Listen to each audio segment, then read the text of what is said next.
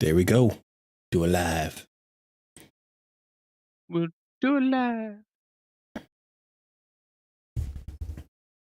Sunday Funday. I hope it's a fun day. It's my day.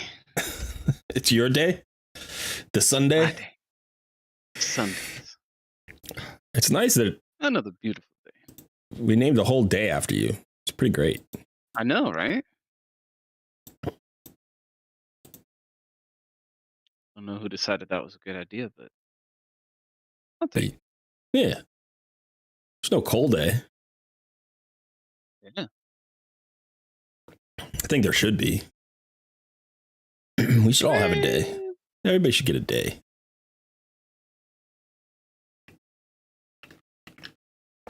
I mean, maybe not a day of a whole week. Like, that seems a little bit self-absorbed.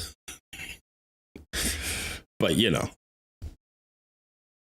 like everybody should get a day at some point. Yeah. Let's see how we're doing here.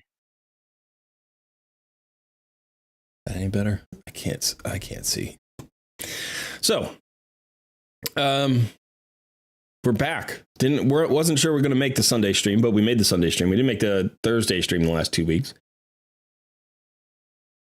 But we've been able to keep Takeover Tuesdays going, and now we've got the Sunday Fun Day.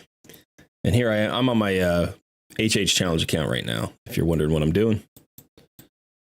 And Sun is on his main account, the new versus pro account.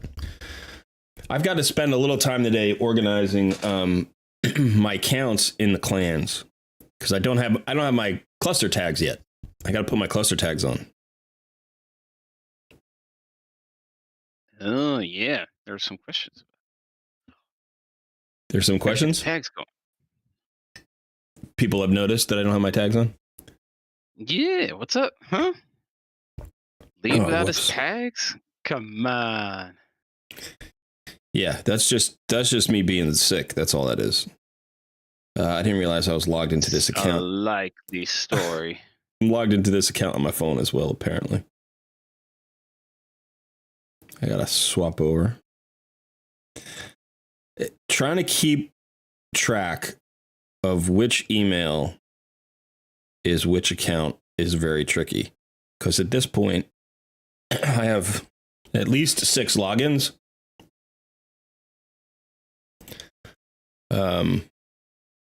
That like are still saved even in my phone. Like you're just like, oh, your phone saves them. Yeah, but I got to remember which one is which because I have my main account, I have my new versus pro account, I have my HH Challenge account from this year. Those 3 are currently active.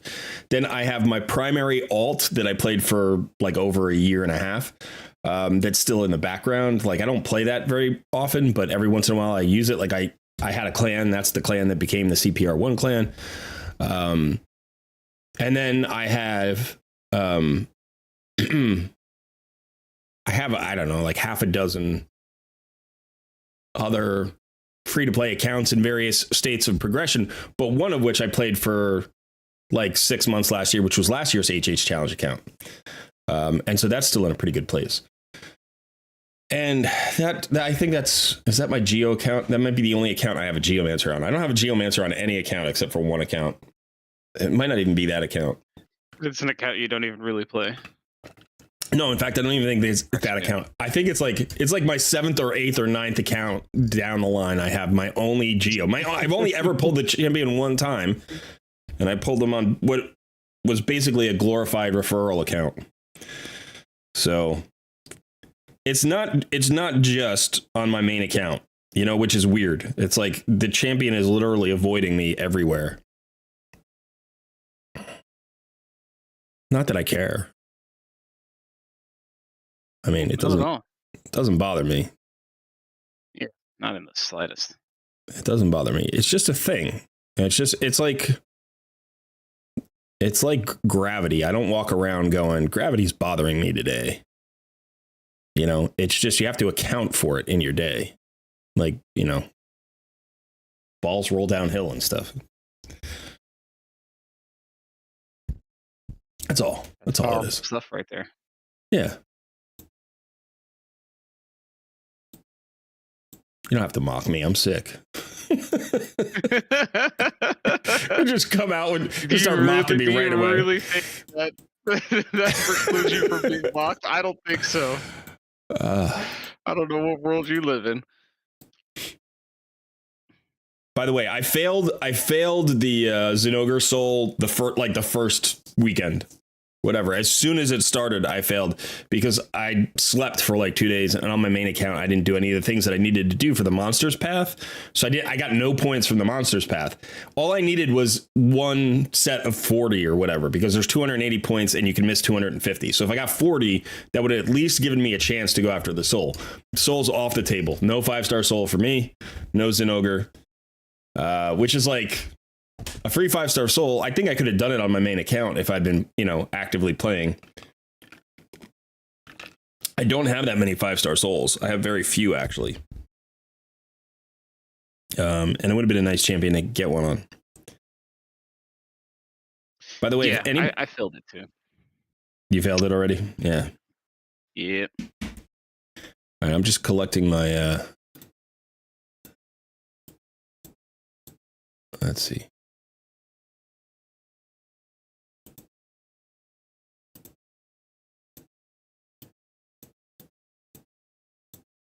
Just collecting my clan boss quest for my main here on my phone. And then I'm going to say hello to everybody.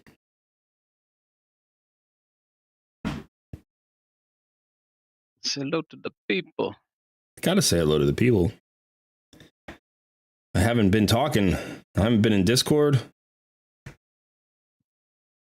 The first week of COVID, I thought was like, okay, that was a pain in the butt. And then I was hoping to turn a corner. And instead, what happened is I got more tired. Like the second week, all I want to do is sleep. All I want to do is I just want to sleep all day, every day, like crawling out of bed and sitting in front of the computer for 4 hours. It's like all I'm doing is sitting here. All I'm doing is sitting here. And it's just like, it's not an easy thing to do. The fevers have subsided for the most part, so that's good. But yeah, it's not fun. Let me do one thing. I'll be right back. That's not great.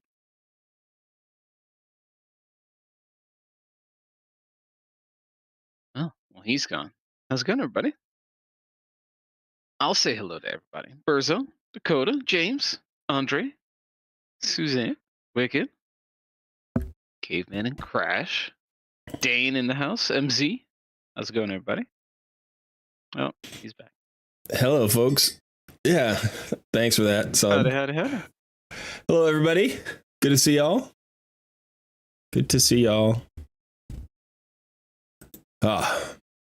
Yeah, it's just kicking my butt. All right, so let's see where we are on this challenge account right now. What tournaments do we have going on? We have a champion training tournament. Okay, so that's good because I need to do some champion training. So let's start getting some champs leveled and promoted.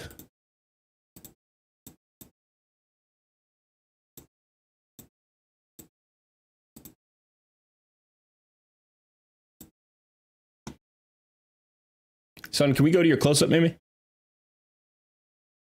We can.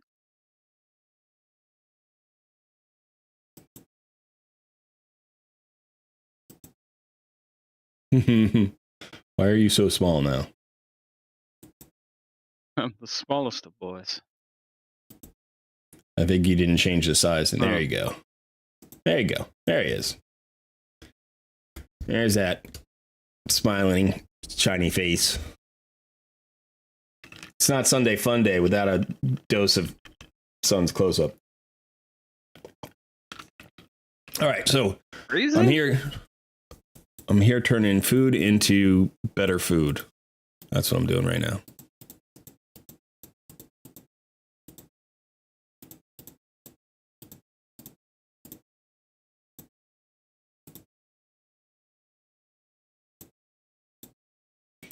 I'm hoping to get my second 6-star soon. I don't know how soon. Let me check the faction crypts.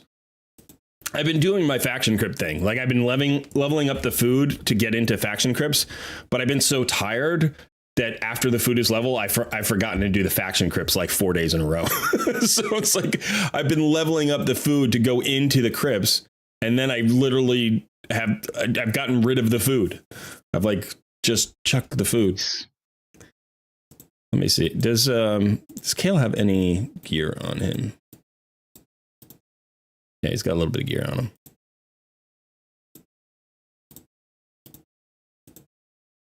So it's weird doing, like, I'm doing the system and it's not helping me at all. So I need to get into this. We just passed the 15-day mark. I gotta start catching up. I gotta start applying myself here. Because I'm building myself. Have you checked where you are in the leaderboards and stuff? I have not. I have not either. Check. I haven't looked in like 3 days. 3 or 4 days.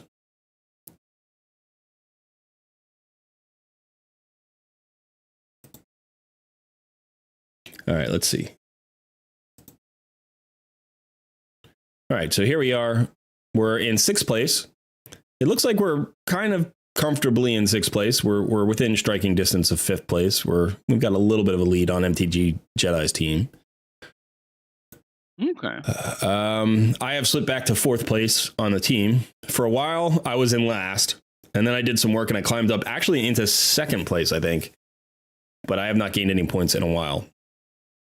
And it looks like the team is pushing, which is good.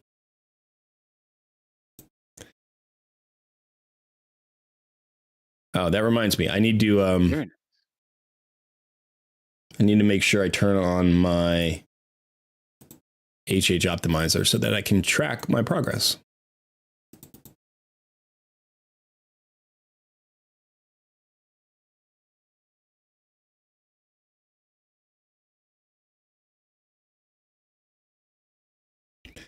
All right.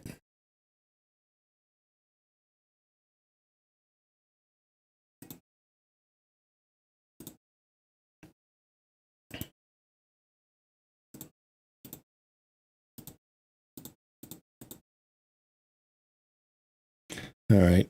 I have been using the RSL helper to allow me to use 2 versions of Plarium Play on the computer, and that's made life a little bit easier.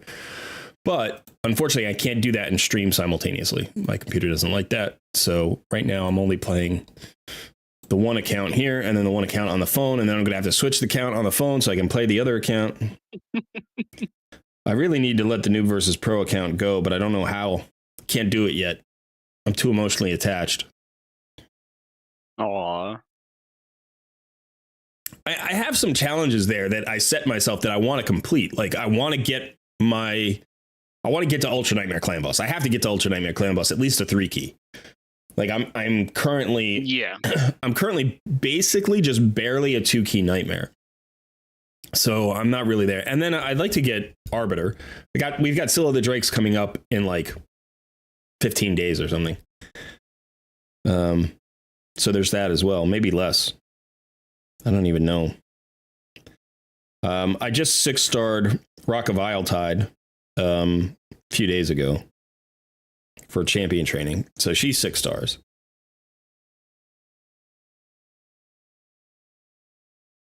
So there are some things I want to accomplish on the account, but I don't know. It's a lot. It's a lot trying to play 3 accounts. Oh, so yeah, what we were going to do. We were going to go do some faction crypts. Let's see how we do here. I imagine we're going to do fine.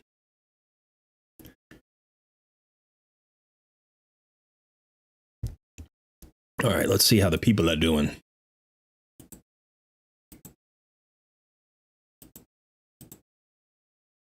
All right.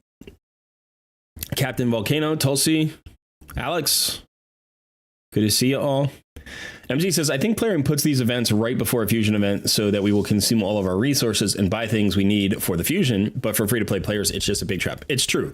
I mean, when you think about it, the fusion hadn't even ended. The Uggor fusion hadn't even ended before the Titan event launched, right? We knew that we were getting a hero's path or whatever it's called. It was a monster's path this time or something. And now they're going to announce the next fusion before this event is over, right? Because in game, we cleared that just fine. In game, we have, how many days do we have left, son? We have like a week and a half or something of this. Yeah, if that. It's not a huge amount of time. It was a 3-week event, I think, originally. Right. So this will run right into the next fusion, and then they'll maybe do it again.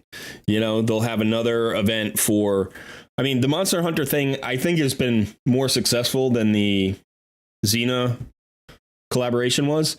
But I don't know how successful it was. But I'm sure that they're going to push, you know, they're going to push this right up to the last moment. Plus, the Xena thing's still going on, right? It's not over yet. I think it ends at the end of, or it ends in the first week of February or something. Uh-oh. Doesn't look like this one's going to work. All right. So let me go check. I think the Xena thing is still going. Oh, no, maybe it's over. Did it end? Okay, I thought I had another week. It must have just ended. All right, so Xena is done, but the Lunar Festival Titan event has 1 week and 5 days left. So we're looking at 12 more days of this, which means we're going to run into the next fusion. Like fusions don't, you know, they're not a month apart. They're like 2 weeks apart, maybe. So we should get an announcement of the next fusion probably next week.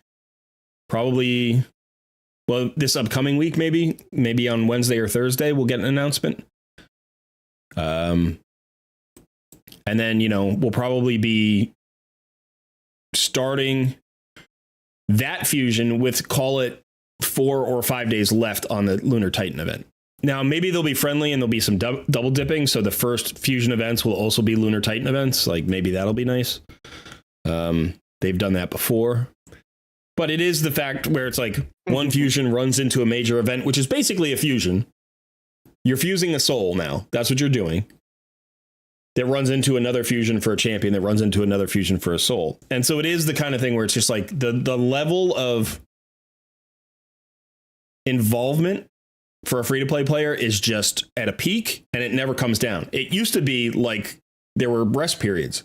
You'd have 2 weeks of rest, and then you'd have 2 weeks of kind of a fusion event, and then 2 weeks of rest. But they seem to have done away with that philosophy. They don't like us resting, and they don't like us saving resources. They want us to have a reason to spend resources so that if we want to save resources, we get the FOMO. We get the FOMO. You have to lose out in order to save. Yeah, you got to lose out now in order to save. It's fine. I'll lose out. Such is life. Great Dane asks, what do you think of the new gear set? You know what? I haven't even looked at it. I keep telling myself to look at it, and I have not even looked at it. The Rathalos set. All right. It's a variable set.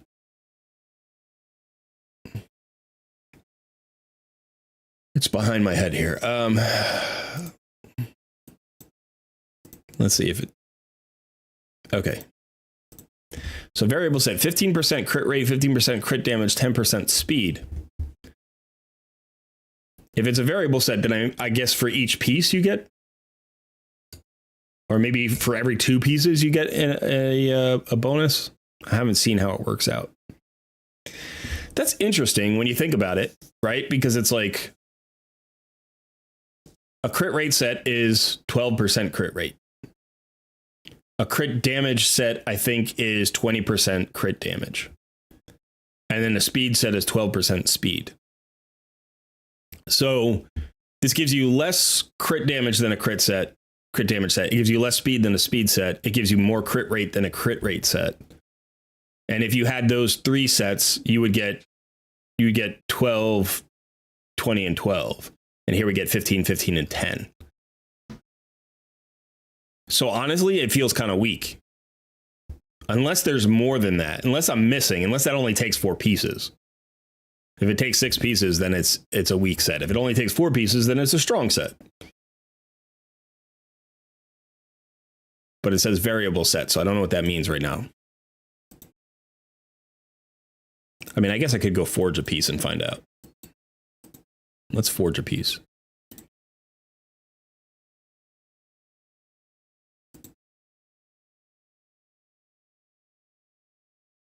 Speed and crit damage on a 4 set. Okay. All right, we'll go look at. Oh, it's probably. Yeah, okay.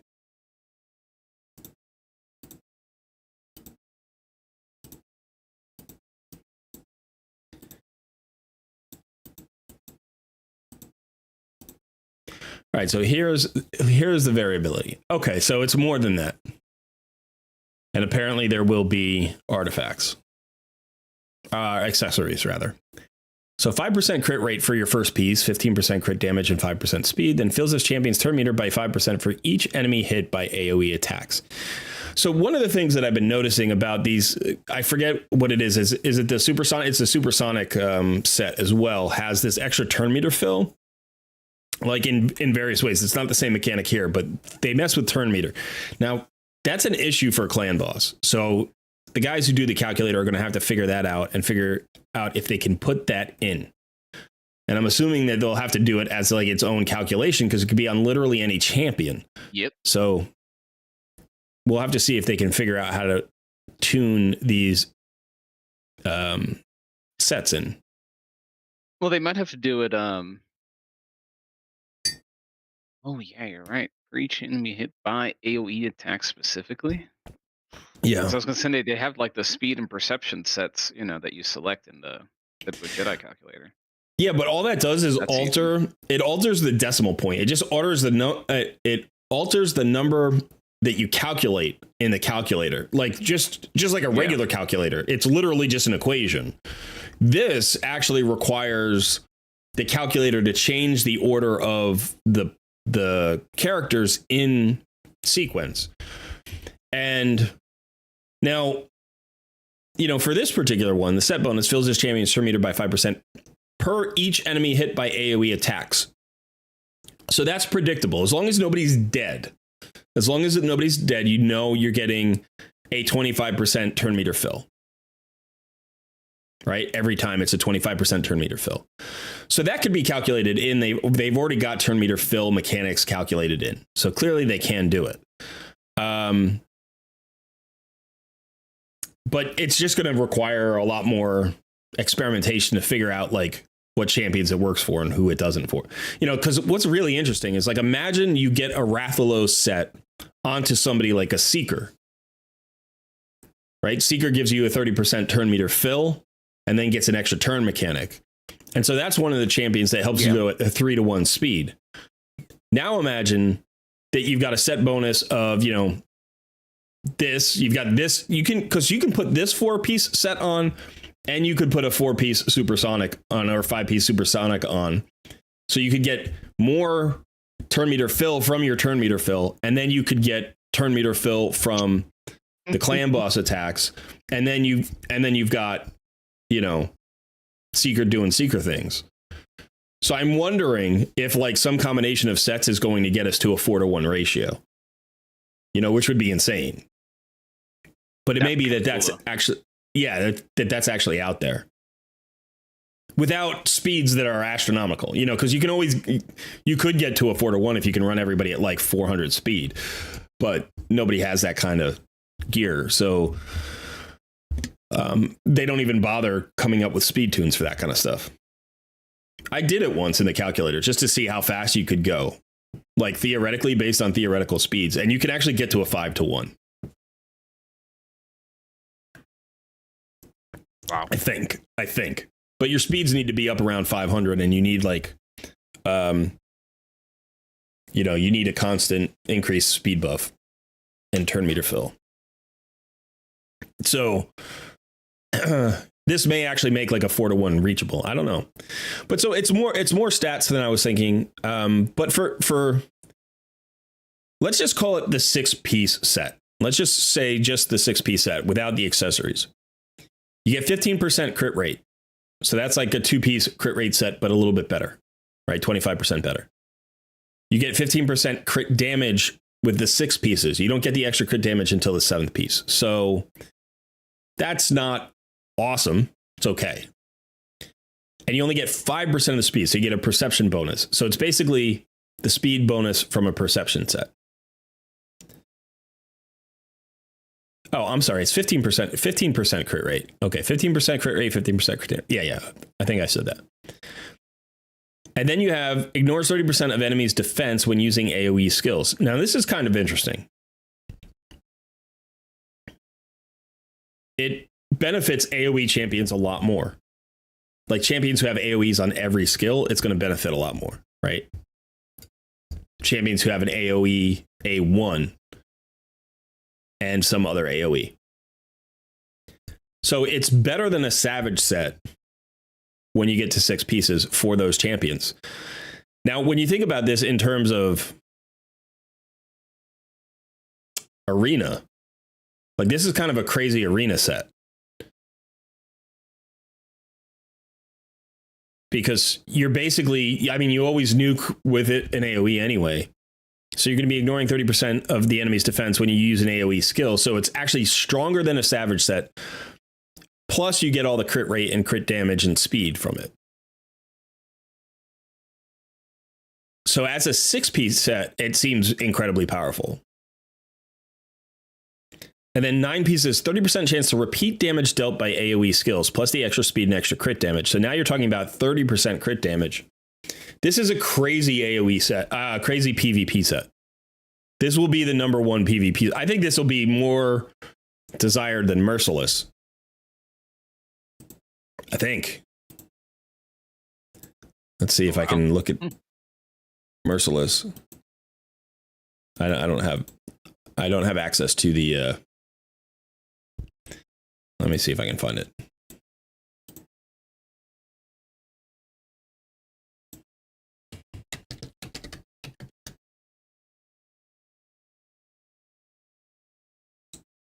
I don't know if they've added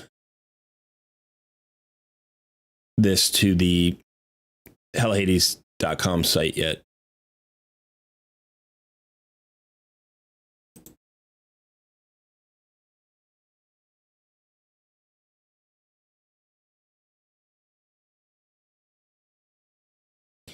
Yeah, they have. Okay.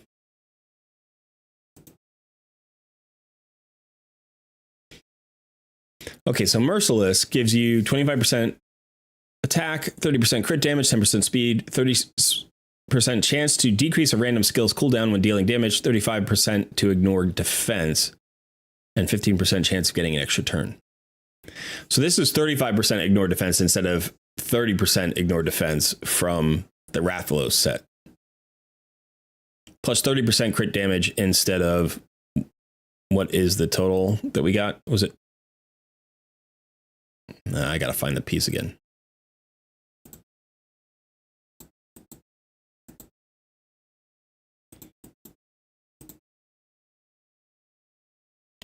All right, so it's 30% crit damage on the Rathalos set.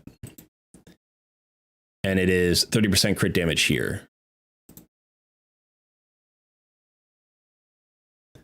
I guess the big difference is the crit rate, right? You get the crit rate on the Rathalos set and you get attack percentage here. The increased speed is the same. It's 10% for both sets.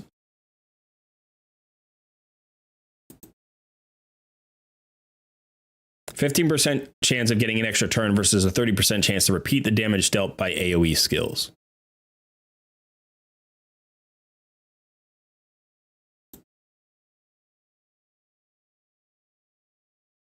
And then the cooldown.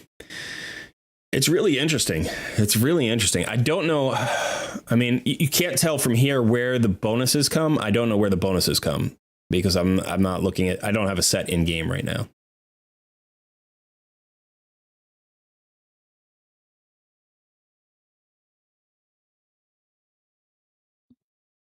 Now, Supersonic has a 30% increase to fill turn meter effects on this champion. I don't know where that happens either. So we were talking about turn meter fill.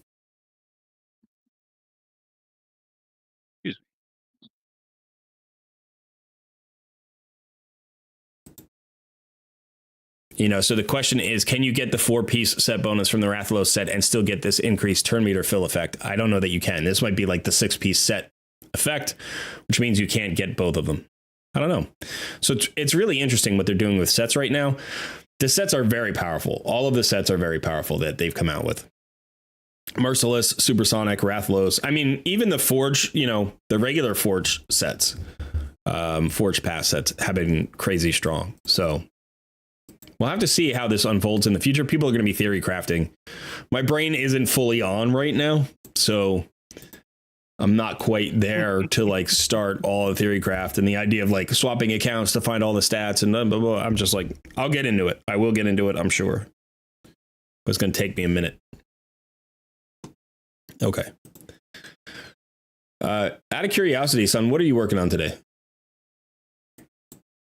Kind of just little odds and ends here. So unfortunately, I didn't realize the Dungeon Divers was ending last night. So that's how I failed my Cenogre soul. Gotcha. But that doesn't mean I can't get the other rewards. So I'm just kind of doing my little quests, and then I will be probably running some Ice Golem, I think. Yeah. All right.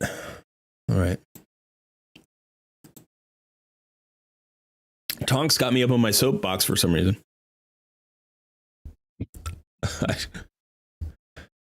Dakota asks, question for both Colrin and Son. Did either of you play Pokemon growing up?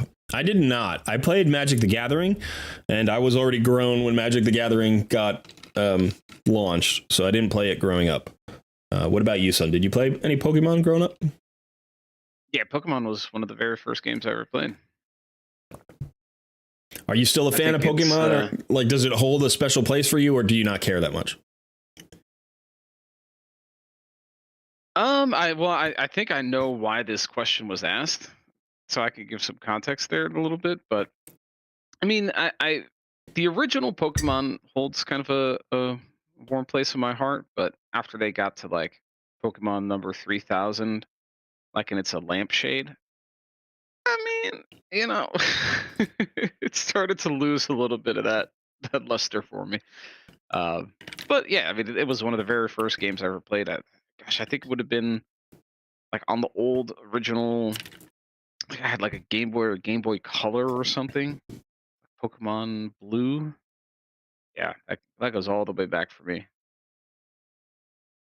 But the reason I think that they're asking that question is probably because of Palworld, which is a game that just came out not too long ago. Palworld? Yes. Which has been described as Pokemon with guns. That's how everybody on the internet is describing it.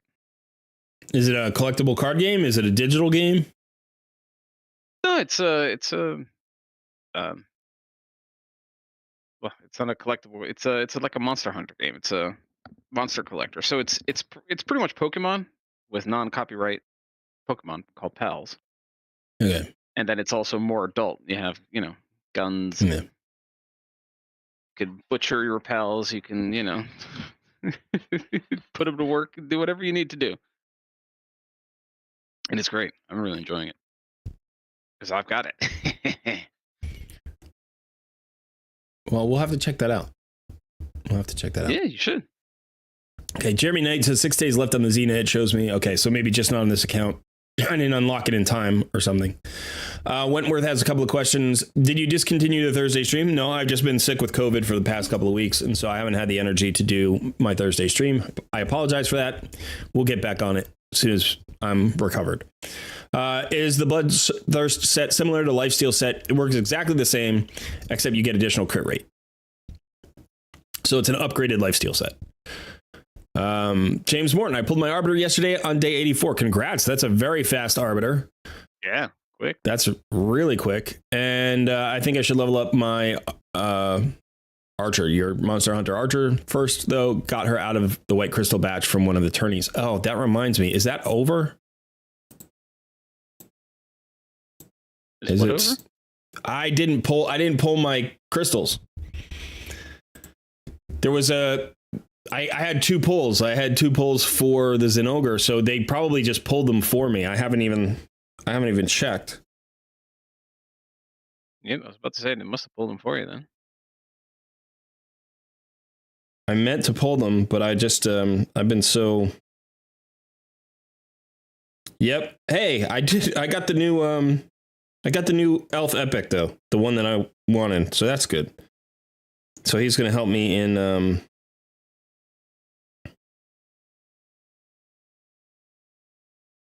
Fire Knight. I got an Eldor.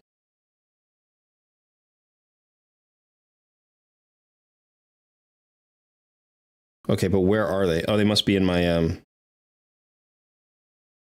yeah, they're in my mailbox. Okay. But Neldor is that's a good pull. I was hoping for Neldor. But I just totally forgot that was ending.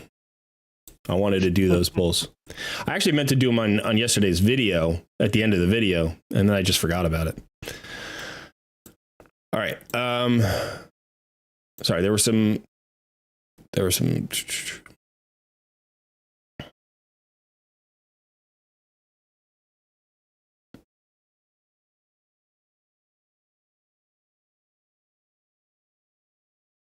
Danger Lord, been watching all afternoon. Excellent content. Thank you. I'm glad you're enjoying the videos. I'm glad we have a nice, hefty library when I get sick. It's funny because I got COVID for the first time this summer, right when we started this channel. I got COVID. And it actually slowed us down for about 2 or 3 weeks then. And, we worked around it. But now it's happened again. So I stayed away from COVID for 3.5 years, and then I got twice in about 7 months. Yep.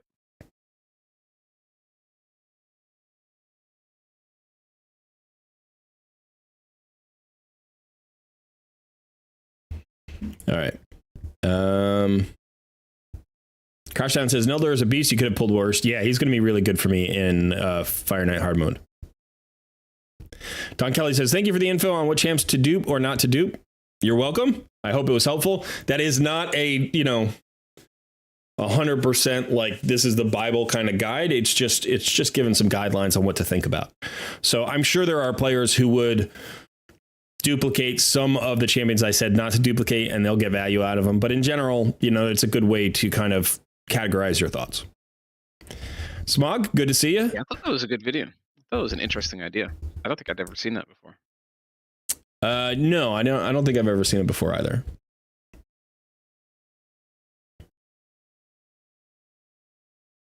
Yeah, I've gotten that request a few times. There were a few people who had that requested in the Discord request channel. Before, when we had the old request channel, there were requests for it in the old channel before that got logged or archived.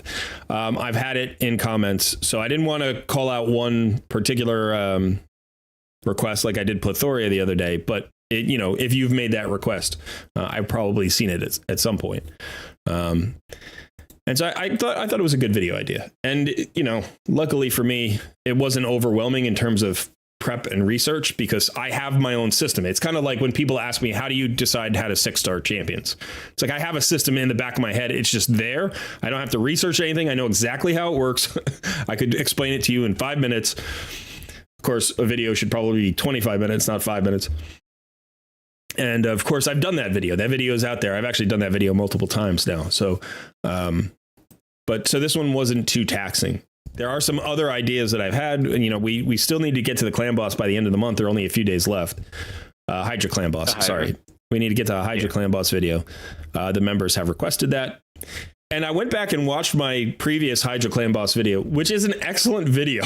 It's really good. Like I watched it, I'm like, I covered the whole thing. I covered everything that you need to know to get started. But so, I'm trying to think of a different angle to help people.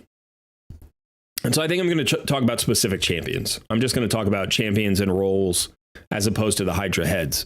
It's hard to disconnect the two because the roles are based on the heads that are in the rotation, right? So, but we'll get to that. We'll get to that soon. Yeah, I think the other thing is sometimes people just don't go looking for the older videos. They just want the same thing, fresh, new, Yeah. exciting. Yeah, that happens a lot. And I have to say, I get it.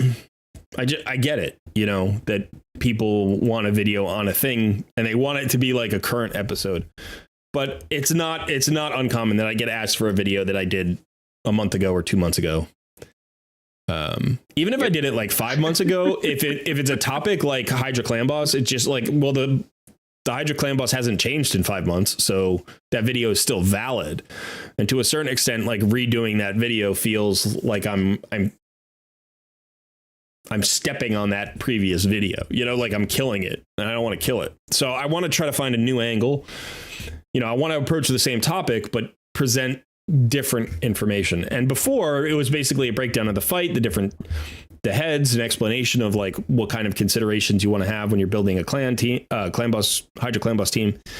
But now I need to figure out something else. So we'll work on it. I've been thinking about it. I've been thinking about it for the past couple of weeks. It's just, it hit me at the wrong time. Hit me just at the wrong time.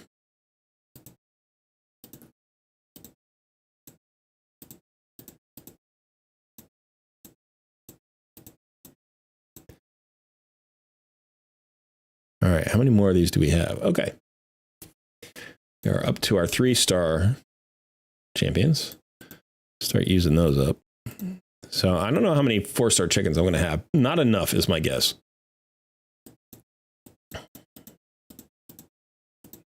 Oh, by the way, gauging the room here. What did you, then also the chat and everybody here, what did you guys think of yesterday's thumbnail for the video? I'll be honest, I barely looked at it. No, I looked at it, but barely, because I just don't, I wanted to make sure the video was up. Oh, it's cool with kind of the space, like the teleportation kind of stuff. Yeah, it's cool. Yeah. I like it. I like it. I had this I had this effect I was trying to make in my mind, and I don't know if I got there. And I'm like, it doesn't really, it kind of represents what I want. Does it? I don't know, but I think like there's one cool in the background. So they duplicate themselves and they come out like they're walking out of themselves and copying themselves as they come out. Kinda. Yeah, I like it. Makes sense to me. Give Son some feedback on his thumbnails. He puts a lot of thought into them. I always appreciate that. But it's just it's funny because I struggled with that one. And then sometimes what happens is I just end up going, but it looks cool. And that's it. That's all that's needed. June Cho says, I started the game for the first time 40 days ago and started to watch your guides for the game for the first time like 2 weeks ago. Good stuff. Well, thank you. Andrew Robinson says, great content, bro. Keep it up. We will try. Thank you very much. Hey, OG Stamp. Good to see you. Hawk Gaming asks, what did I miss? Was getting Damaris and the other referral champ. Jamarsa? I think, not Damaris. Are they good? The referral champs are solid. If you have both of them, then Jamarsa is good. If you don't have, if you have Jamarsa by herself, she's okay at the beginning of the game, but she's not hugely powerful. But if you get Chronum and then you have them both, I could see her being very good. He is good. I don't actually have him. But I've seen him in team comps do some good work. All right, so let's see. We have no level 40 champs. So we got to start doing that in order to get our next 6-star. Let's see, I've got one going.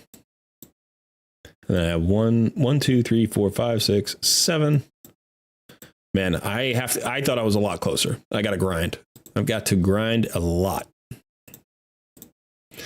All right, so one of the things on my HH challenge account that I definitely messed up was I should have 6-starred Athel first. I absolutely should have 6-starred Athel first. And I 6-starred Rathalos first, and he's not a great campaign farmer. He can't clear 12-3 brutal.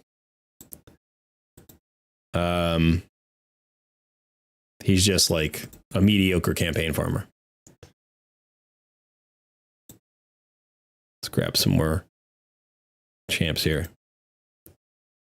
So I need to get Athel to 6 stars. Pronto.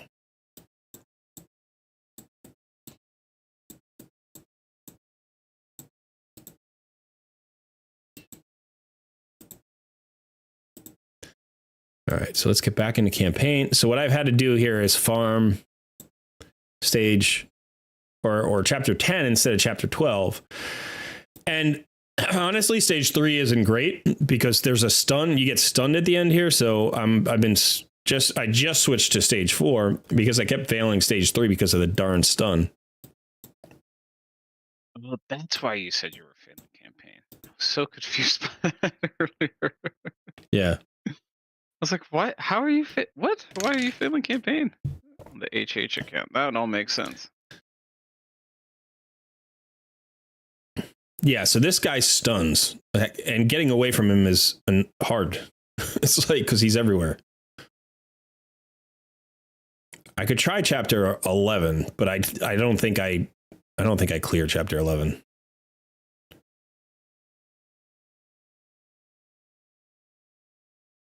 So this has been working out a little bit better. So we'll just keep running this up.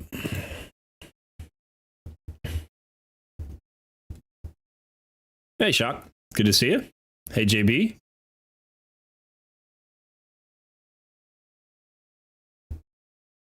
You missed the 3-day window to get Wukong. Yeah, that's unfortunate. Unfortunate. Doesn't mean you can't have a great account. It is unfortunate. You're going to feel that. You know, that happens. The good news is everybody's messed up at some point. Do you know what I mean? Like, no account has started off perfectly. Yep. Like, your main account it's to hook you into the game, get you fun, and teach you all the things that you need to know. But yeah, no main account ever starts perfectly. I mean, look at this is like my, I don't know, 16th or 17th account, and I didn't even start this one perfectly. So don't beat yourself up. How would you build Chronom? I don't know. He's an HP burner. I think he needs accuracy. I don't think it's irresistible. So you're going to need some accuracy on him, speed, and then I don't know if you needed to build him with crit rate and crit damage either. My guess would be you probably build him like Ninja, who you want 100% crit rate and a lot of crit damage on. So he probably gets damage out of both direct damage and his HP bursts. So think about, probably at least one perception set to make sure you have the accuracy that you need. Attack percentage chest piece, crit damage gloves with crit rate substats everywhere so that you get to 100%. And then if you can get them into, a savage set or crit damage set or whatever you need to, mix and match the set so you can reach the stats that you need. It might be a long-term thing. It might be, if you don't have the gear yet, you're going to have to kind of evolve him over time, but build him the way you would build a nuker, but just make sure he has accuracy. Yeah, Hawk, don't worry about it. My everything but English is bad. so don't worry about it. We'll figure it out. That cracks me up because we have such an international community and so many people where English is the second language. I always hear them apologizing for how bad their English is. Yet there are so many Americans who natively speak English who they should apologize for how bad their English is sometimes. Yeah, I mean, that's probably true in every language, right? With English, ESL, English as a second language, they're doing just fine. I'm like, no, man, you guys are killing it. 99.99% of the time. I used to teach ESL students. Would you? And so I'm used to it. My father's an immigrant, so he, his first language wasn't English. I think the challenge for me in speaking conversation is dealing with the decoding of each accent, because every accent's a little bit different.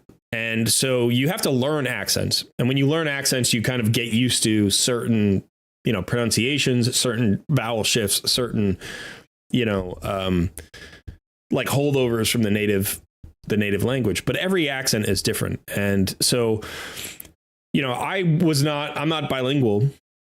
So when I taught ESL students, I taught them like conversational English. So we were dealing with English. We were talking about idioms, talking about grammar. And in a lot of cases, when you learn a second language, if you learn it formally, like in school, not just picking it up by watching TV or something, you learn the grammar. So in some ways, ESL students are better educated on English and the rules of English than American students are, because when you just pick up your language by speaking, right, you don't necessarily know why the rules are the rules or what they're called. So in a lot of cases, like if I was working with high school kids or college kids who were international exchange students, their understanding of English was very technically sound, but they didn't have all the idioms, right? They didn't have all the expressions. They didn't understand all of the stuff that you pick up just by being a native speaker. When I work with English students, like American students, they would have all the idioms, but they wouldn't even know that they had them, because you don't know what an idiom is until you start learning a second language. And then they knew the grammar rules, but they didn't necessarily always know what the rule was called or why the rule worked the way it did. So it was an interesting, juxtaposition to work with an ESL student and then work with an American student. And I would say in general, like if you're speaking a second language, then your brain's doing pretty well. If you can communicate effectively in two or more languages, then you're doing a pretty good job, and you shouldn't apologize for your communication skills. Yep, exactly. And that's true, I think, in every language. I don't think it really matters. I think in Europe, it's a little bit different because people are so used to their neighbors speaking different language. And so you naturally learn multiple languages, like as a cultural, like lubricant, you need to know multiple languages. In the US, we don't, we have one neighbor that speaks a different language, and it's Spanish. And that's the language that everybody in the US pretty much learns in school if you're going to learn a different language. Although our Spanish skills could be better. Like as a culture, our Spanish skills could be better. But that's changed too. There are several states where the educational systems are not now Spanish and English in the system. Like their classes are taught bilingually. So I know that that's true in like Colorado and Arizona, really? I think. Yeah. Yeah.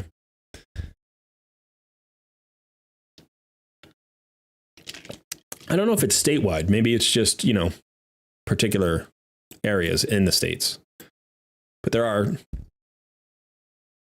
full like school districts where all the classes are bilingual. That's cool. Happy Sunday, Johnny 5. Good evening, John Hodgson. JB Bono says, just visit my hometown. You probably speak better English than most there. Appalachian accents abound. Yeah, that is, even in the US, there are variations, right? And Appalachian accent is an interesting one.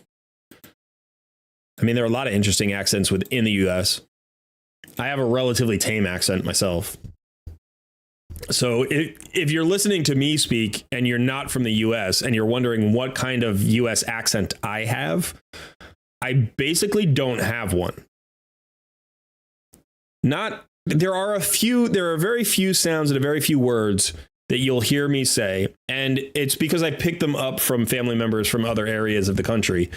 So my parents didn't grow up like where I live now, but I basically grew up where I live now. And if you grow up in certain parts of the Northeast or certain parts of the US near Chicago, not in Chicago, you have what's called like the official US accent. There's only like There's 300 million people in the US and there's only something like 5 million people that speak with the proper American accent. And I happen to be one of them.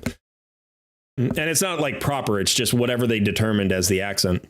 And my accent, it's not perfect either, because there are some things that I like. I say draw sometimes instead of drawer.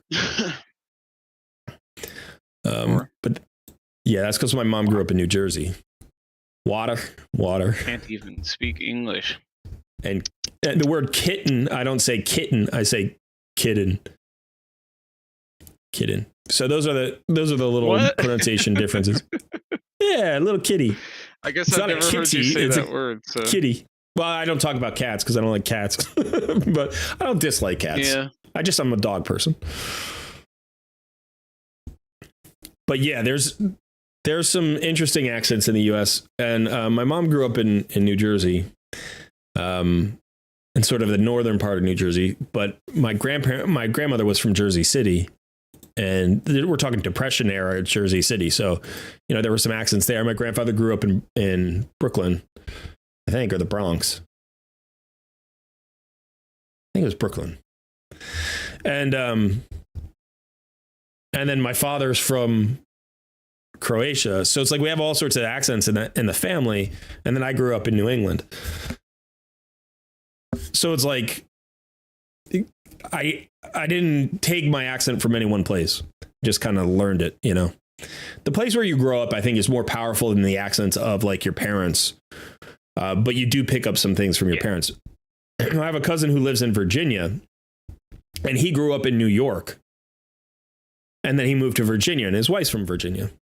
But his kids, he's got 2 boys. They're young teenagers now. Well, I guess the younger one's, I think, 11 or 12. But I forget. The pandemic's thrown me off so much. Like, I don't even know how old my cousins are anymore. I think the older one's 14 and the younger one's 12. 11 or 12. But anyway, but they have complete Virginia accents, like really strong Virginia accents, despite the fact that my cousin's from New York, so it's just like, well, of course it is, because all of their teachers speak that way. All of their friends speak that way. That's so much more powerful than just a single parent's accent, But it's funny because my cousin's wife, who grew up in Virginia and has lived there her whole life, her accent's not as strong as her kids. Like, her kids have a stronger Virginian accent than she does. And I think to a certain extent, it's where they grew up in Virginia. They live in a part of Virginia, not near where she grew up, like a couple hours away. So where she grew up, her accent's a little bit softer, and theirs has more twang. Like, theirs is closer to, I don't know, like maybe they're closer to the West Virginia side or Kentucky side or something, but they have much more twang than she has. So, you hear her talk and you can tell she's from Virginia. You hear her kids talk and you're like, what? Wow, you're really Virginian. You're like, like colonial Virginian or something. I don't even know what it is. Yeah. OJ Stamp in the chat got me pretty good. He said, how do you pronounce geomancer?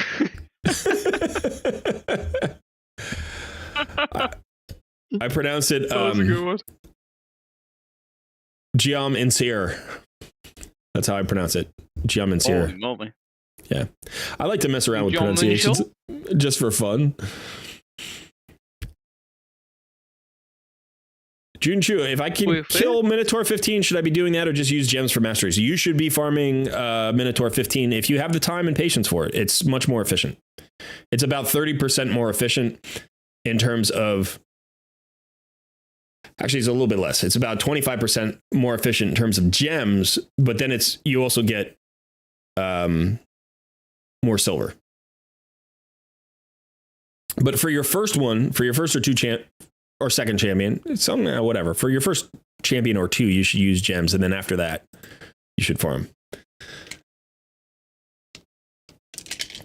There is an exception. If you have a barrel and you can get value out of 6-starring a champion and getting it to 60 like this minute, like it'll help you do a champion training, or it'll help you get like a better clan boss chest because that champion will like improve your clan boss performance or something, then you can use a barrel in conjunction with gems and have a 6-star fully masteried right away at level 60. And that's very powerful. Otherwise, you can just hold on to that, and someday when you have a bunch of extra gems, you can do that.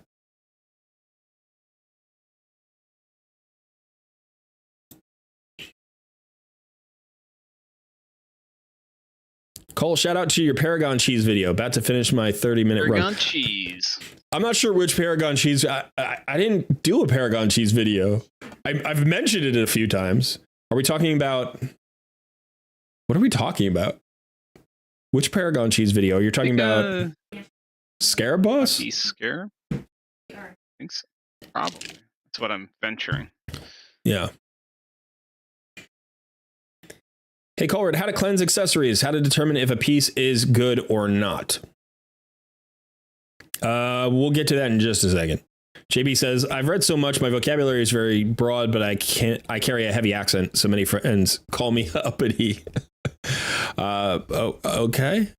That's strange. Uppity is a strange word. Is the Forge Pass worth the $20? You're talking to free-to-play player, so I don't know. I honestly don't know.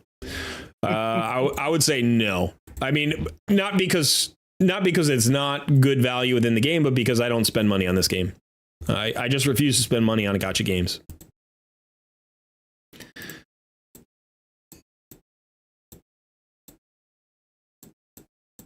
Okay. So, the question was about accessories. And I haven't done this before. I haven't talked specifically about accessories in a clear gear cleanse video. I'm on the wrong account for it, but I'll take you through it. All right. So the first thing you do is you're going to go to your filter here and you're going to go to the accessories. Now, for rings are probably the easiest to cleanse and the hardest to cleanse because you get the most rings.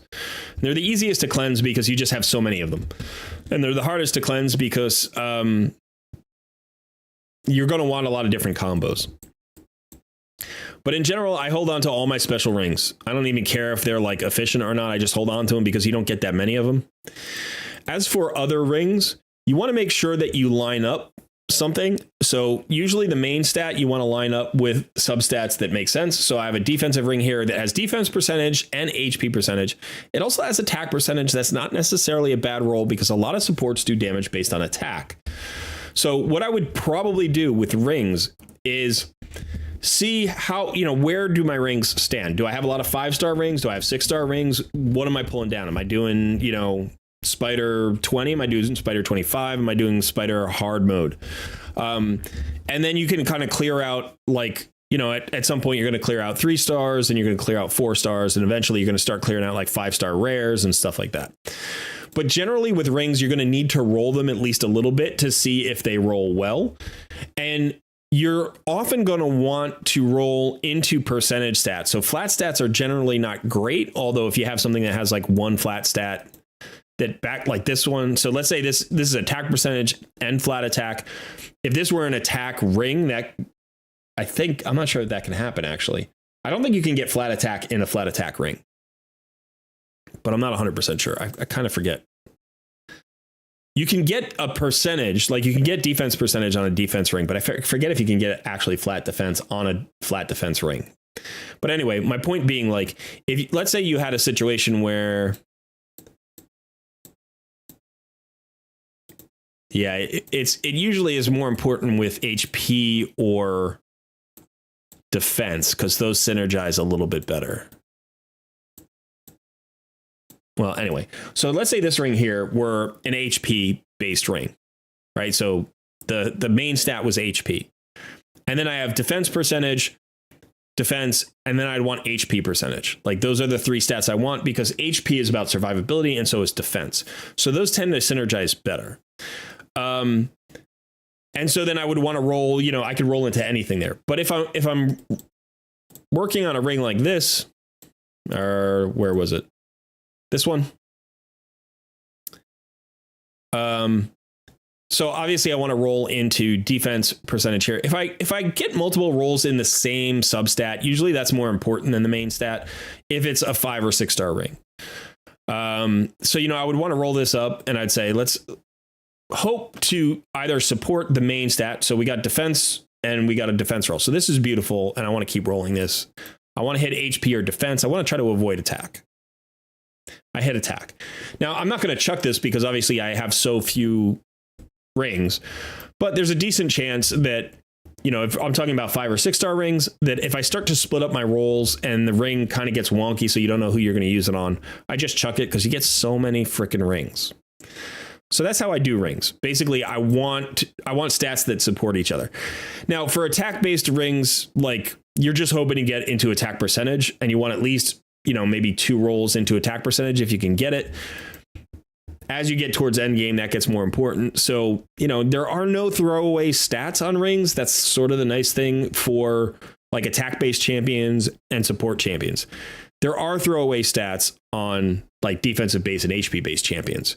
So you do want to think about that. Like, it's more important for defensive rings and HP-based rings to roll into good substats than it is for attack-based rings. Now, as far as the amulets are concerned, the first thing you want to do is you want to look for the primary stats of attack, and you probably want to chuck anything that has a primary stat of attack. If you're trying to do damage, you want crit damage amulets. Right, so crit damage is generally the way you get damage out of most champions, like at least direct, you know, direct damage to champions. Now, one thing you do want to watch for is accuracy as a substat. So accuracy can be a substat on an amulet, not a main stat. So if you have, let's say, an attack-based amulet with an accuracy substat, that might be something that you would hold for a bomb champion. Bomb champions don't get value out of crit damage as much. They basically get damage out of attack. Like, their bombs hit harder the higher their attack stat is.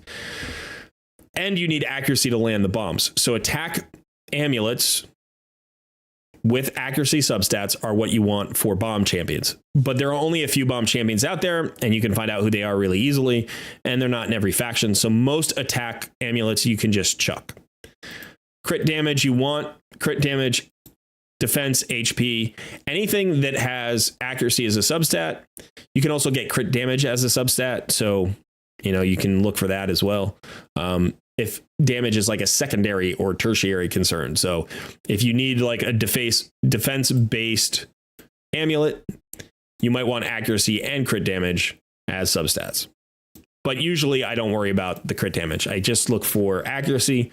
And then if I have accuracy, I'm going to roll into it. I'm going to see how many rolls I get, because I'm going to need at least 1, probably 2 rolls for the accuracy to be worthwhile. Now, there's another stat you could be looking for as a substat, which is resistance. So if you're doing a resistance build, you're going to want resistance as a substat. Resistance and accuracy often go hand in hand, but you don't want to split up your rolls too much. You want resistance amulets and you want accuracy amulets. You know, so like a double roll in accuracy with a flat resistance roll is fine, or like a double roll into resistance with a flat accuracy roll is fine. But what you don't want is like 1 and 1, you know, usually.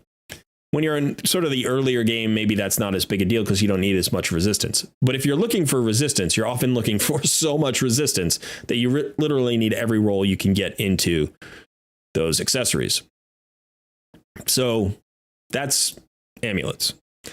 Now, banners are interesting because, first of all, they're the only place you can get primary stat as accuracy or primary stat of resistance on your banner.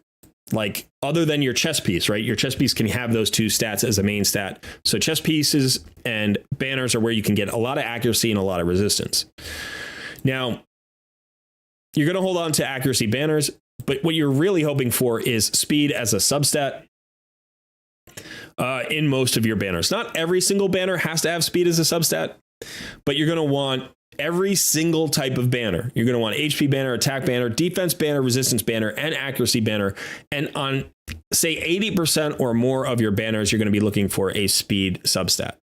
This is one of the very few places where you can get speed, right? So we have 7 sources of speed in our gear. We have speed as a main stat for boots. That's the primary source of speed. You have 5 substats in terms of speed on your other pieces, so your other 5 gear pieces, and then you have your banner substat. Now, you could also go with a different main stat on your boot, so you could go with like attack percentage boots and substat of speed there, But again, either way, your boot is one source. So you have the six main pieces and then your banner, and that's it. Those are the only places that you can get speed out of basically anything, right? Like you can get speed out of the area bonuses, and you can get speed from set bonuses from artifacts. But those are the places where you can get speed. So in a lot of cases, you're going to want speed on your banners. Now, in a lot of cases, you need to roll accessories. You really, really need to roll accessories to see if they're landing into the substats that you want.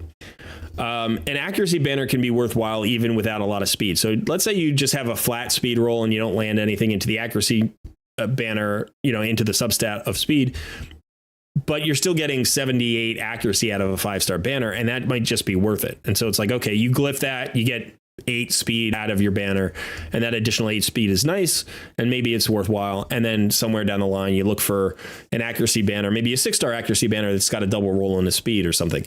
But, banners are incredibly important in terms of being able to manipulate your speed. And usually if you're trying to get to like clan boss speed tune speeds for some of your faster champions, you're going to need a banner that has a double or triple roll into speed.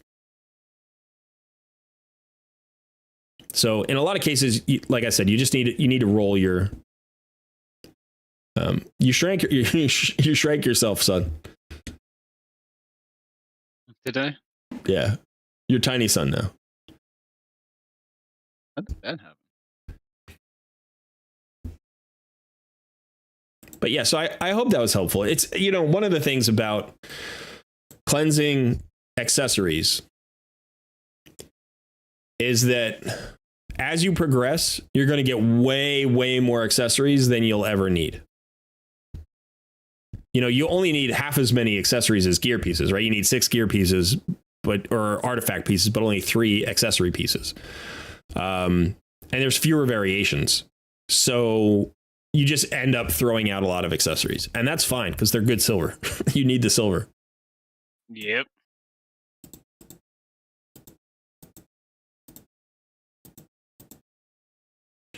Let's do a little bit of arena here. Still in silver 4, which is good. Struggling a little bit in silver 4. Too many people have Deacon.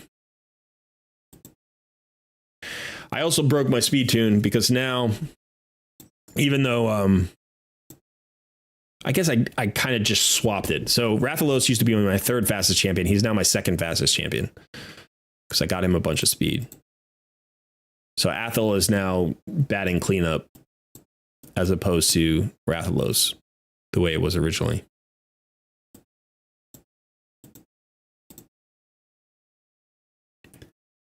So it really depends on if I land my HP burn. If I don't land my HP burns, then I don't kill stuff.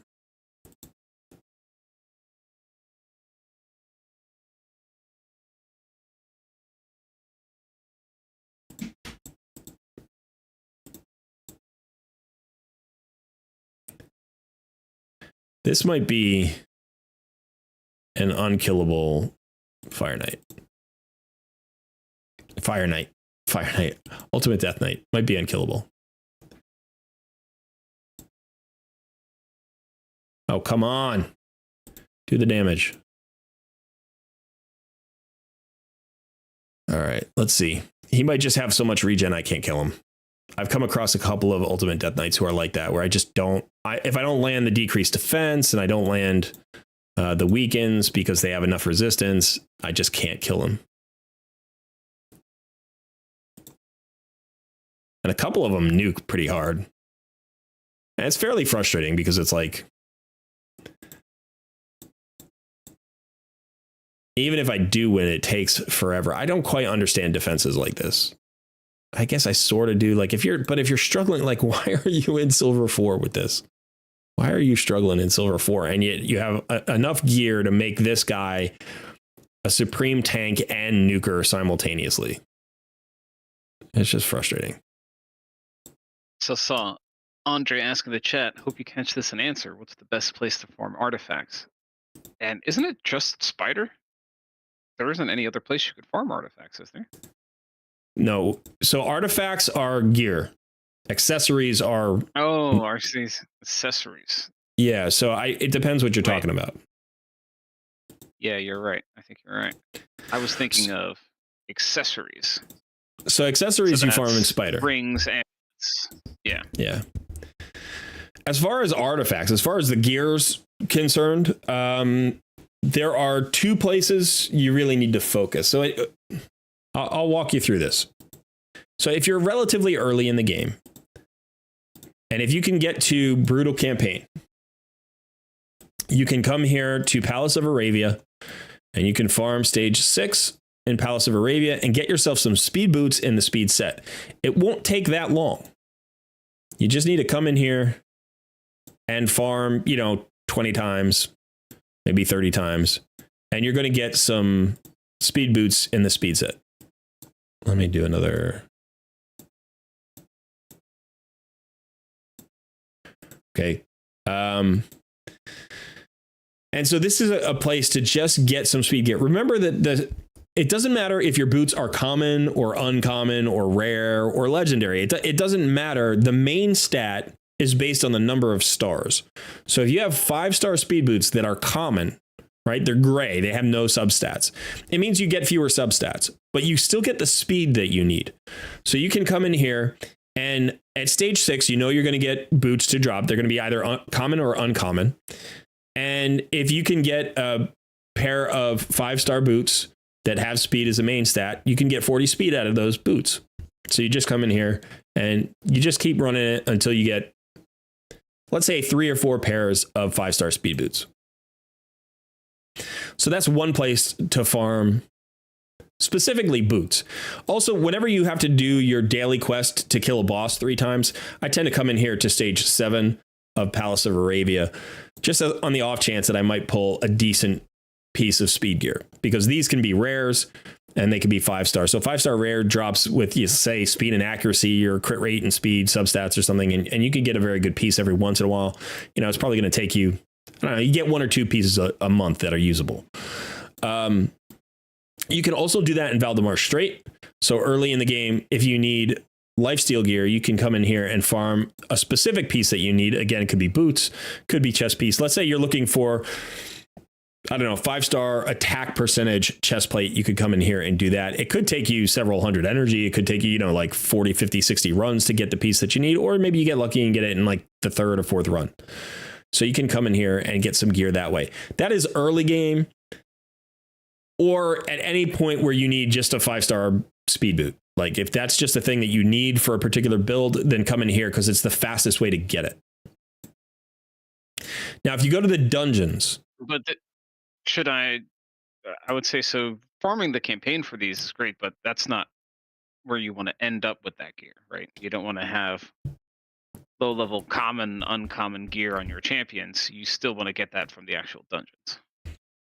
But in a pinch and in the early game, yeah, it's only specifically for those two things. It's 1 to get the speed boots at 5 stars, and 2, it's like since you have to do the quest to kill bosses anyway, like it's worth going in there to try to get. So if 5-star speed pieces or lifesteal pieces are still good to you, you can go and do that just as a way, instead of like saying, okay, I'm going to be perfectly efficient and farm 12-3 brutal campaign every time. It's like, well, I need to kill a boss 3 times. So why go do 12-7?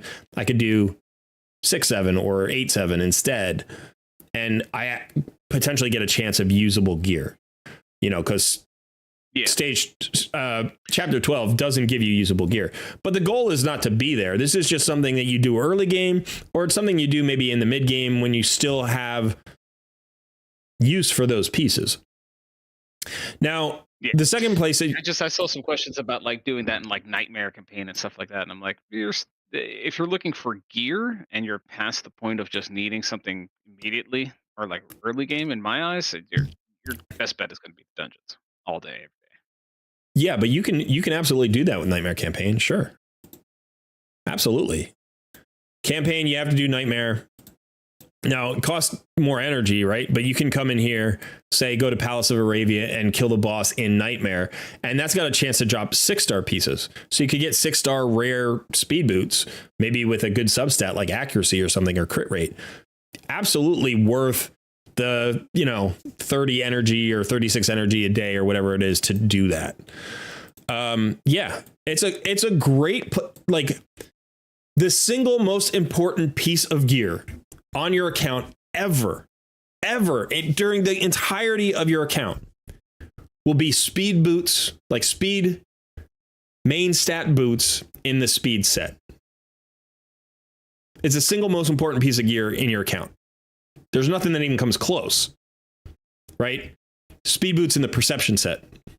Like, that's the second most important part, And then after that, it'll probably be like crit damage gloves in any set.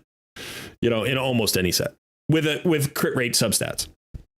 So speed boots are the single most important piece of gear on your account. So go ahead and farm Palace of Arabia in Nightmare. Don't spend thousands of energy there. But anytime you're like, I need a set of 6-star speed boots in the speed set, this is the place you come. You don't go to Dragon for it, because you could run Dragon 150 times. You could spend 3,000 energy on stage 20 of Dragon, or even stage 25.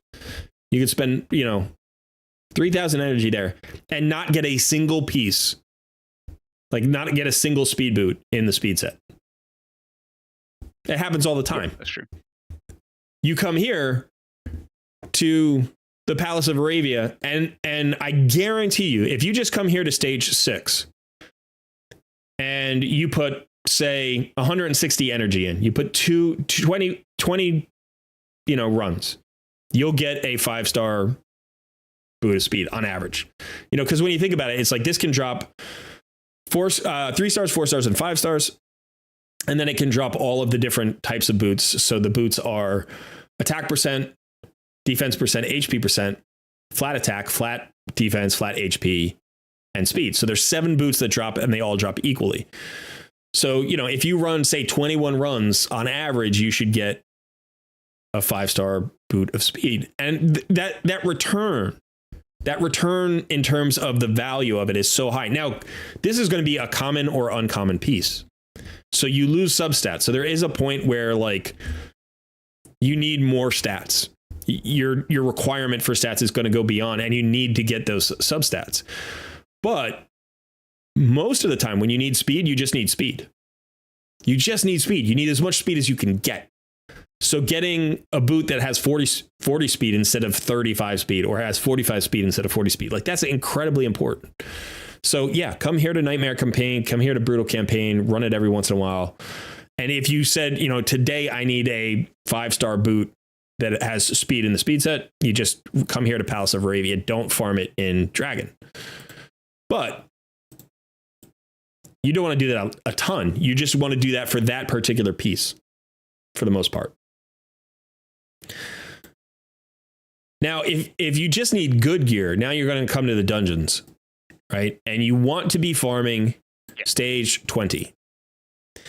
Now, there is a point here at stage 13 where you get access to 6-star gear. So if you can get to stage 13, you get access to 6-star gear. Prior to that, you only have access to 5-star gear. Now, you do want to get to stage 10 if you can, where the 3-star gear drops out. So you can see here in stage 9, you get 3 to 5-star gear, 3, 4, or 5-star gear. But at stage 10, now it's just 4 and 5-star gear. So getting to stage 10 is an early game goal. You want to be able to farm at least stage 10. I usually farm stage 11 because it's the best energy, right, for return for that gear. But then when you can get to 13, you want to farm 13 because it has 6-star drops. 4-star drops don't go away until you get to stage 20. So at stage 20, you're guaranteed a 5-star drop. And, you want to continue with that all the way in normal. You can all the way up to stage 10 in hard mode. You're still getting 5-star drops as well. But the chances of them being legendary and mythic and stuff go up and up. Now, for these dungeons, you know, it depends on the sets that you need. Here for Dragon's Lair, you're hoping for speed. That's your number one set. Lifesteal can be good relatively early. Accuracy can be okay. Toxic can be okay. Stalwart is probably the second most important set in Dragon. So Stalwart is really important for tanks and ally protectors and stuff in Clan Boss. But generally, you're going to be wanting speed, accuracy, and lifesteal early on, and then, you know, you may get a little bit of use out of. You need a destroy set. You need at least one destroy set for Scarab Boss. You want one, and then, you know, like Avenging Days, Frost are all pretty bad. In terms of the Ice Golem's Peak, there are very few good pieces here. Even early on, you're going to outgrow like life, offense, and defense really quickly. Retaliation is a good set here. And then Reflex and Cursed are good sets. Provoke is okay. But most of these are not early game sets. And like Cursed, you don't need 15 sets of Cursed. You probably need 3 sets of Cursed. Maybe 4 tops. You know, Reflex, again, maybe you need 3 or 4 sets of Reflex. Retaliation is a good offset, so you can mix that in with a lot of champions and get value out of it. And then Provoke, again, maybe you need like 3 or 4 sets of Provoke. So it's not like Speed where you need 150 sets of Speed, where you only need, you know, 4, like half a dozen of these sets is going to be more than enough. So Ice Golem's Peak is the least farmed dungeon. Fire Knights is a very good dungeon because it has crit damage, regen, stun, and savage, which are all great sets. Savage is the best damage dealing set of the normal sets. It's not like a special set, just a farmable set.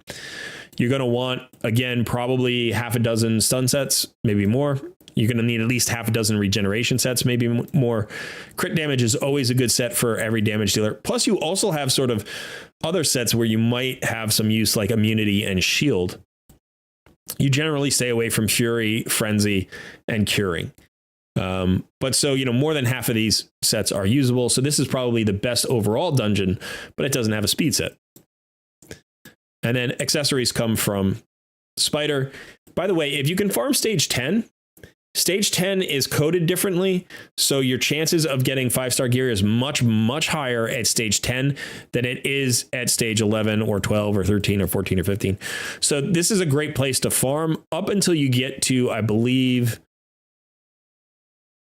it's like stage 17 or something, where the odds actually start to shift back in your favor.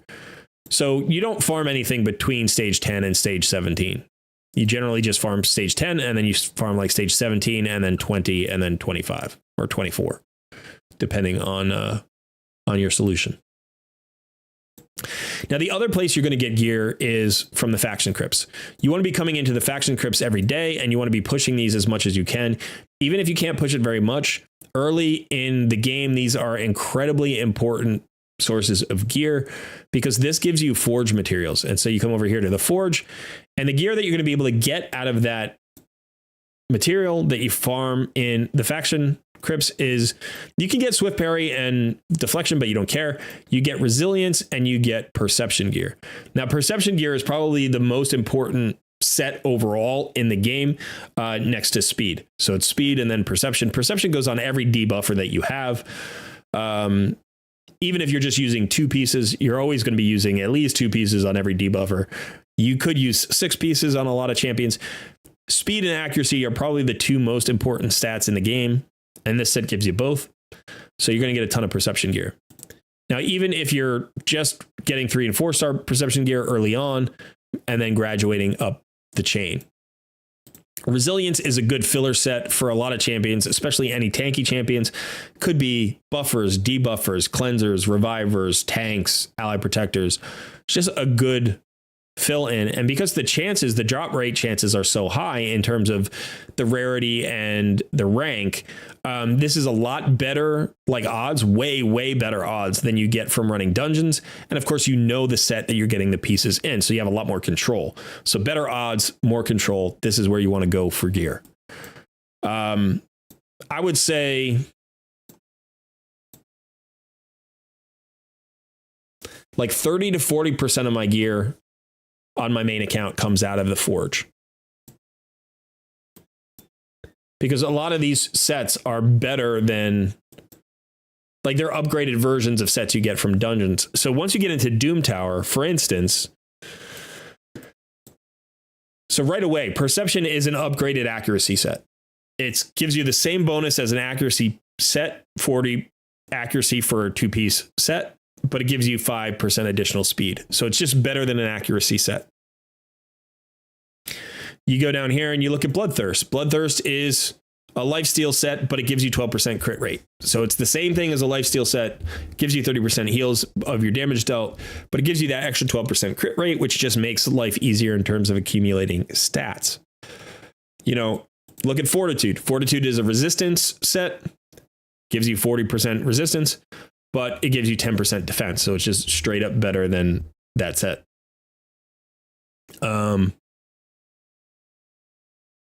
You know, you can come all the way up here to Lethal. Lethal ignores 25% of the enemy's defense. That's the same as a Savage set, but you get 10% additional crit rate. So these are all just upgraded versions of the dungeon sets. Not all of them are. These are the Forge, you know, sets down here at the bottom. Some of them are just upgraded. This is like, you know, another resistance set, but it gives you speed, or it's a speed set that gives you resistance, depending on how you want to look at it. You know, the Defiant set is like a Stalwart set. So it gives you damage reduction from AoE attacks plus defense. So like these are also just upgraded sets. So the Forge is where you're going to get most of your like end game gear from, not actually from dungeons.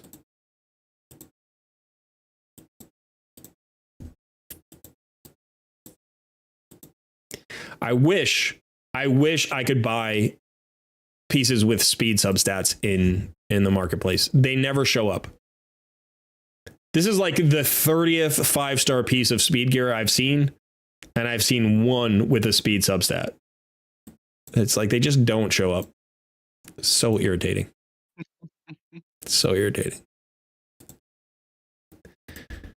But anyway, I hope that answers your question in terms of gear farming. I'm actually going to swap out my account. I have not logged into my Noob versus Pro account yet, and it's already 12:30. So let's shut this one down and pull up the other account. Peckham Halder says, could you please tell most important gear sets to farm from Doom Tower? In this rotation, which one would you consider farming? That's a good question. Yeah, there are a few sets. Now, some rotations don't have good. One rotation doesn't have good set available, really. And then the other two rotations do. So the two sets that you want the most are Guardian. So this comes from the Griffin boss. So that's in the current rotation. So Guardian tends to be the set that you're going to want the most of from this rotation. Now, this absorbs 10% of all damage dealt to ally champions and it heals by 10% every turn. So it's a regen set mixed with ally protection. Now, regen actually gives you 15% regen, so it's a little bit less, you know, it's 2/3 of a regen set. And then ally protect is typically 50% ally protect, and this is a 10% ally protect. But this is a really nice set for tanky champions that are that don't maybe have an ally protect, that are trying to act like a tank and absorb damage from the rest of their team. You can also use this on a tanky support champion to alleviate some of the pressure on your ally protector in certain boss fights. So one of the difficulties is keeping ally protectors alive. Like an ally protector puts up the ally protect and then they take a ton of damage because they're protecting everybody. So you can put this on somebody else to pull some of the damage from an ally protector. So you might put your ally protector in Stalwart, or you might put them in Regen, and then you might put somebody else in Guardian. And this is an extremely valuable set. So this comes from Griffin Boss. Now, probably the most valuable set is Lethal. Lethal comes from Dark Fae, so that's not this current rotation. It will be the next rotation. So the next rotation is Dark Fae. Dark Fae is the one you want to farm. This gives you the best damage dealing set available to you as a farmable set. Crit rate and ignore defense. Now there is another, let's see. In the current rotation, we're doing Guardian. Now there are some values, there are some sets that have like spot value that you may want to farm, specifically. I think the one that I like to pick up, so there are two. I farm Fatal a little bit and I farm Bloodthirst a little bit. Now, Bloodthirst is really valuable if you have a champion that you want in basically lifesteal, but you want to get those extra stats on that 12% crit rate. So this might be on like an attack based champion who does work in secret rooms in Doom Tower, or maybe in faction crypts. This is not usually like a really end game kind of thing, but sometimes what you're doing is you're trying to farm something effectively, and the best way to do that is with a lifesteal set. So Bloodthirst can be really valuable on a couple of champions. And Fatal is one that I just farm for a little bit of extra because it gives you 5% crit rate on a 2% on a two-piece set. So sometimes, again, early game faction crypts, secret rooms, I like throwing that onto a couple of people. I don't really farm Frostbite. I don't farm Untouchable. You could farm a little bit of Affinity Breaker. There are some champions and some uses for Affinity Breaker, not a lot. But like people run like their ninjas in Affinity Breaker sometimes for Sand Devil's Necropolis. So if you have an affinity based like damage dealer that does damage at least partially on like HP burns or poisons, this can make that a little bit better.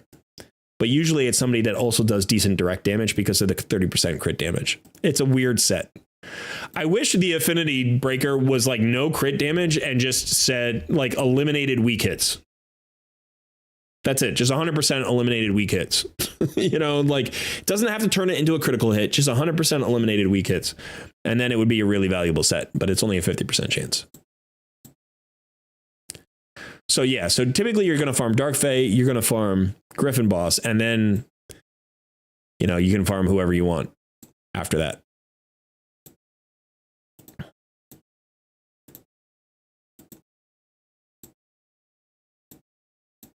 Let's sign into our clan.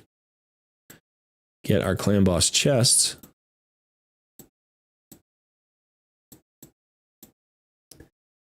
Maybe we got something good today. 4-star gear is not necessary on this account anymore. That's nice. That could be usable.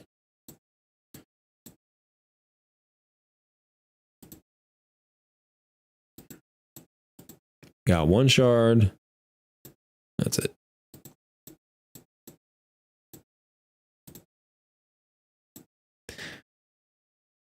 So I'm hoping for a 2 key on Nightmare. Some days it's a 3 key.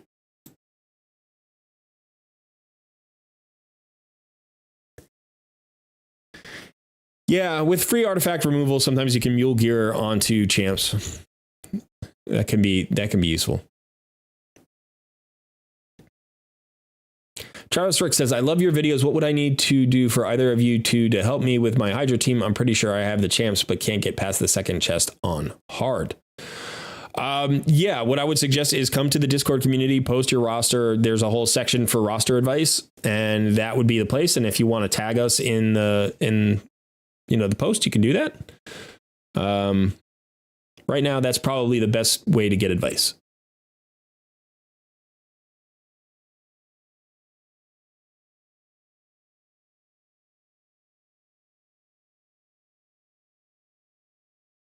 The Lugia says 116 people watching, but only 41 likes. Smack that like button. On this channel, we say smash. Smash that like button. And you have to say it in a sultry voice or it doesn't count. So if you're like, smash that like button, that's a weird, that's not our channel. That's some other channel. In our channel, we go like, go ahead and smash that like button. Yeah, I don't know why. That's just what we started doing and it stuck. A good video, Dale. What to set your auto battle gear filters for each dungeon? Maybe. Caveman. Might work. Perception is just the default set for me, says Mr. T2 Sugars. It is for me too. That's often the set that I just go to and I check. I've got tons of great perception gear, so it's always a place where I have like stats for everybody. Like I keep pieces for damage dealers, for debuffers, for tanks. Like I keep perception gear for everybody. And so that's always the place I go for first. Plus, I literally have more forged materials than I can forge. I can't use like I can't use my perception and resilience forged materials fast enough.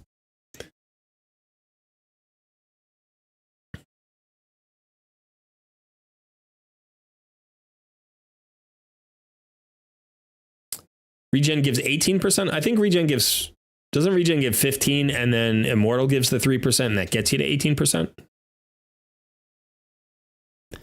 I think that's how it works. The killer says, "Hi Colred, how are you?" I'm keeping on.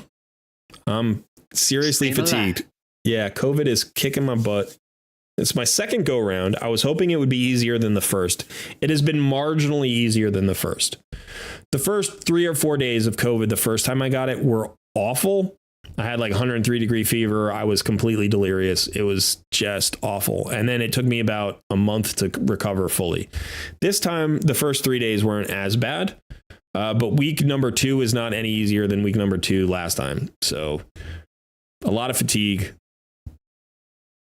Just a lot of fatigue. It's hard to think straight. It's hard to be energized to do anything. It's hard to care about anything. It's just hard to like, all I want to do is sleep all day. And when I'm awake, I don't want to talk to people. I don't want to do anything. I'm trying to keep up with, the accounts. I'm trying to keep up with doing a video and a live stream every once in a while, but it's been rough. I am on day 14-ish. It's 14 days since I contracted COVID because it was on Sunday, but probably it's, day 12 and a half of symptoms. So I hope I'm past the halfway point. I hope I'm past the halfway point.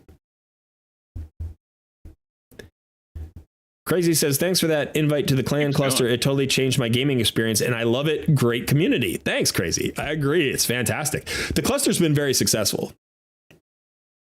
So it's been really good. Burso, welcome to the Shadowkin. Yes, we can. Burso. Hey. All right, great to have you, Shadowkin, no less. That's awesome. Enjoy the badge. Enjoy the emotes. Go ahead and spam some emotes for us. Doesn't matter which ones. New versus pro, soapbox, geos, no, whatever you like to say. Go ahead and spam some. Unless that's a renewal. That's not a renewal. It's still the first badge, so that's new. Burso, there you go. Deep squats. Gotta love it. Deep squats. Do you lose clan coins if you leave a clan? You do not. You lose your clan experience. Like your contributed experience, it just tracks how much experience you've contributed to a clan. That's all you lose. And it doesn't really matter because that doesn't do anything for you. So your clan gold, you keep. Gonna say, if you want to shout out the clans, though, we do still have some room, especially in CPR1. We do have some room in CPR1. Let me actually. That was a very low. That was a very low clan boss finish. 14 million. I've been finishing up over 20 million recently. All right, so this is the new versus pro clan right now, Cold Red Sun, and it looks like we've got 26 members out of 30. Somebody told me we added inactive. Yeah, unfortunately, Noah's gone inactive. He does from time to time. We have 2 inactives. So we might have as many as 5 or 6 spots here in this clan. The top clan, we still have, I think, almost 10 spots, maybe. Yeah, somewhere around there. So if you go to, let me make sure I got all this.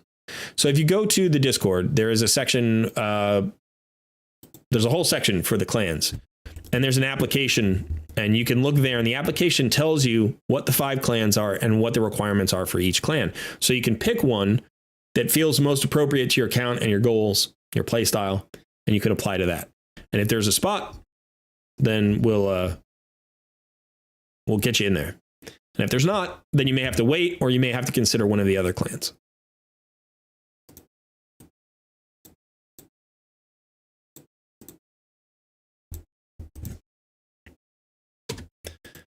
All right. Stephen Markley asks, Colred, which of my 3 geos should I use in Iron Twins? You should use the one that, I don't know, looks the friendliest. You should use the one that looks the least crazy. Whichever one has the most normal eyes. That's what it is. Whichever geo has the most normal looking eyes. If you can find a geo that looks not insane, that's the geo you should use. Connor Godwin says, evening guys, hope you're feeling better, Cole. Thank you, Connor. Not quite there yet, but I'm keeping on. So 3 waves here in my family, never got it. That's good for you, Alpha Shark. I was able to avoid it for a really long time. My whole family got it at my wife's graduation. She graduated from grad school in 2022. Was that when it happened?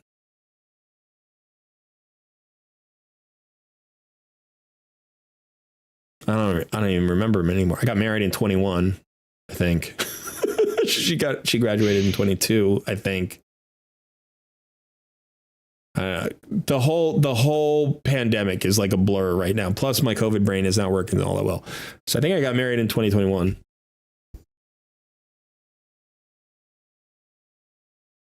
We started dating in 18. We got engaged in 20. We got married in 21. She graduated in 22. So in 2022, the family got COVID and I didn't. At her graduation, we were like the only people wearing masks. We isolated at the graduation. We didn't stand next to people, but we ate. And, you know, you got to take off your mask when you eat. And I don't know. So we got COVID there. The family got COVID, and I was able to avoid COVID at that point. And then this past summer, we went to Europe for a wedding. And my wife and I got COVID in the Milan train station. I'm pretty sure I even know who gave it to me. I know the guy who coughed on me and gave me COVID. And we were wearing masks, but you know, when you're on a rush hour train, sometimes you just can't avoid it. And then this time around, it was at a baby shower. So basically, in all 3 cases, it's public gatherings. Public gatherings are dangerous, even if you're wearing masks. Danger Lord says, Cole, can I join your clan? And what name is it? Like I said, go to the Discord, check the clan section. There are 5 clans. When you look at the application, you will see there are 5 clans, and each one has different requirements and sort of different expectations of the players in those clans. And potentially you can join one of those 5 clans. That would be part of our clan cluster. If you want to join mine specifically, I am in CPR1, which is the highest clan, with my main account, and then I'm in Cold Red Sun, which is the Noob versus Pro account, with my Noob versus Pro account. I don't know how long that account's going to last, but for right now, this account that's showing on the screen, that's the clan for this one. How old are you now? Says Tulsi. I'm getting older every day. I'm a day older than I was yesterday. I will be 49 this year. I will be 49 in March.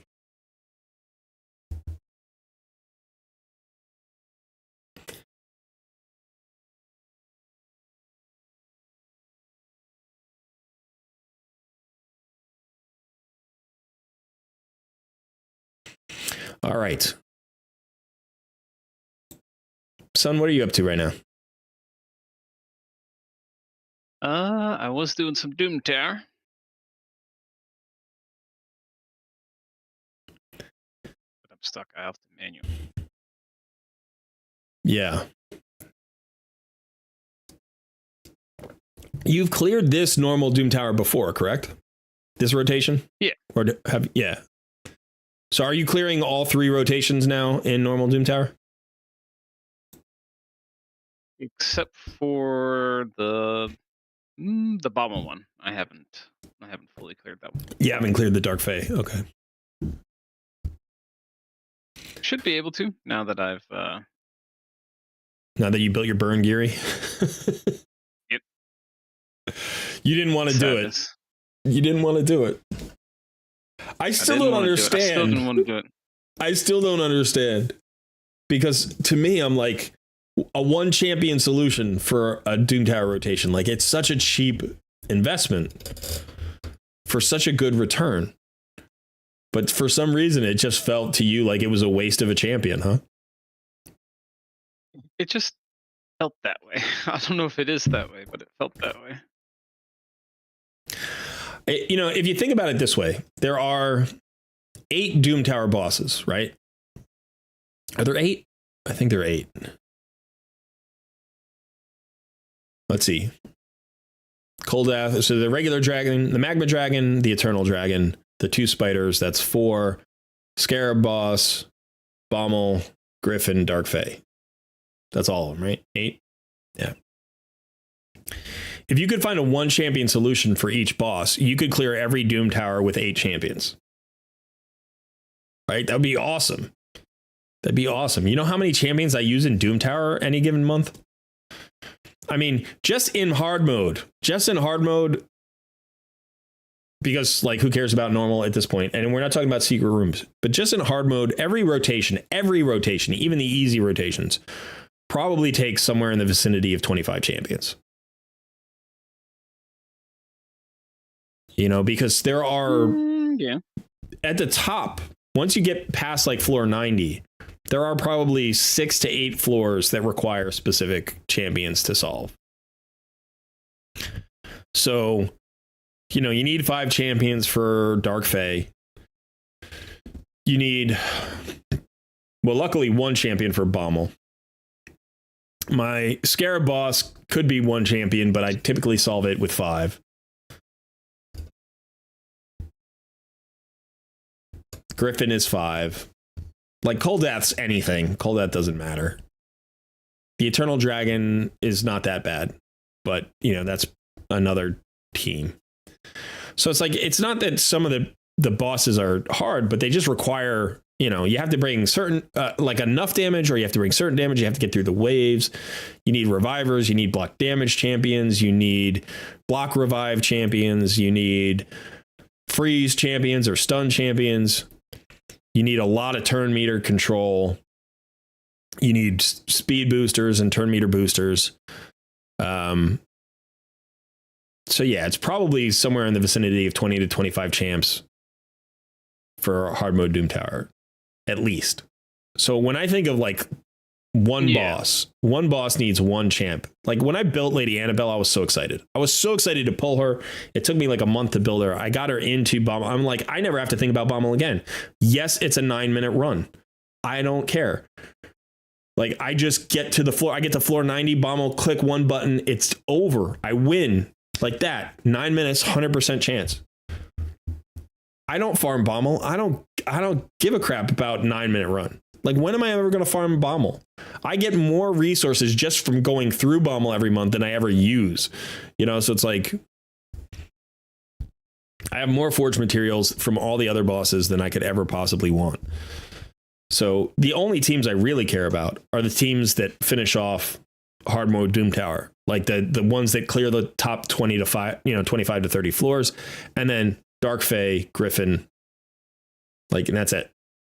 So I need a better Griffin team because I just make it up on the fly every month.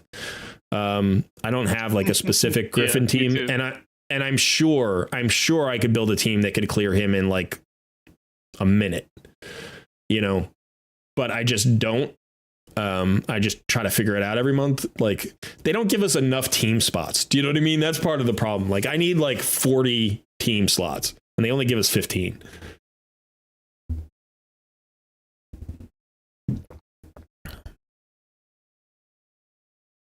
I've been lucky. I've been able to cut back on some team slots because of Iron Twins. Like I now have 2 teams for Iron Twins instead of 4, which is good.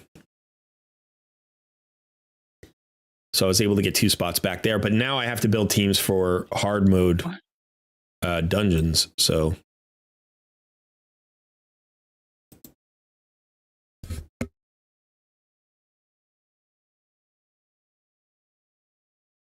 Oh no, so close.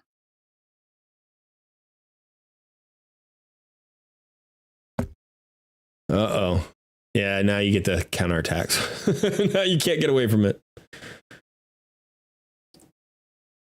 Oh, You need the strip. You don't have the strip. Oh no, you're gonna auto attack him. Ah! It was so close. that's awful. That's awful. It was so close.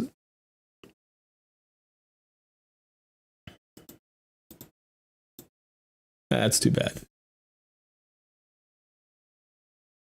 You might still get it. You got a shot. I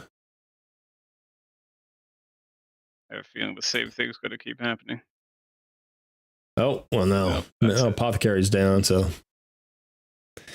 Don't worry. You'll keep at it. You'll figure it out.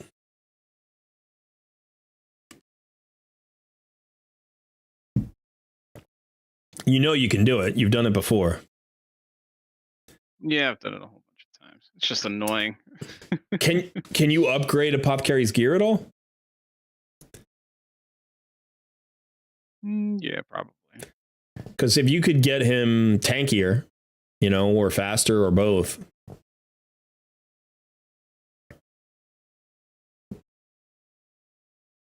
Is anybody else seeing like rubber banding on Sun's screen? Because I'm seeing rubber banding. I don't know if it's coming through on the stream or it's just in the recording. It's probably. If you're seeing it, then it's coming through on then.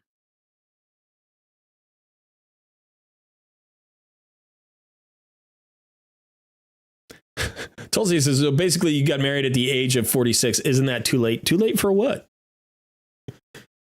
Too late for what, Tulsi? Too late for love. Hammerhawk says, I will be 49 in February. So Hammerhawk is just a month older than I am.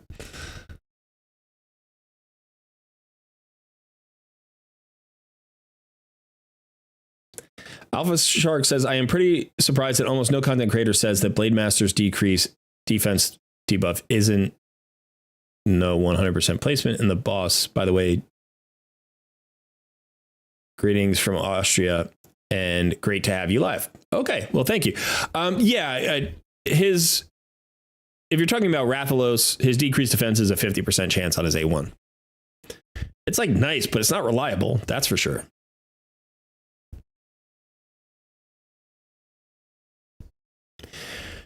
Nikki says CC won't try new things because they have meta champs. Literally nobody will ever try Uggor no matter how much I talk him up, for example. First of all, I have Uggor and I am excited to build him and I want to try him out because I think he could be a great champion. I just haven't had the time or the energy or the focus to be able to work on my main account. So, I've been doing the new versus pro. The new versus pro ends. The HH challenge starts. Literally, like, I just can't. I have so many. I still want to do stuff with Strategos Islan. I still want to do more stuff with Emic Trunkheart. All of the fusion champions from this past year have been so good. There's so many things I want to do with those champions. So yeah, Uggor is out there. I think he's a very good champion, and I do want to use him.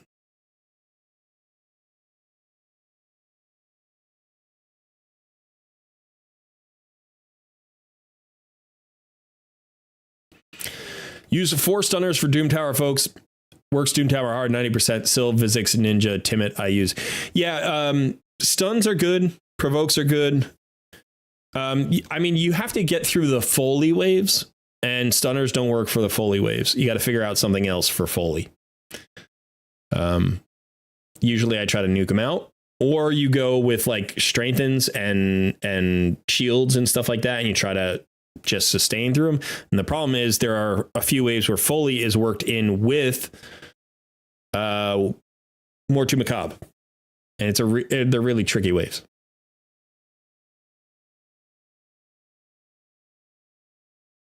Okay, June, We'll get through the app sometime later today. If you don't hear back immediately, it's just because we don't have a spot for you in the clan that you're applying for.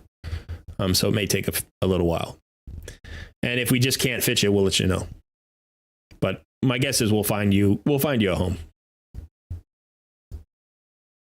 All right, that's it for me on Nether Spider.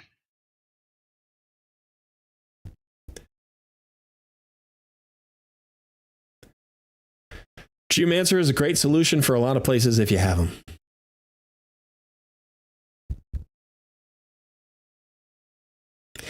Doom Tower Spider takes 5 heroes without nukes and don't hit Spiderlings easy. Yeah, it's easier said than done. The Nether Spider, you have to worry about a cleanse. You can just die from the initial poisons that he puts on you, so you really need a cleanse. And then after that, you just want single target nukers. Yeah, I mean, you can use a decreased defense, a weaken, hit as hard as possible. But you need a nuker. Like, you can't use a cold heart, right? You can't use a cold heart if you're doing that. If you're going to use a cold heart, what you need to do is you need to have either another cleanser or a lot of heals, because even though you get the heal reduction out there, you get the counterattacks. So you can use her. I'm not saying you can't use her, but you have to bring in another champion to deal with the fact that you're bringing in Cold Heart, you know? So it's like you could use a Wukong for the buff strip, use a Cold Heart for the nuke, and the heal reduction. Then you have a cleanser and a healer, probably 2. So, you know, maybe you have Scylla the Drakes, and then you have a cleanser like, I don't know, I have Runekeeper Dazzurk. It can't be a cleanser like Doom Priest. That's not enough. You know, it needs to be a full 100% cleanse.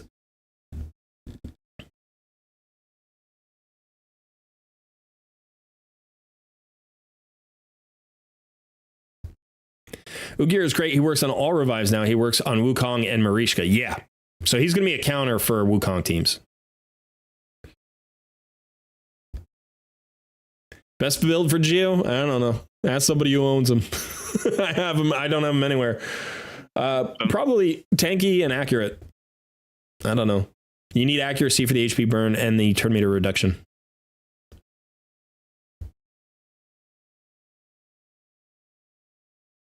Hi, have you ever built Demon Lord team with 2 Taragi the Frogs? Is this a good solution? Anyway, I have never done 2 Taragi the Frogs. You can do 2 ally protectors.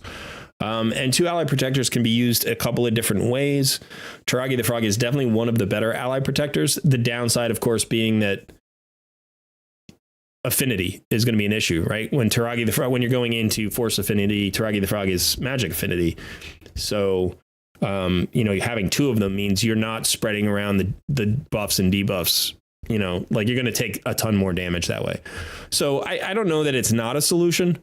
I haven't tried it. 2 ally protectors can work. I would be careful. I prefer not to double up on the same champion unless there's a very, very clear reason for it.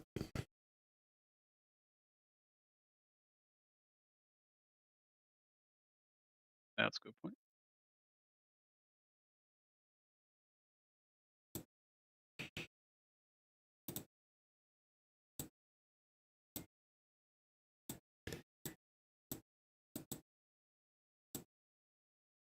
All right. Trying to get back into arena a little bit.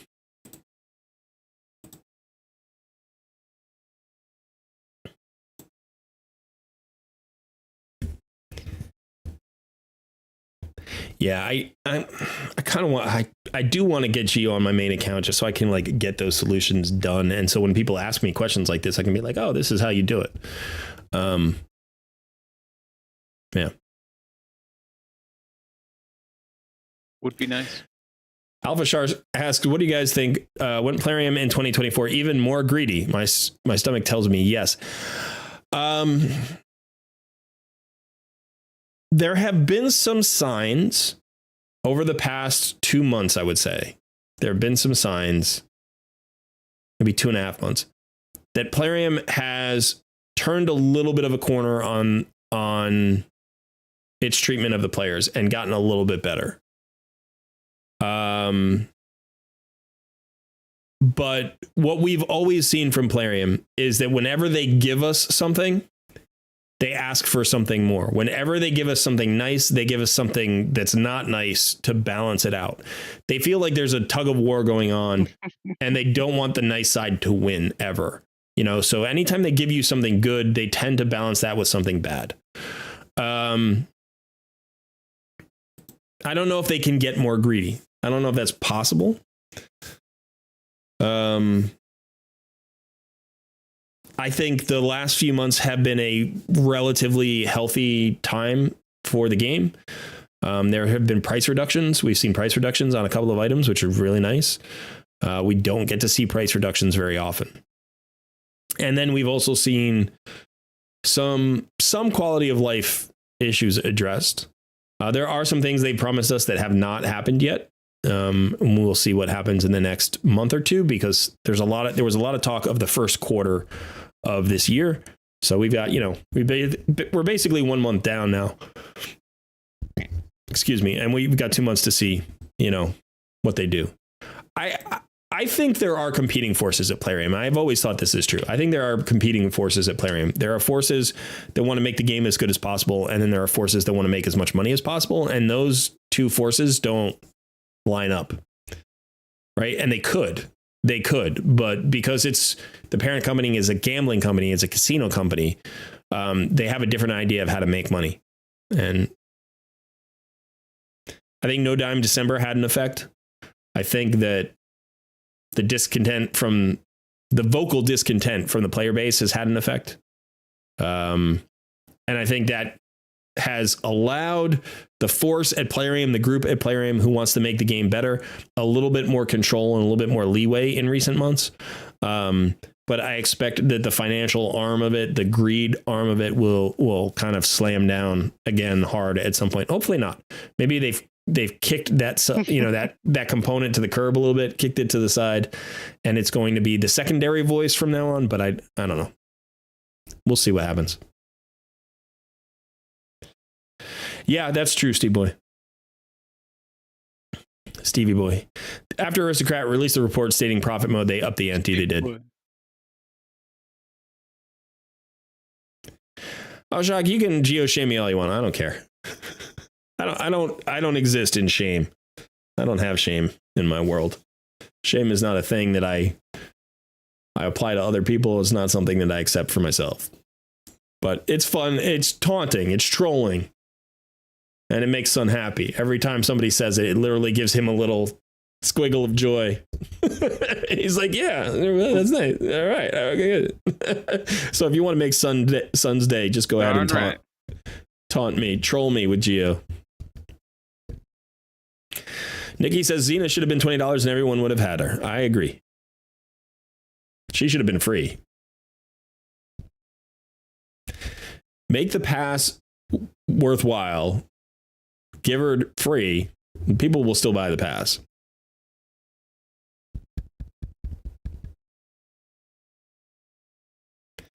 It would be nice if they slowed down on the release of new champions. I do think that is a philosophical thing that I believe in. Like, they've got 800 champions at this point.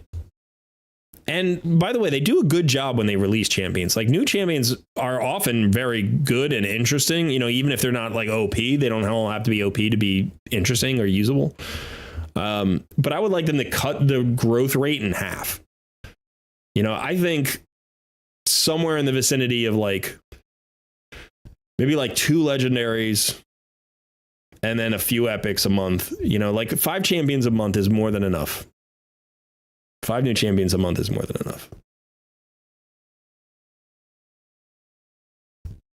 I would like them to rebalance some of the old champions.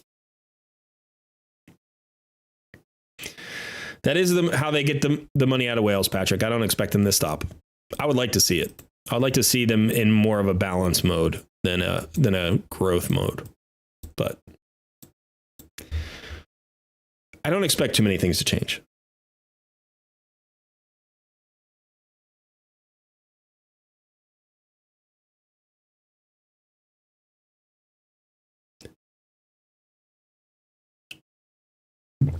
We haven't had a poll yet, son. We haven't had a single poll. We need to have polls. I don't know.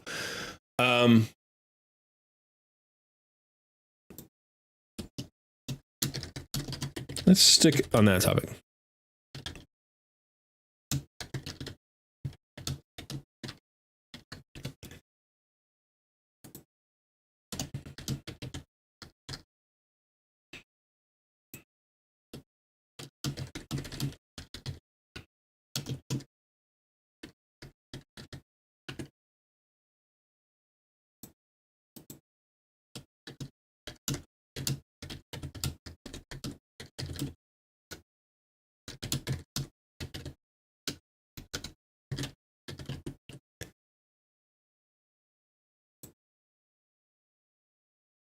Hey there.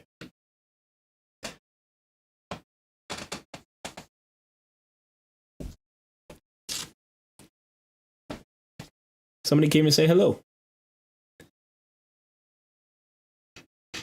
You kind of stink. She must have been outside. It's been raining for days here, so it's pretty muddy outside.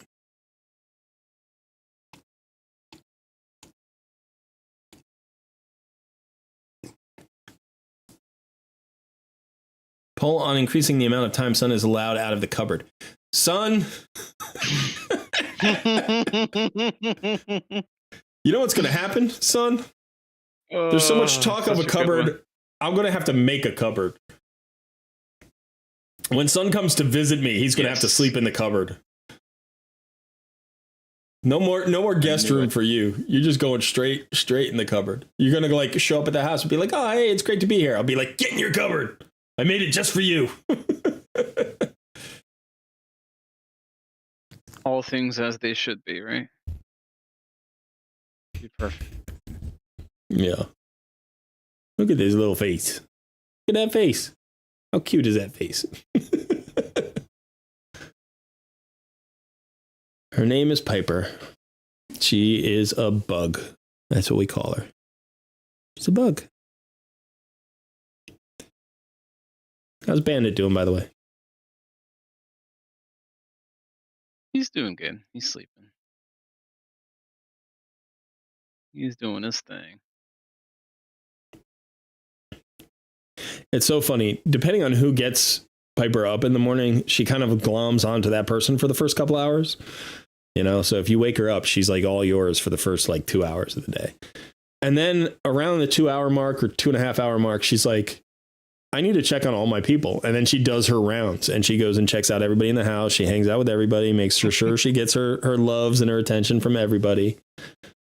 And then she comes to me and she's like, all right, now it's time for you to take me OUT. Oh, you can't say the word? Oh, no, I can't say the word. She starts to look expectant.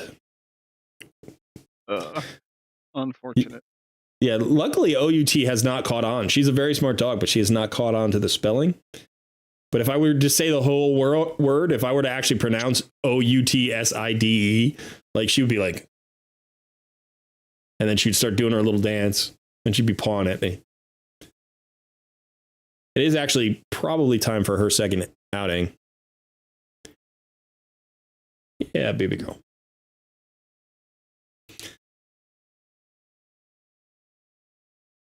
Yeah, I don't know. Bandit is very good with commands, but he's never attached on to stuff like that. Or I No. can say outside, out, nothing. I can food, anything. Doesn't he didn't even twitch. I could shake the food bowl in front of him and he'd be like, "Oh, okay. Is it that time now?" She's wicked smart. She knows all sorts of stuff. This dog is highly observant. She spends her whole day just watching, like trying to figure stuff out. Yeah, sweet girl. Okay, go ahead. She's not ready yet. She's still here. She doesn't like being in front of the desk for some reason. She doesn't mind being in laps, but like on a couch or in a chair or something. She doesn't like being on the lap when I'm at my desk. I think there's too much on top of the desk to get her like attention.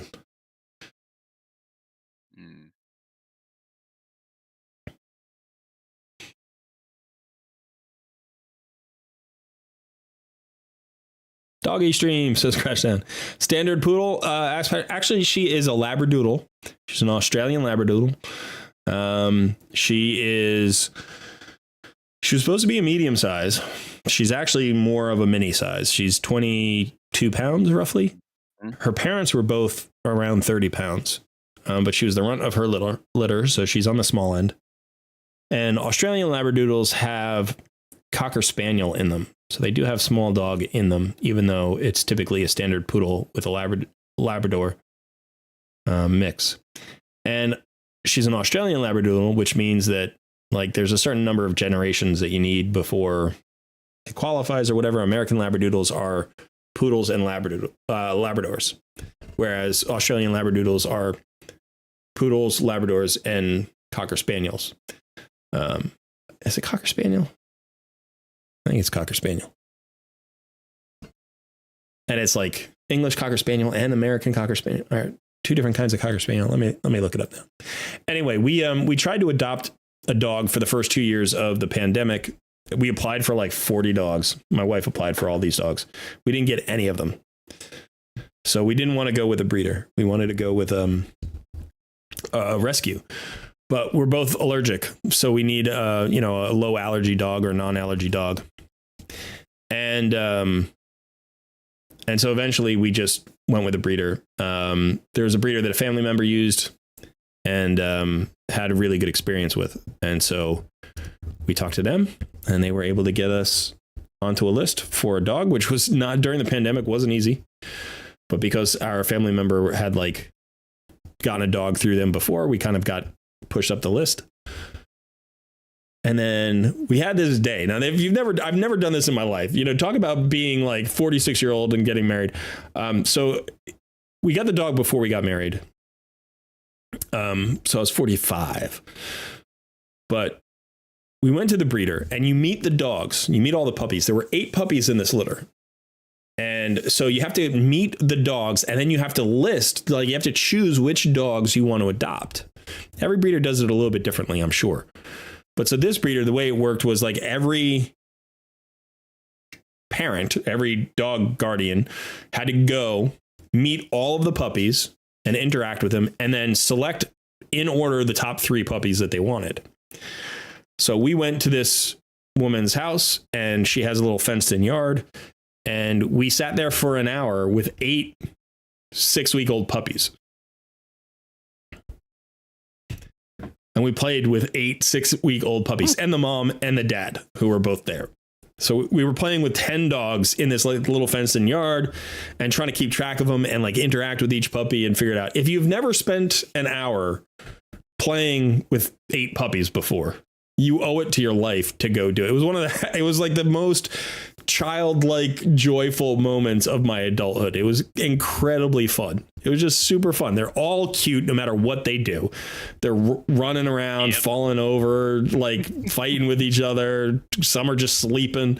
Like, the mother is watching them all and trying to herd them around. And she was a sweet girl. And the father was like super rambunctious and wanted to play with them all. And he stepped on a bunch of them. It was just like, and they were fine. It's like they're puppies. They're made of rubber. It was absolutely just one of the best days. And then after an hour spent with the dogs, we spent like 6 hours debating which our top 3 were going to be. And we couldn't narrow it down to 3. We had 4. We had 4 that first of all, any of the 8 would have been great. They're all perfect. It's like, which puppy's the best? They're all perfect. They're phenomenal. So we listed 4. But she required us to list the 4 in order. And so we did. And Piper was our first choice, and we ended up matching with her. So that was great. And she was the runt of the litter.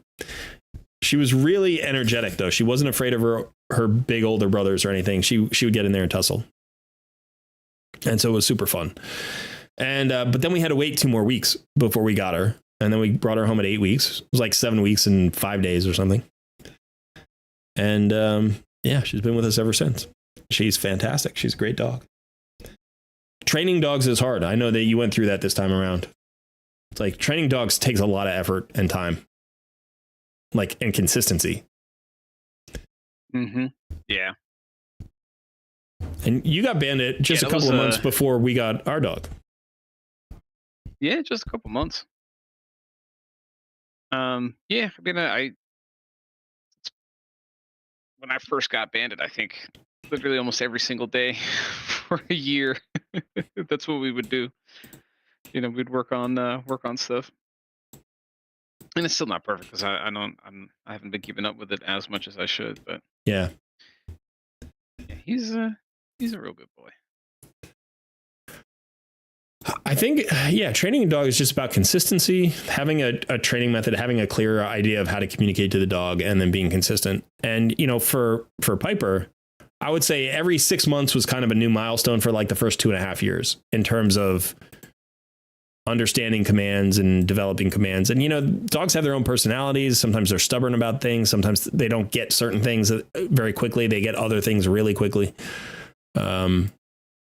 So there's all sorts of different, experiences you're going to have based on the dog that you get. But consistency is key. And one of the difficulties for us is that, it was good that we got him during a pandemic. For you, it's you. Like, you're the consistency. So whatever you want to have happen happens. And as long as you are disciplined enough to be consistent with the dog, then that messaging is very clear. We have 4 people living in our house. And all 4 people would interact with the dog differently. And all 4 people have different ideas about, how the dog should do things. And so, the messaging was different. And as a result, what has happened is the dog has 4 different relationships. Like, Piper responds differently to commands from all 4 of us.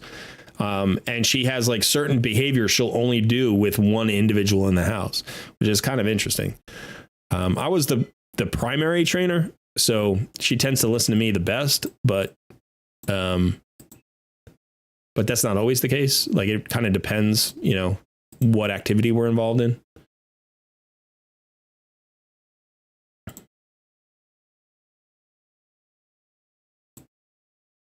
There's triple drop rate on Cursed set in the Ice Golem's Peak right now. That's not a bad thing. Oh, yeah. All right. Son, I'm going to take a quick break. I will be back in about 5 minutes. So I'm going to let you have the lead. So it is a Sunday fun day, and this guy is both the sun and the fun. Here we go. Let's fire him up. Hand it over to Sun. Wow. All right. Woo. I'll see you soon. Holy moly. That was quite the announcement. That was powerful stuff right there.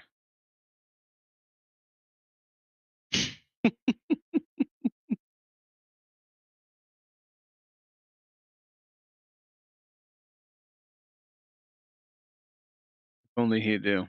It's just not my day. I don't have the energy. I'm just here. I'm hanging out. How's everybody doing? That's the real question. I accidentally just made 300 potions. Holy moly, how did I do that? Well, that was unfortunate. Ripped my silver stash. Today is a day, not just any day, but it is a beautiful day. How about you? It's I don't know, it's kind of a chill Sunday today. I'm just keeping it chill. Nothing too crazy, nothing too exciting. Just a beautiful day.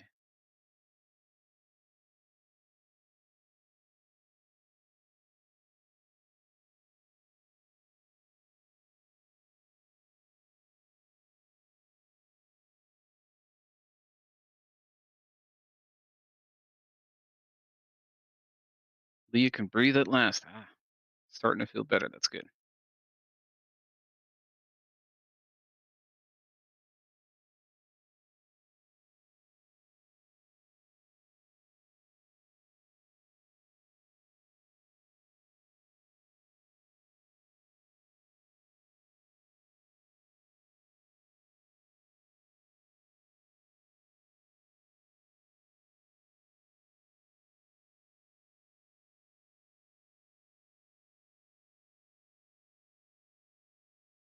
Son, what was your method for champ training without RSL?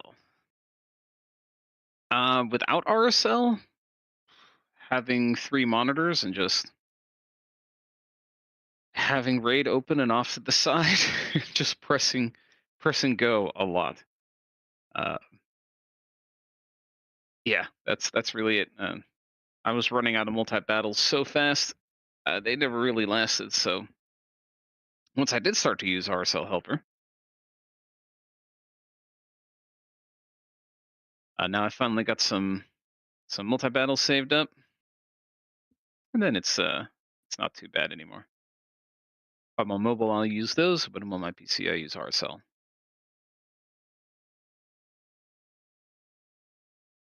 How long does it take to get to level 50?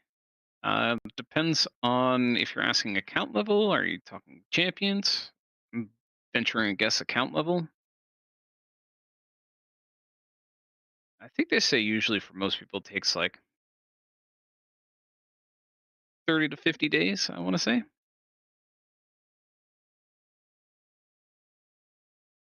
That seems about right. I feel like for me it went a little bit faster.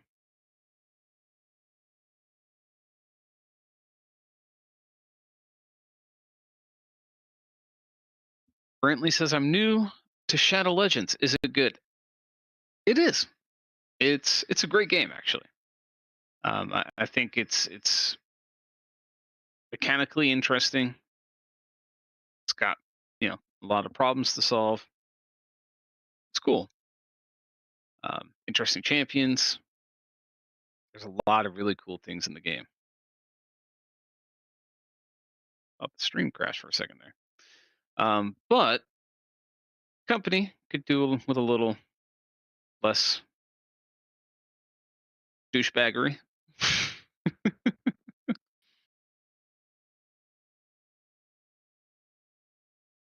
So that's what I'm still hoping for. One of these days, Plarium will change their ways.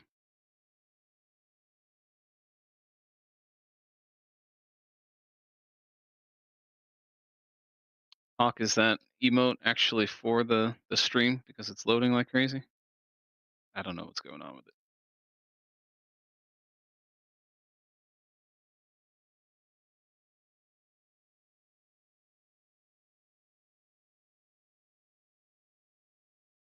Nikki says there's better games quit raid while watching a raid stream. I mean, I think it's like anything, depends on what you make out of it. I'm completely free to play. I'm never going to spend any money. I personally don't see the value of that. For me, it's fun.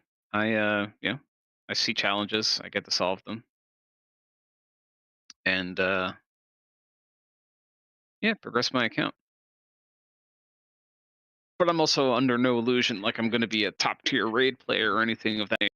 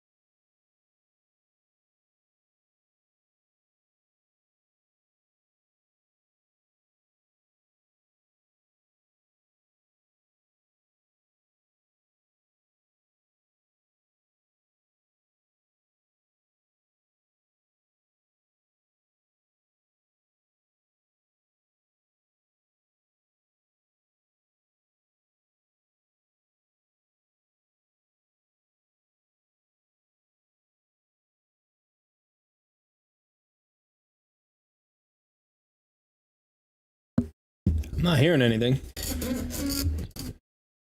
That's because I've been muted in the stream.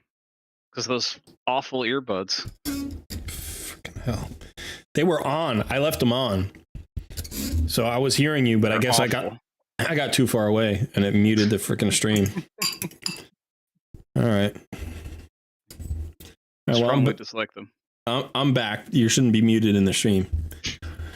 You know what? If I put them in their case and I shut them down, they mute the stream. But if I just was wearing them, I just walked around. So I thought it would keep going. But eventually, I guess I got too far away from the computer, and then it muted you again. So. I just don't understand why that's what it defaults to. It seems strange.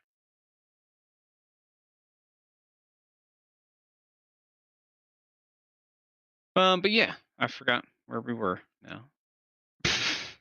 We're talking about something, probably Plarium. And their grubby little hands.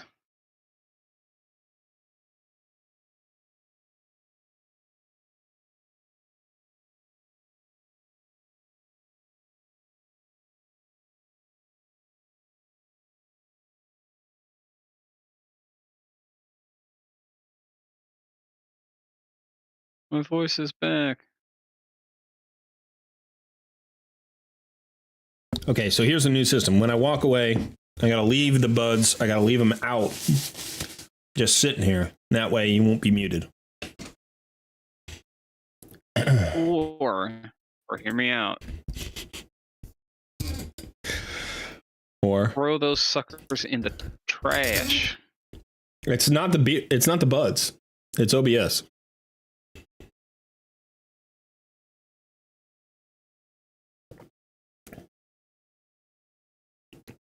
Right? Because the output is to a headset. So if the headset loses connection, then it's putting an output to no source or no receiver. And OBS just copies whatever your desktop audio is. That's what you're coming through. You're coming through the audio desktop or desktop audio. You're not coming through something else. You know, so it's like if I turned off my if I had speakers and I turned off the speakers, the same thing would happen.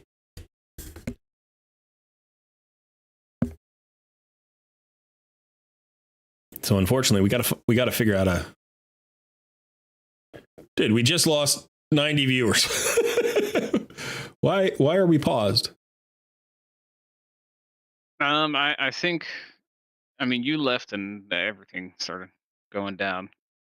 Stream started crashing. It was loading all weird. And then that's also my voice and everything cut out.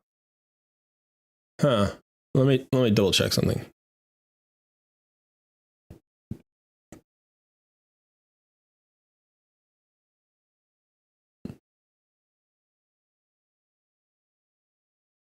All right. Yeah. It was a hot mess. Yep. Sorry, folks. That's unfortunate. See, that's weird. I don't know why the stream would cut out because the signal to the earbuds are struggling. All right. So that's just the thing. We got to take them out and leave them on the desk when I leave. And that way, hopefully nothing happens. So, hey, Cedric, sorry about that. Hear me out. You take them. You grab the nearest hammer. And you give him the old 1-2. Why don't you like the head? Did you get yourself a real headset? Why don't you like the earbuds? They're awful. They're awesome. Ever since you've gotten them, I've had nothing but issues in my life. They're so awful. They're affecting my life. That's how bad they are. It's not a piece of equipment that you own, and it's making my life miserable. How is that possible? That's how bad they are. Well, that happens with all of your equipment. All of your equipment makes my life miserable. It's awful. Your headset is awful. It's awful by proxy. You mute yourself and can't unmute yourself. And that happens like twice a day. And it's happened every day for like 3 years. So Yeah. your headset is like, and you know, this has happened not because of the earbuds, but because just the mechanics of OBS and the earbuds and stuff have happened. And you're blaming it on the earbuds where your actual microphone does glitch out every day and you mute yourself and don't unmute yourself every day. Yep. And you know what? I still like it much better than those earbuds. Yeah, because your decision-making process is flawed. These are better. If I got you a pair of these, or is it the superior product? They're not those earbuds. These earbuds are nice. They're nice. They're actually pretty comfy. The only downside, and they do have these, like they have different inserts or different pads. So you can change the size of the pads. I think I might need a different size pad. So I've got these other pads over here that I can swap in. So I might do that just because sometimes they fall out. Not often, but I do adjust them fairly frequently. But the sound is very good. The noise canceling is solid. It's not phenomenal, but it's solid. I mean, the earbuds were only... I think know the noise canceling is solid. Why? Because I can't speak because of those freaking earbuds. Okay. Their noise canceling is so good they mute me. Well, it was funnier in my head. That just makes them even better in my estimation. Yeah, no, it's a that gives them an extra. They're 6 stars now. They're not 5 stars. They're 6 stars. But yeah, the noise canceling is decent. They were only like, I want to say they were $45. They were on sale. I think they're $60 earbuds, but maybe they're, I don't know. There were a couple of different styles too. You could get the ones that kind of hang down that are more like little sticks, you know, but these are sort of more of the, I don't know. My wife says I look like a cyborg when I have them in.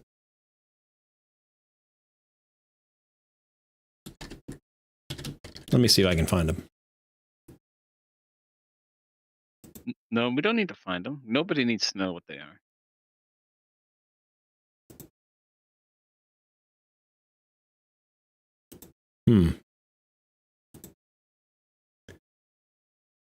I don't know if my internet's lagging. See, Buster's got my back. You have no leg to stand on. That was at least 3 times you left Sun streaming without sound. Thank you. Let it be known.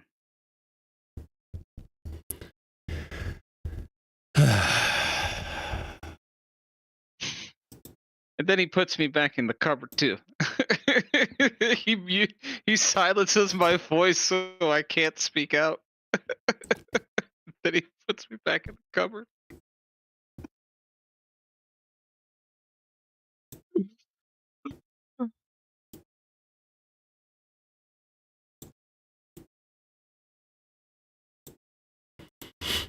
I don't know what you're talking about. Feels bad, man.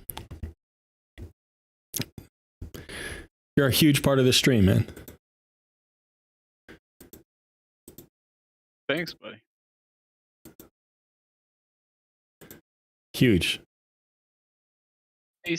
Lisa, can I just speak? You're a huge part of the stream. Lisa, I just want the people to hear my voice. Just once. Please. Just a little bit more.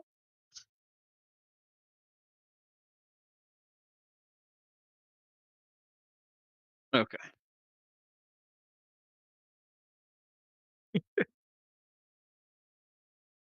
All right.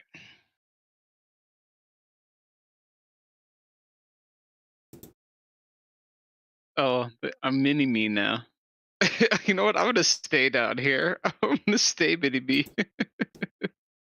You're a huge part of the stream, man. Massive. Bro, that's now I see. Now I see what you were going for there.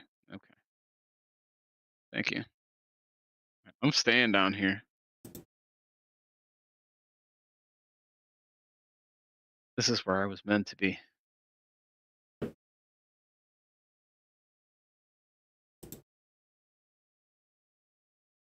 All right, let me see. All right, so here are the earbuds I use. So they're $99.95. I got them on Black Friday. I guess I got them 50% off because I think they were $49.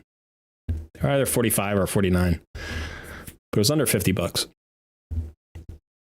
So you come to the JBL site.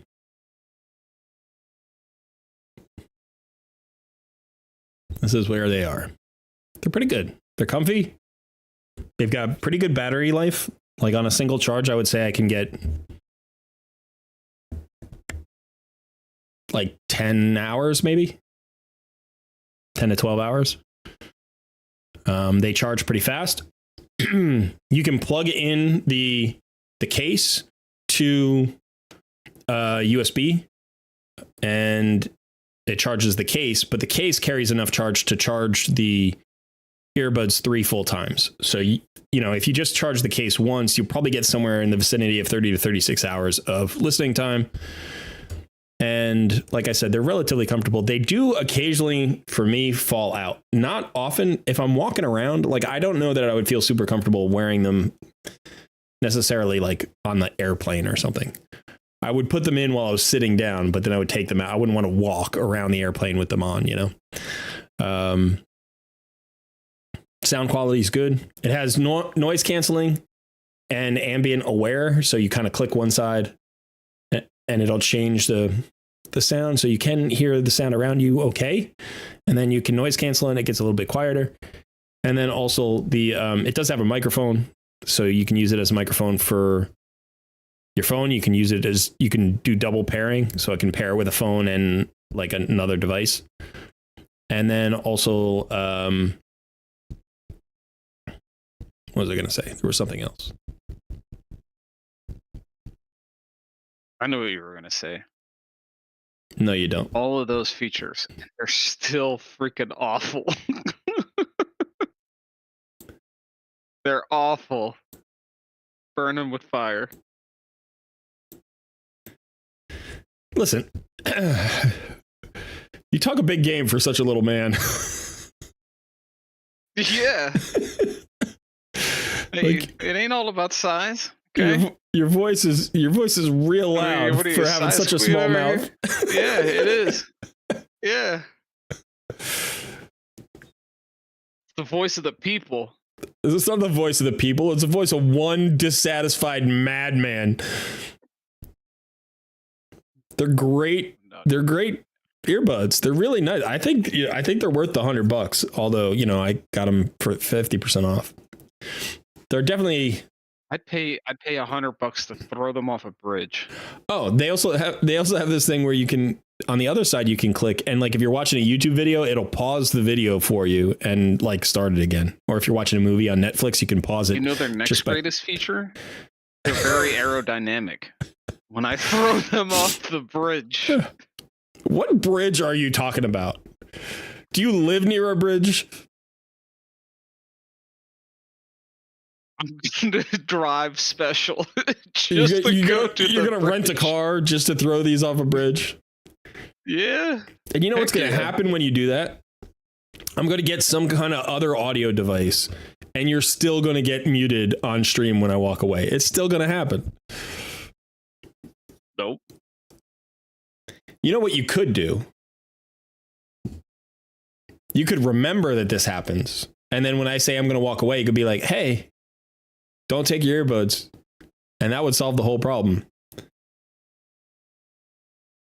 Or, and now hear me out here. Or you throw those crap earbuds off a bridge, get you a real headset, and then we never have to remember because that'll never happen. It'll still happen. Nope. It'll absolutely happen. Nope. Nope. I'm just going to deny the reality. I'm going to say whatever makes me happy, even if it's not real. It's not a reality. It's just, I just want to throw those off a bridge. It does not matter. That's exactly what's happening. None of that is happening. These are staying in my ears. They're comfy. They sound good. I spend money on them. They're awful. They're fantastic. Now, your piece of crap return. headset actually is awful. It needs to be replaced desperately. It needs to be burned. That needs to be destroyed. It needs to be stomped on into little pieces. It's like that scene from Office Space. I'll grant that because these are like 3 years old and they've done their work well, and I'll grant you that. As soon as we throw yours in the fire. They've never done their job well. They've been awful since you got them. Yeah, they have. They've been awful. Okay. They've been awful the whole time. You know what? Just to be the bigger man here, they're awful, and I hate them too. Yeah. I'm going to throw these off the bridge. There you go. But that means yours are going with. No, these are brand new and they work great.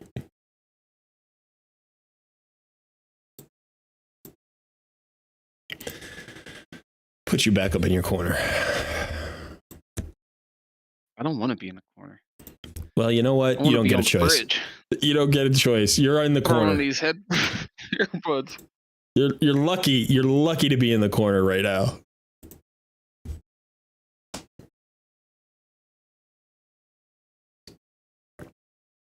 The bigger band. Yeah, that was kind of funny when I was that small.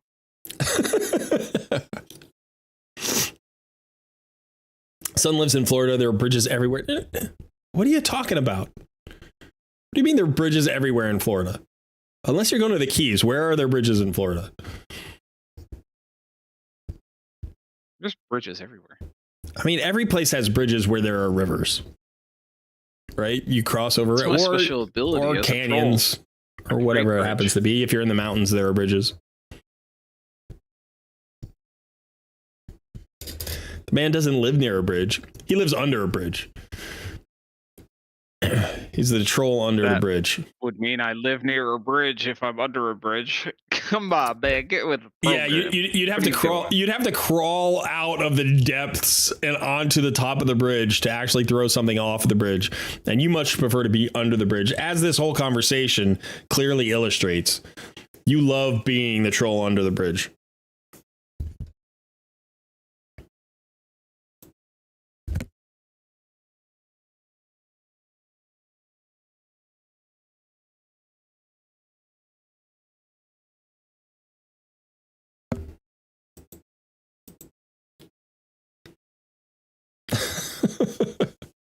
Is this a sponsored stream? Asks Buster Brown. No, it's not. Is your name a sponsored name, Buster Brown? Do you get residuals?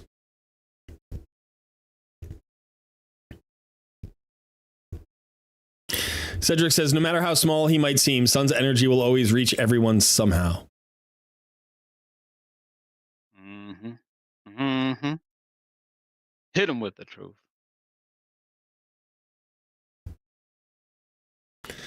Suzanne says, Sun may be small, but at least he isn't in the corner. Well, now he is in the corner. So that's where he belongs. All right, let's see how our poll did. How will Plarium treat the player base in 2024? 58% of people say same as usual. 13% say it will be better, I believe. And then 29% say it'll get worse until we all leave. So 29 or 28% of our viewers are cynics, 14% of our viewers are optimists, and 58% of our viewers are realists. That's good to know. I tend towards optimism myself. I try not to. I've become a cynic. Nice. This is cool. That was my choice. What? It'll get worse until we all leave? Yeah. Yeah. You're in a cynical mood today. Yeah, it's my vibe today. Yeah, I'm glad this wasn't a Sun stream today, because it would have been like beams of anger and dissatisfaction. The Sun stream would have been more of a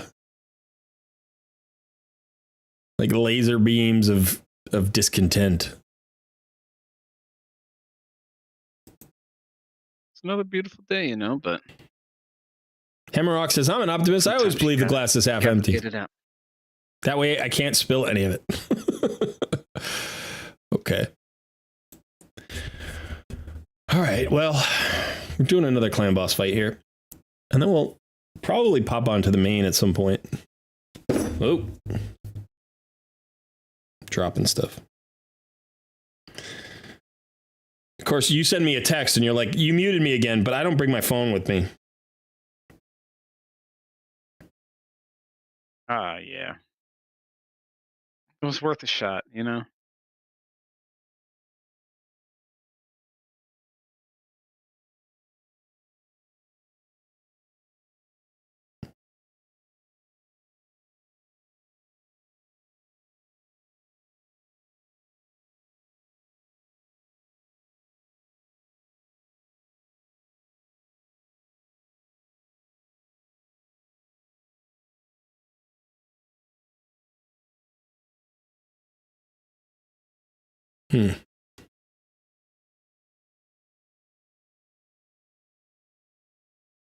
I love to be optimistic, but reality dictates that the cynic is more often right in my experience, unfortunately.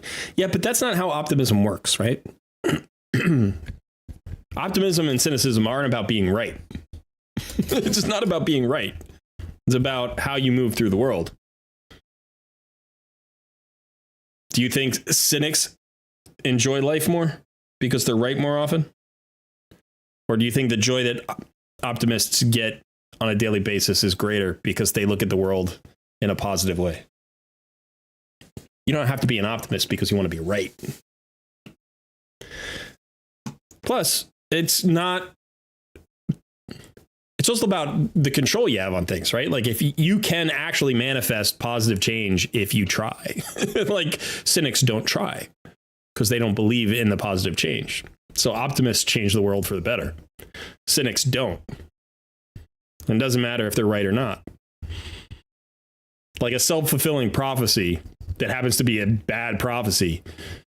Who cares if you're right? Don't be right. Try to not be right.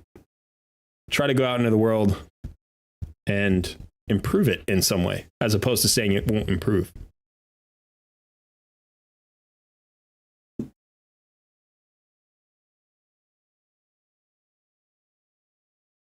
You got Harima 2 days ago and Tragi at the same time. Cedric tried to pull for Harima and got Ronus. Who did you get instead?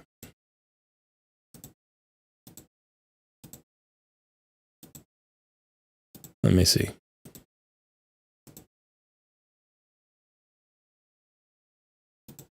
You got this guy instead, Ronus. Basilius Ronus.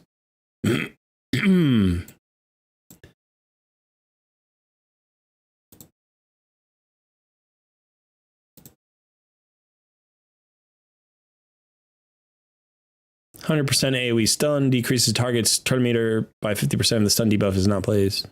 Yeah, kind of underwhelming, huh? Okay stats. Might hit decently hard. His A2 looks like it could be a nuke. Ignores defense, 50% of the defense, ignores increased defense, shield, and block damage buffs. It's a triple hitter. He's got 1,542 attack. Nukers are a dime a dozen, huh? Doesn't strike me as a great nuker, but he might hit it really hard.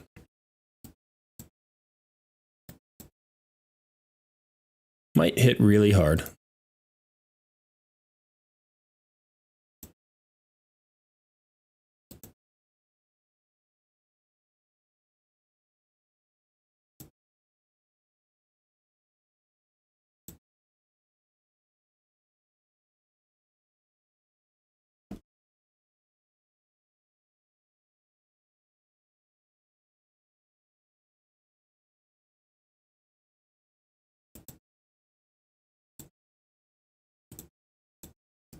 All right, so now we're on the main account.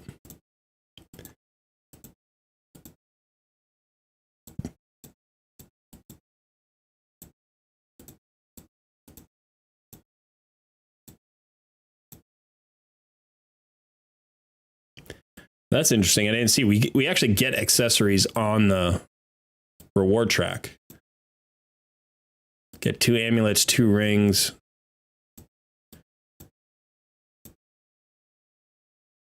An accessory set. Another accessory set.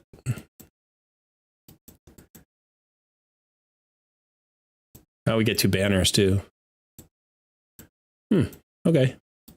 Interesting.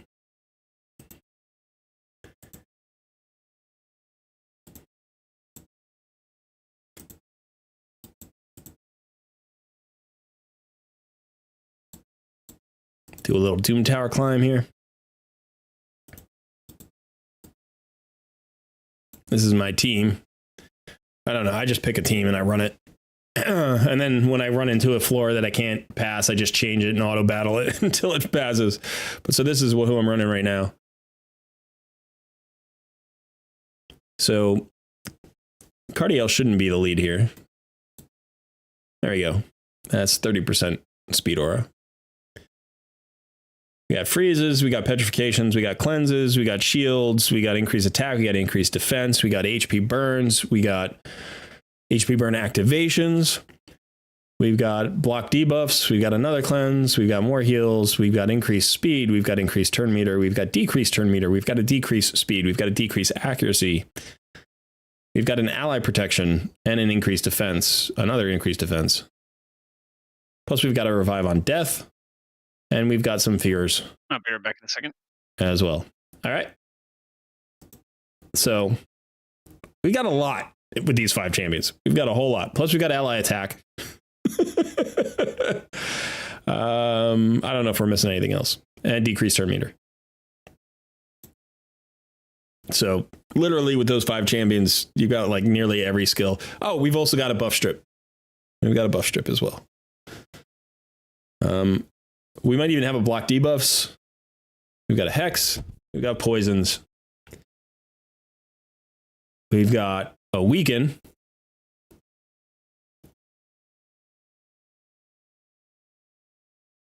I don't think we have a decreased defense or decreased attack. We might have a decreased defense. I think Sissia has a conditional decreased defense. But yeah, we got a lot. These 5 champions have a lot. A lot of buffs, a lot of debuffs. Decrease accuracy. We got a decrease accuracy as well. Holy cow, that's a lot of stuff.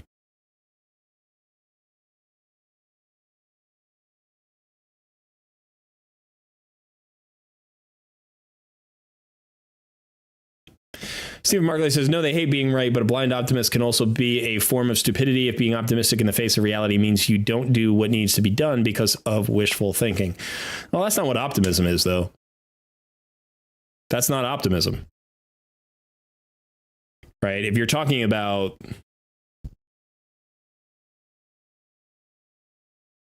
like being just daydreaming with no sense of reality or being disconnected from reality, that's not optimism. Right? Optimism can go hand in hand with that, but so can cynicism. Right? You can literally be so cynical that you don't accept reality when it comes because you don't want to believe it. So that's not optimism or cynicism, right? Like if you're talking about that form of willfully ignoring reality, that's not optimism or pessimism or cynicism.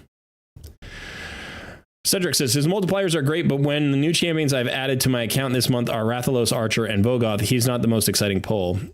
You were talking about, that elf champion we were just talking about.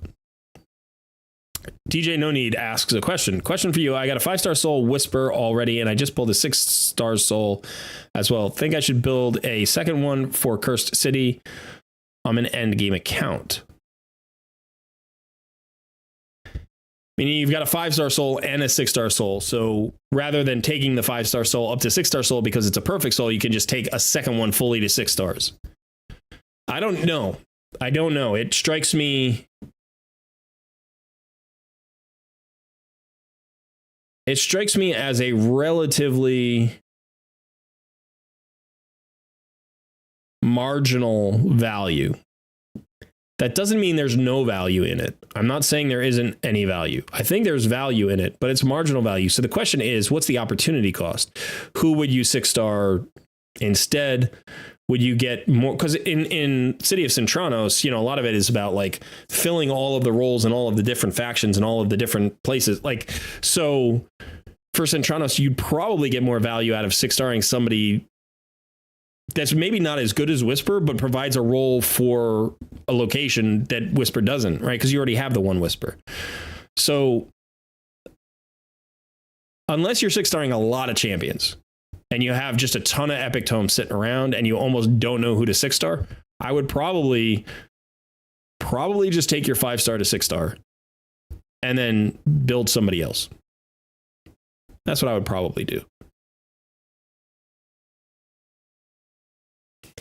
Nikki says, I'm pulling my one sacred because I'm optimistic, but in reality, it's a dupe epic. Okay. That's also not optimism, but optimism is an outlook, right? It's a belief that there are positive things. It's a willingness to look at the positive things. So optimism isn't turning your sacred into a legendary. That's not what optimism is. Right? Optimism is getting the dupe epic and saying, now I've got a 4-star chicken.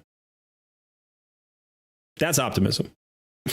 Right? Optimism is seeing the good in things, believing that there is good in things.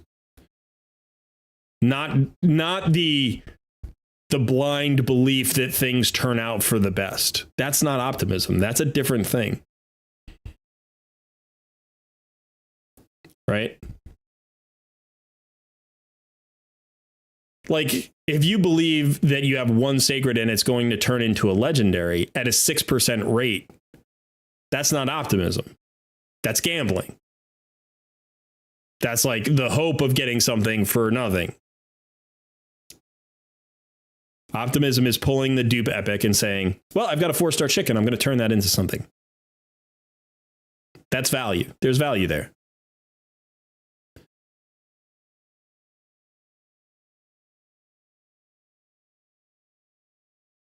And that makes sense. And yeah, I spend plenty. So I got plenty of epics and not so much on making 6 stars. And I got a list I want to do, but I'm sure if I can fit her in soonish without hurting the account. Yeah. Like I said, it's not that there's no value there. It's just a question of whether the opportunity cost is worth it. I think chances are spreading out your 6 stars is going to be better for you in Cintranos than focusing on one good 6-star. And I know you've got this second soul, and that's what's making you don't want to like waste the soul and going from a 5-star soul to a 6-star soul instead of building a second 6-star soul and having a 5 and 6-star soul. Like, I get that there's like a certain amount of efficiency in that thought. And you're like, oh, I could have a 5-star soul champion and a 6-star soul champion. They're both good champions. And then I could get twice as much value out of them. But I think in reality, a second Whisper isn't as valuable as, say, leveling a 6-star. I don't know, like Old Hermit Jorg, or getting a, there's going to be some other epic in some faction that's going to solve a problem that a second Whisper really doesn't. Like, a second Whisper makes things faster, probably, but I don't know that it solves any problem that you can't currently solve with one. Cedric says, Optimism is still enjoying playing Raid, even though Plarium has been making efforts to turn me away. Yeah, Optimism is, in fact, looking at the game and saying, this is a free-to-play game. Raid is a free-to-play game. You can spend thousands of dollars on it, or you could play it for free. And if you spend thousands of dollars on it, hopefully you get enjoyment out of that expenditure and what you gain from it. And if you play it for free, hopefully you enjoy it and it's not super frustrating. But I believe that in both cases, that can be true. That's optimism. That is not the reality for everybody. And I don't believe that it needs to be. But it can be. And you have the power to make that true for yourself. That's optimism. Being hopeful could be considered optimistic. No, I think being hopeful is considered being hopeful. Although optimism and hopefulness do jibe. They do live together, right? I would say, yeah. They're both positive outlooks. But hope by itself isn't optimism, right? And optimism by itself isn't hope.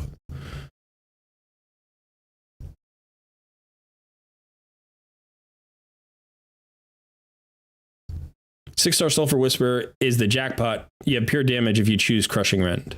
Yep. You already have pure damage on Whisper.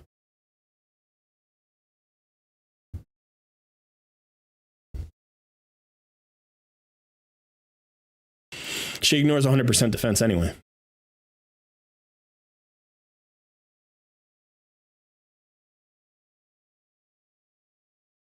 Steve Markley says, pulling a dupe epic and seeing a 4-star chicken is the reality that I was talking about. It's a part of the mechanics of this game, so no optimism needed, and you can still be peeved at the dupe.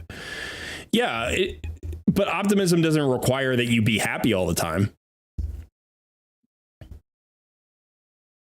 Right? And the reality of a situation isn't reflected by your outlook. Right? Like what is, regardless of if you're a cynic or an optimist. My point is that when you pull the dupe, how quickly do you go from being peeved to saying, well, you know what? I'm going to get some value out of that. Or do you even go in thinking, no matter what happens, I get value out of this? I'm hopeful for something. Every shard pull video that I do, at the end of it, I say a positive thought. I think about it in a positive way. Every shard pull video, go watch all my shard pull videos.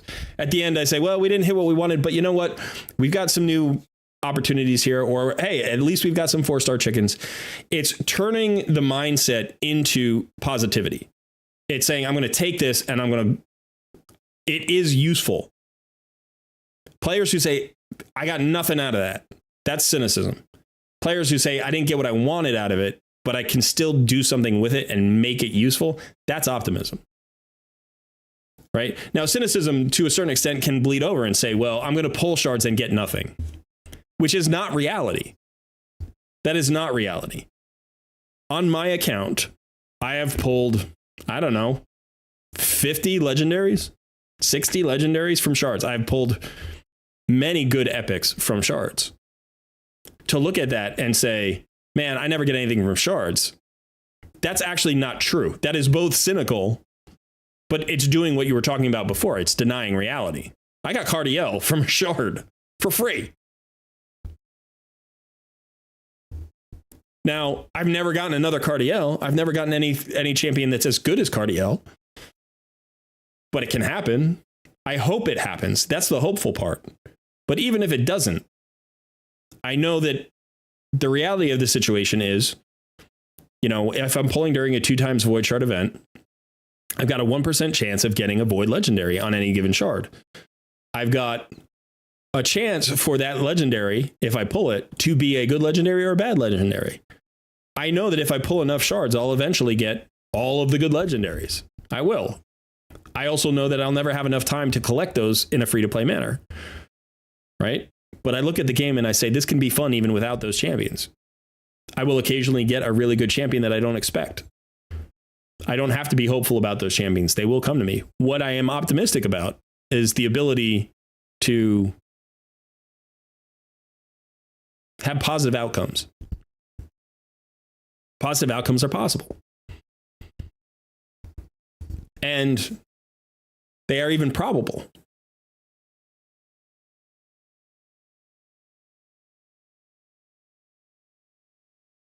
Absolutely. Optimists are some of the unhappiest people around. A cynic pessimist does not necessarily mean they are always unhappy either. That's a fair point, that optimism and happiness and cynicism and unhappiness, those are not necessarily the same thing. And I did kind of make that link before. But I do find that in general, pessimism and cynicism is it's an unhappy expression. It is literally an expression of dissatisfaction. It is literally an expression of disbelief.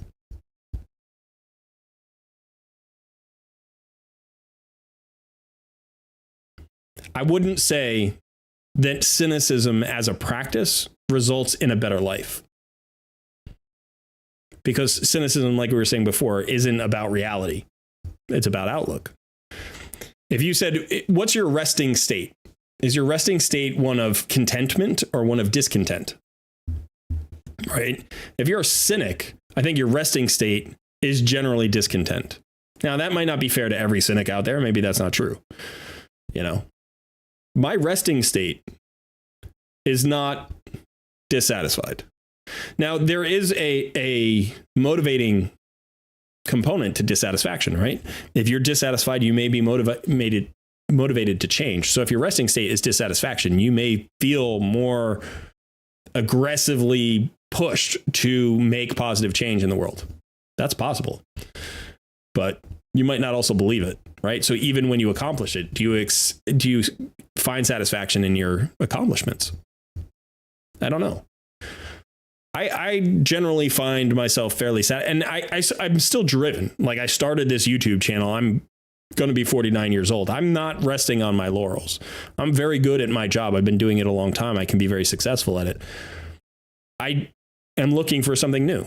I'm looking for something that I'm passionate about again, that gets me up every day, you know, and I believe that this is someplace that I can do it in. That's a form of optimism. And that optimism energizes me every day. That optimism that something can be good, something can be better at the end of the day than it was at the beginning of the day. That's what drives me. So it's not dissatisfaction that drives me, although there is some dissatisfaction, right? It's like, it's not that doesn't exist with an optimist, but the thing that drives me is my belief that things can be better. That as good as things have been, things can be better, and that I have the power to do that. And it may not be every minute of every day, but we move in the right direction. Yeah, I think most cynics see themselves as realists. I would say I'm an optimist and a realist. I think I do better. Like, I don't ride the wave of chance. Do you know what I mean? Like, I understand probabilities and they don't affect my goal. Like, I think of it this way. On my main account, I had to hit Mercy to pull my first Void Legendary. And then I had to hit Mercy to pull my second Void Legendary. Right? And then since then I've hit 5 Void Legendaries in the same number of pulls it took me to pull the first 2. Roughly. And if you like take that all out, if you just like do all the math on it, we did the math on it the other day. I'm actually pulling the right amount of Void Legendaries for the number of shards I pulled. Like, I'm really close to the expected return. I'm almost exactly at the expected return.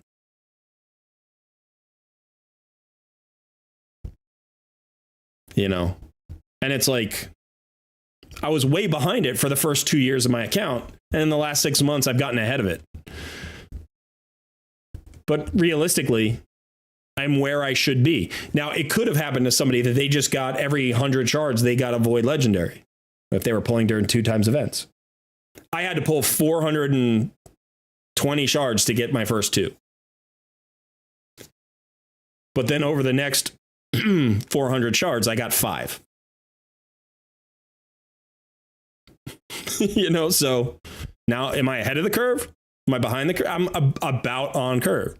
The distribution is different, but probability is a long-term game anyway. And I didn't get upset about not pulling more Void Legendaries. I just focused on my other champions. And when I got Void Legendaries, like, the second one I got from a shard was pretty bad. Actually, no, not the second one. The second one was Allele, who was okay. The third one was Little Miss Annie. You know, like, I haven't gotten a real winner since Cardio. So my next 6 Void Legendaries, none of them have been like super outstanding. Tamisha is a pretty good one. I haven't built her because I didn't need her at the time, but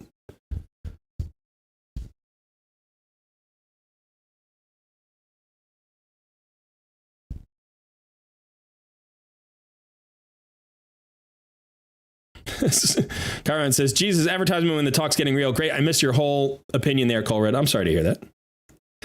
How would I build Mishaki? Steve 11B asks. Pulled him yesterday, thinking of using him solely for Hydra. He's a fantastic champion. Mishaki I have on 1 or 2 accounts, and I love him. He's exactly my kind of champion. I think he's a fantastic champion. Let's go look at him. By the way, that did 6 floors just fine. So I'll probably get us all the way. So Mishaki is a defensive-based damage dealer and tank, kind of all in one, right? Great champion. Good stats, nice defense, nice base HP, pretty good speed, 101. Not fast, but not slow, right? He's got an aura of ally defense in all battles by 30%, which synergizes with his kit really well. So He's not short on HP, not huge on HP. Really good defense numbers, though. 1465 is a really nice defense number. All right, so let's look at his A1. A1 has a chance of placing an HP burn debuff for 2 turns. This goes up to 60% chance when he's booked. So pretty good chance on an A1. Doesn't feel super strong, not like a great HP burn champion for this skill alone until you see his passive, and then you're like, oh, actually, it's pretty good. So if we look at the passive, whenever an ally attacks an enemy under a hex debuff, this champion has a 50% chance to team up and join the ally's attack. So you get a 50% chance to ally attack as long as you have a hex up. So now all of a sudden the A1, you're getting more HP burns out there.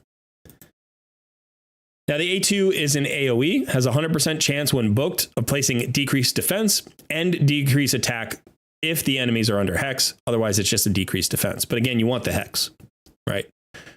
And then here you have another AoE on the A3. It's a double hitter. First hit removes all buffs, so it's a buff strip. Second hit places hex, so you can't block the hex because he can remove a block debuffs buff unless it's protected. So removes the buffs, places the hex, and then gets value out of the hex on all 3 of the other skills, right?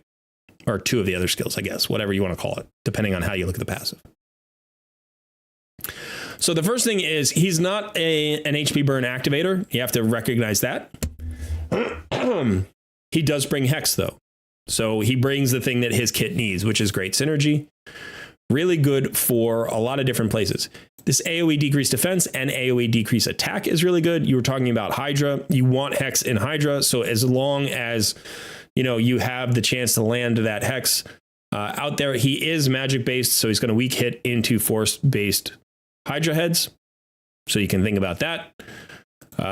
Could you put him in Affinity Breaker? I guess you don't really need crit rate and crit damage on him. He does most of his damage from the HP burns. Really good champion. Great for a clan boss as well. Really good champ. So I would build him. You need him with enough accuracy. So, I mean, the accuracy is the key. You need him with enough accuracy to land the decreased defense, decreased attack, hex, and HP burns. He is a debuffer. That is the primary importance. If you could get him into like a regen set, that would be good. If you could get him into, if you wanted to go high resistance build, you could do that. That wouldn't be bad.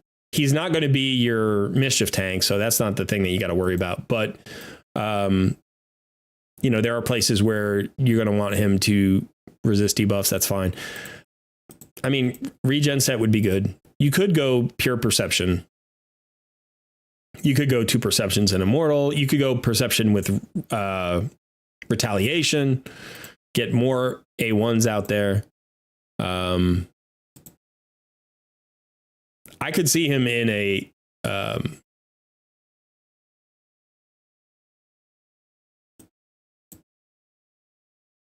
mean, I could see him in a cursed set if you wanted 100% uptime on the hexes. Right, because this is a 2-turn hex on a 3-turn cooldown, but it could weak hit. The thing about a hex set is it doesn't weak hit. So you could put him, not a hex set, a cursed set. You could do that. I mean, I think in regen gear, he could be a good solo champion, probably. Regen and immortal. For Hydra, I would probably think about perception and regen. Maybe even perception and guardian, depending on who you're running. If you have an ally protector in there, you want to take some pressure off him because he's got really good defense numbers and HP numbers. So he's going to be survivable. You could put him in a guardian set. And then, like I said, the other option would be maybe put him in a curse set just for 100% uptime on the hexes, or the affinity breaker set. Like you could do that. I don't think affinity breaker is a great call, but you'd have to experiment with it a little bit. For the first build, for just a straight out of the box build, like let's just try him out, I would probably go pure perception because that's going to make you get to the accuracy numbers you need, depending on what level of Hydra clan boss you're using. If you're running him up against, let's say, brutal, let's check the the raid stages tool here. So we're going into Hydra. Doesn't matter what rotation. Going to brutal. You need 260, 280. Yeah, you know, you're probably going to want 280 to 300 accuracy on them. And you can do that with 3 pieces of perception and a accuracy banner. You know, basically that's going to give you 220 accuracy right there, plus his base accuracy, which he does have. That gets you to 240. So you can get to your 300 accuracy pretty easily with perception gear. You don't even, a couple of substat rolls, a couple of accuracy substat rolls, and you're good with some glyphs. So that could be really nice. Or if you have the accuracy in your regen set, you could do that, 1 perception and a regen set, or a guardian set. Might be worth doing. All right, let's see.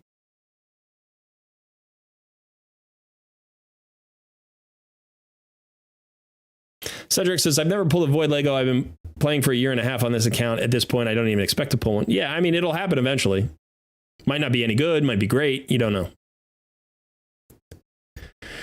Karan says, quick question from a raid noob again. Would said passive be triggered by something like an ally attack like Cardiel's or Lady Mikage for that matter? Got Cardiel on my first pull ever. Wow.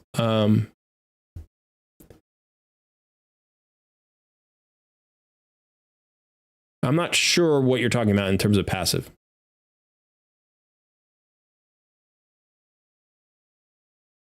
Are you talking about Mishanaki's passive? No.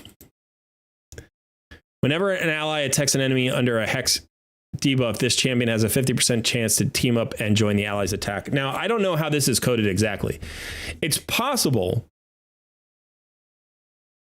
I don't think it is, actually. I think the way it's coded is the ally attack triggers, and that triggers everybody's A1, including the ally attack champion. So like Cardiel's ally attack triggers his A1. All of those are considered ally attacks. This won't be triggered by another ally attack. So when you ally attack, Mishinaki can't go twice. He's not going to attack and then attack again with his A1.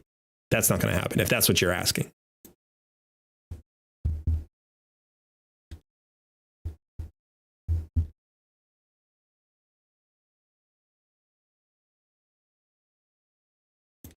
Yeah, in general, passives, like additional attacks, don't proc off of ally attacks or counterattacks.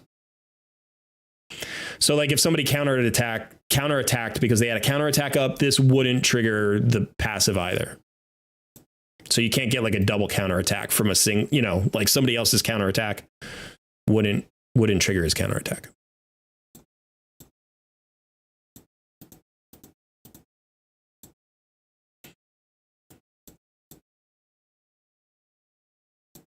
All right, we need to burn through some arena tokens here.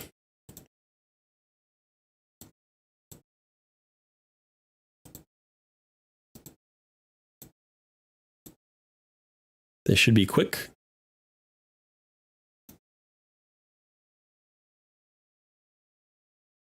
Does Helm Smasher synergize with Shamail's counterattack? Helm Smasher.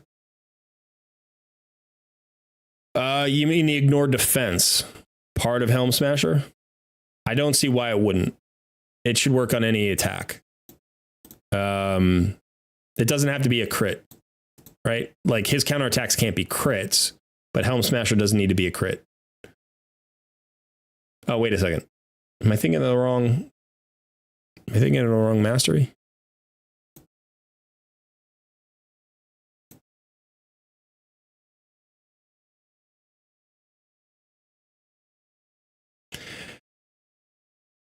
Kaji Remit says 2 Void Legos in 2 years, Acrizia and Emic. Well, Acrizia is worth the 2-year wait, and Emic is fantastic. If you pulled him from a shard. Yeah, he's fantastic. So, you back, son? Oh, I've been back. There we go. I slipped down into gold 4 at some point. I don't have a real defense. I have a one-man defense, but I didn't realize I had slipped into gold 4. I was climbing too high in gold 5 because I had forgotten to take out my full defense. When you get up above like halfway in gold 5, the defenses you see are insane. Yeah. I came up against a team that had 1.1 million player power. I saw a 4 mythical champion defense the other day. And that one was like 900,000. I was like, what do you do with that? That's just insanity. Like, I just ignored it. I should have fought it just for the heck of it. But it's just like, what do you do?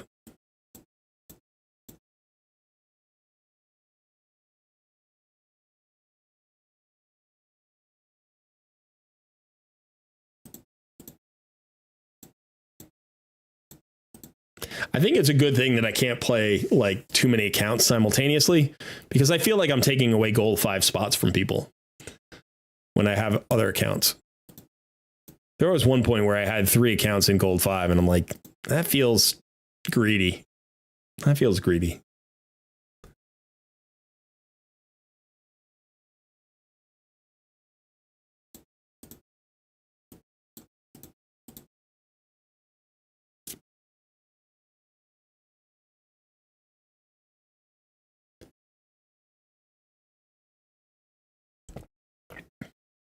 I do love me some Genbo, though. It's always fun to come onto my main account and just crush people with Genbo left and right.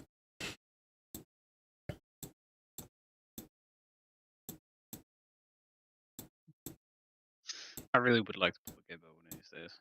It'd be nice. I mean, I have the Wukong as the nuker. Yeah, you don't... Something about Genbo. First of all, it's super cool looking champ. Cool. But he can also ignore unkillable, which is just great. He can steal buffs too. Of course, Wukong kind of ignores unkillable because a lot of times unkillable gets placed as a buff, right? And he blocks buffs. So, but Genbo's a sweet nuker. All right, let's see about this one. This one could be a little bit tricky. Let's see. This is 275k power I'm going into at 243. So I lost the speed race to the Siffy. So that's over. I didn't even lose it to the Arbiter. I lost it to the Siffy.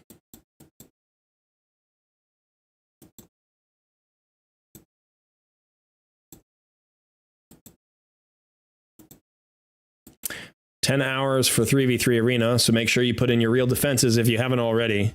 I remembered this week. Forgot.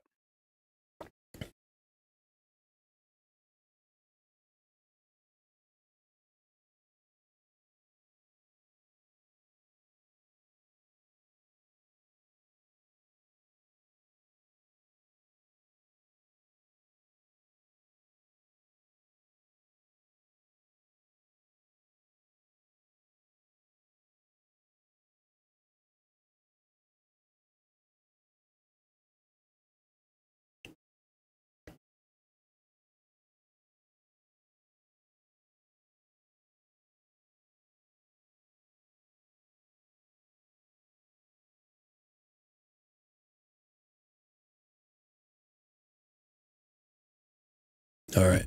Yeah, there's always more stuff to do in this game. It's like doing a fusion, doing a Titan event, doing like tournaments, you know, trying to level up your champions. It's like, oh, don't forget 3v3 reset. Oh, don't forget Hydra Clash reset. Oh, don't forget about your Iron Twins tokens every day. Oh, don't forget there's the city of Centranos. It's like, holy cow.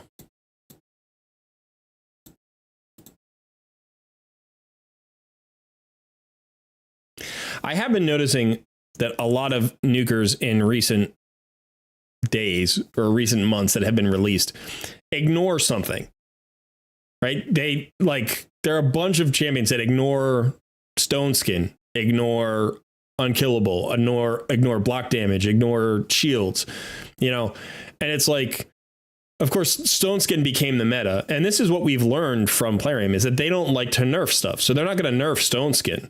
What are they going to do? They're going to release 10 champions that ignore Stone Skin.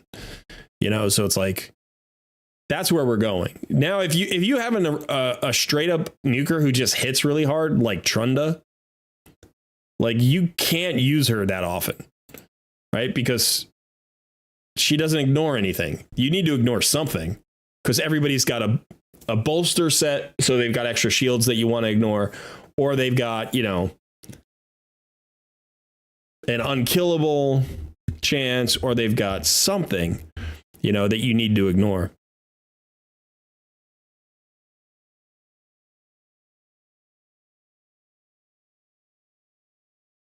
The power creep in Arena over the last year has been significant.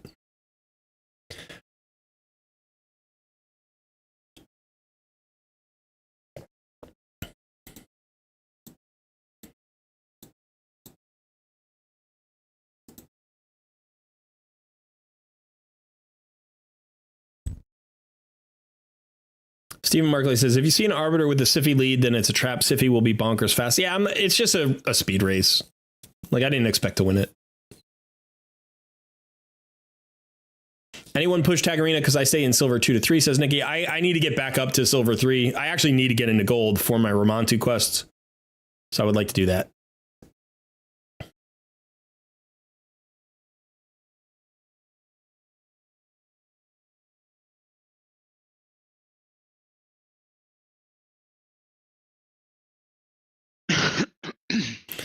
Cedric, yeah. If you put in a one-man defense and you forget about it and you're not playing that much, you will lose levels quickly. The good news is if you have a clear like gold 5 team, in most cases, you can push back up in a week like you did. You know, it can take a while because gold 3, gold 2, gold 3, they're tough tiers to fight through. Everybody puts in the best defenses they can. A lot of them have a lot of player power. A lot of them have UDKs or Rondas or Artax or Delianas or like all the free login champions. Sometimes they have all of them on the same team. You know, they're just geared up. They're not really well built teams all the time in terms of like synergies or speed tuning. They're just built. They're just built with stats. And sometimes that's enough and it's hard to get over, especially if you're running, you know, a 100K team or 120K player power team. It's like, it's well built, but you're not going to win through sheer like overpowering of the enemy. I'm going to have to take this off of. Yeah, I got to wait for the buff strip to come around. Or his buff to drop off. Here we go. Just irritating. Unkillable champs in Arena.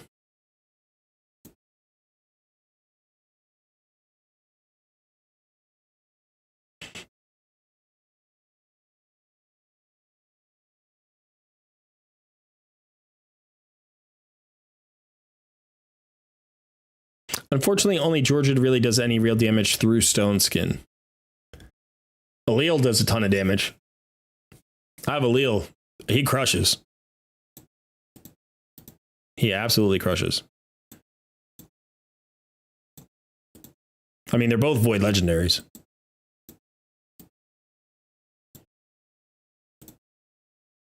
Yeah, so he has this skill, right? This A2 will attack one enemy, will ignore strengthen, Stone Skin, increased defense, and ally protection buffs. And if he kills the enemy, he gets a full heal, 100% heal, and a Stone Skin for 1 turn. So this nuke's hard. If you look at his base attack, you can't quite see it there. Let me get some out of the way for a second. You can see it's a base attack of 1630. His multipliers aren't phenomenal. They're okay. They're like average, multipliers, but his base attack is high. So it turns out that he hits harder than the average nuker, I would say. This skill can do damage. Let me actually look up. I don't know what the multiplier exactly is, but I'm going to go look it up on Hell Hades.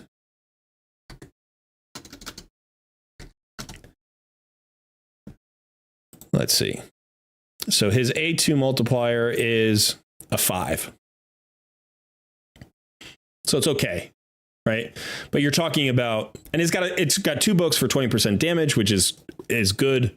And then he's got the base attack over 1600. So in terms of overall damage, I would say this is probably a strong hit, maybe even like it's not a god tier hit, but it's a strong hit, and it can nuke out a lot of people because, and then his other ability is this ability. It changes increased defense to decreased defense, change strengthen to weaken, places a block buffs debuff as well. And the buff removal and debuff placement cannot be resisted. So you don't even need accuracy to do it. So it's really great.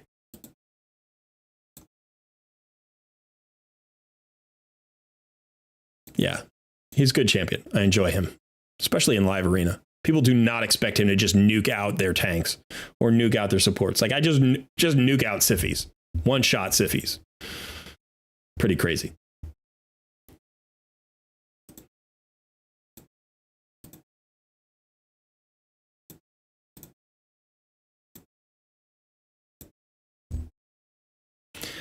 I could show you my allele build in a sec.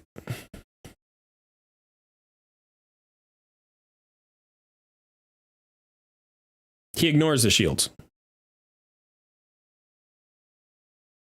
What would I recommend for a good Deacon Armstrong and Tyrell builds for a mid-game player? Tyrell is a little bit different because you want him tanky, but I would typically, so for Deacon Armstrong, you want him triple perception. You want accuracy literally as high as you can go. Unless you are speed tuning him for a clan boss team. That's a different thing. So if you're doing a Demitha, like a Myth Air team, and you need Deacon for that, then you put Deacon in whatever set you need over there, and then you just need the 275 accuracy for Ultra Nightmare clan boss, and then you're done. But I run Deacon in Arena. And in Arena, you need high accuracy, and I run him in high-end Doom Tower where you need high accuracy. So 400 is not high enough. Like, you could keep going. But I would say 400 plus is what you're shooting for. So you're going to want triple perception. You're going to want him in an accuracy banner. You're going to want him as fast as you can get him going. He doesn't need to be like above 300 speed, but you probably want him over 280. So, you run around 280, 290. He's going to be the second champion on your arena, go first arena team.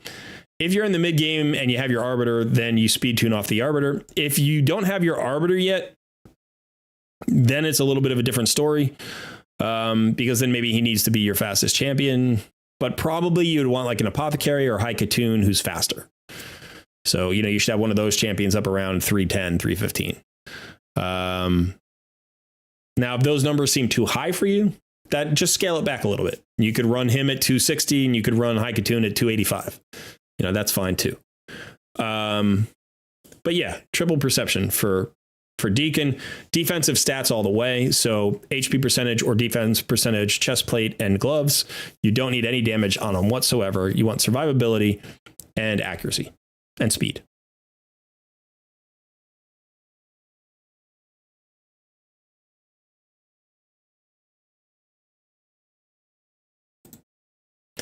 All right, so just hang on a second. Let's go check this out. All right, so first of all, let's take a look at my allele, who's not built wonderfully. By the way, I haven't rebuilt him in a while, and I've been wanting to, but he does have a Savage set. And you can see I can get him up to 5,700 attack pretty easily. I mean, these are mostly 5-star pieces. 1, 2, 3, 4 5-star pieces, 5-star banner, 5-star amulet, right? So this is not 6-star gear. It is Savage and Cruel. He's running a little slow at 189 speed. I would like him probably around 210 to 220, maybe 225 even. I would like him definitely over 205 speed. He's got to be faster than that. So he's running too slow right now. His crit damage looks like 230, which is a little low. So he's not in my best gear, but he hits hard at this level. So he does have, 30% ignore defense. And like I said, he has 5,700 attack. which is really high. So I could get more value out of him by getting him into a 6-star crit damage gauntlet. That would be really nice. That would get me an extra 15% crit damage there. And getting him into a 6-star crit damage amulet, which would get me another, what does it get me there? That gets me 7%, I think.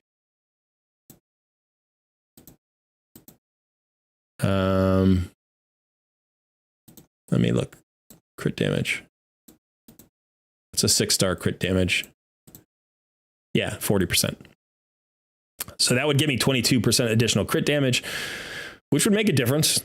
For masteries, I do have him in Helm Smasher. We were talking about that before. So ignores 50% of the target's defense. So if the Helm Smasher procs, he basically crushes whoever he hits. If it doesn't, then it's a little bit tricky. But yeah, solid build. I'm okay with this build. He's too slow. That's the biggest problem. He's too slow. And I wouldn't mind a little bit more damage out of him. Just a little bit more crit damage. He doesn't need any more attack, although I could get him more attack as well. So this chest piece's attack is 50%. I could get that to 60%. The boots are speed, so I could get him 5 more speed out of that. There are changes I could make, but in general, this was the best gear I had when I built him, and I haven't changed him since. Now, I also have Georgid. And to be fair, Georgid hits harder, but not a lot harder. And I do think that Allele, in some ways, does things that Georgid doesn't.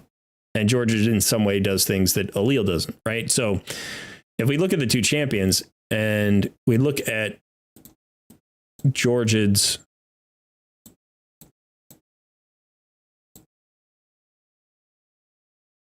his base attack, 1608.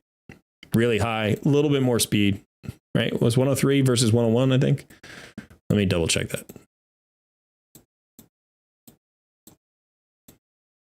No, 105. Okay, so 1630 base attack. So it's actually a little bit less. Sorry, a little bit less base attack on Georgid. A little bit less speed, a little bit less base attack.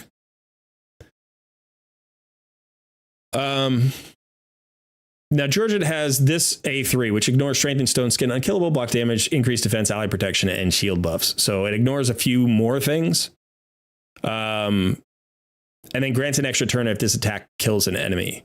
So slightly better multipliers on this, slightly less attack, but not a lot less attack. So this probably hits harder than Allele's ability. So he's more likely to get his kill than Allele, right?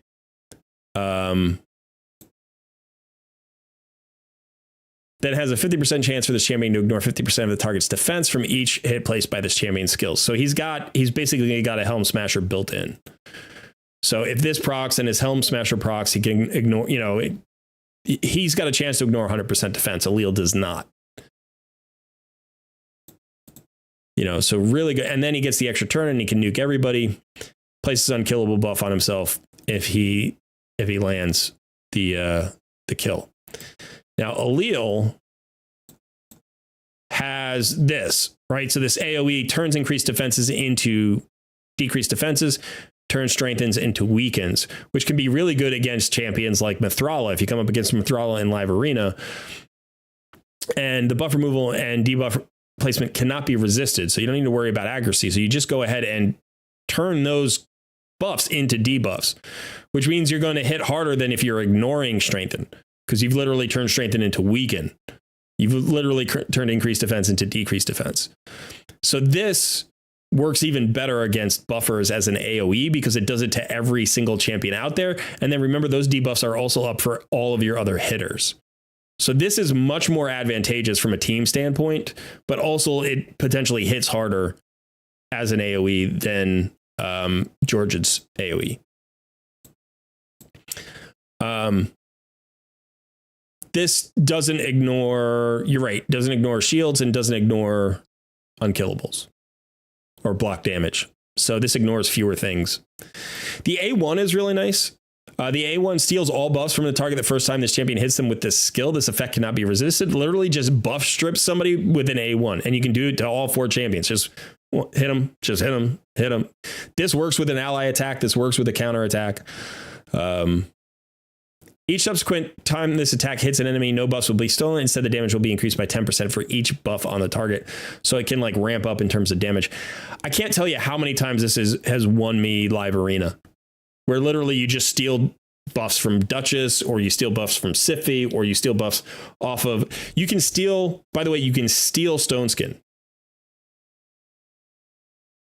It's a 50% chance to steal the Stone Skin. But this effect cannot be resisted. So again, it doesn't require accuracy.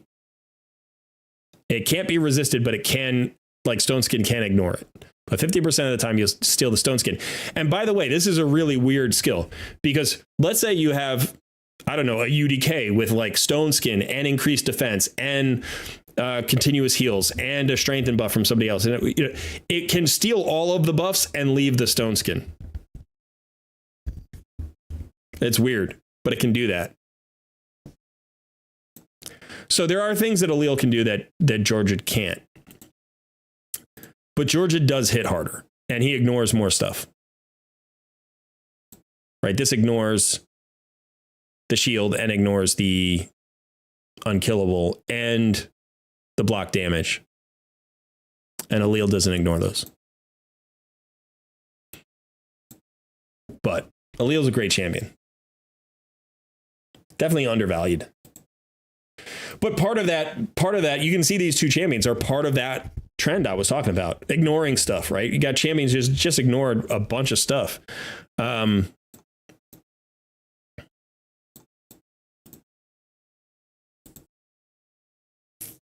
You also have this, right? This is popping up more and more. Decreases the target's defense. So defense destruction is happening more and more.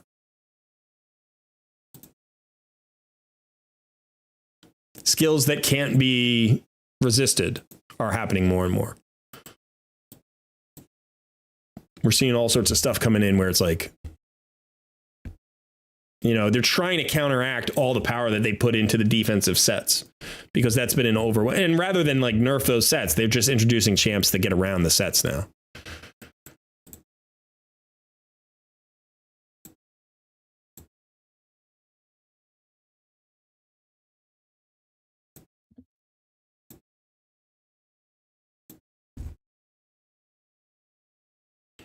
Is that a bug? I never knew he stole the buffs without stealing the Stone Skin too. Interesting, if not bugged.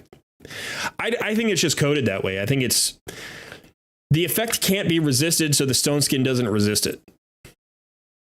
But Stone Skin itself is still a 50-50 proposition. Don't know why. Colred, if you are choosing a champ for the arena, and how often do you choose Allele over Georgid? I don't have both on the same account. I have them on two different accounts. So I don't choose them over each other ever. If I had both of them, I probably would have built whichever one I got first, and then the other one might have languished for a while. Having both of them, though, you could put them into the same live arena team. Imagine doing like, I don't know, double Arbiter, Deacon, Georgia to Allele or something, and having a really fast go first team. Like they're going to ban either your Deacon or they're going to ban one of the nukers. And so you have a guarantee to ignore Stone Skin champion. Or something. I don't know. You could do better than that, but my point is, like, if you can put both of them on the same team. Or imagine 3v3 arena where you have, again, two ignore Stone Skin champions. In terms of arena offense, which one would I pick? If the question is, if I had the option, they were both built, they're both incomparable gear, I would say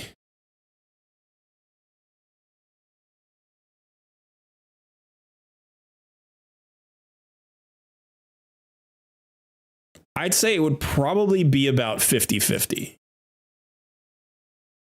I think it really depends on the champions you're going into. The ability to steal buffs and just like it can't be resisted on Allele's A1 is incredibly powerful. If you're going into Mithrala, Allele is incredibly powerful. if you're going into multiple revivers,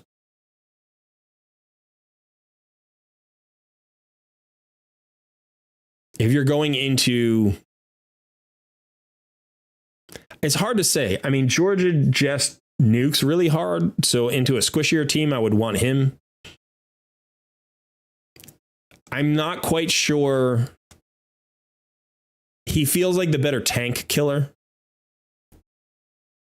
He feels like the better tank killer. But Allele feels like the better team killer. And the better, like, in dealing with buffs. But specific buffs. I don't know.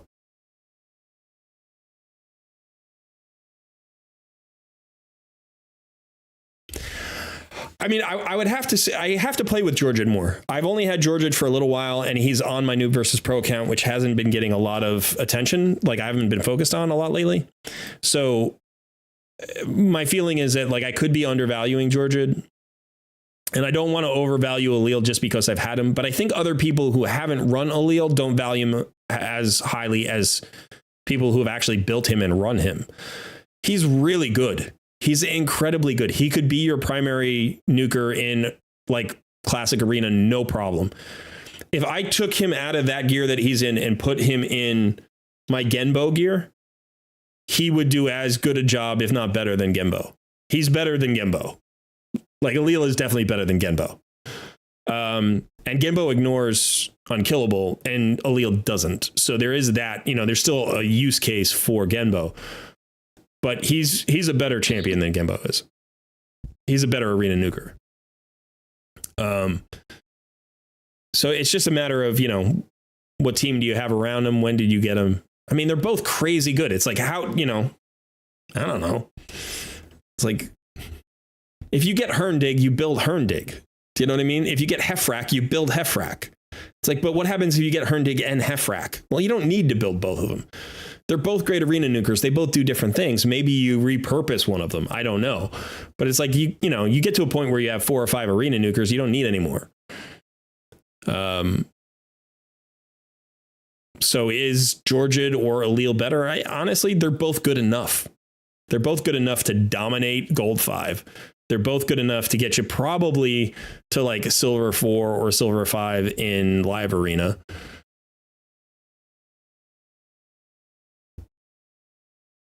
Allele's the better PvE champion.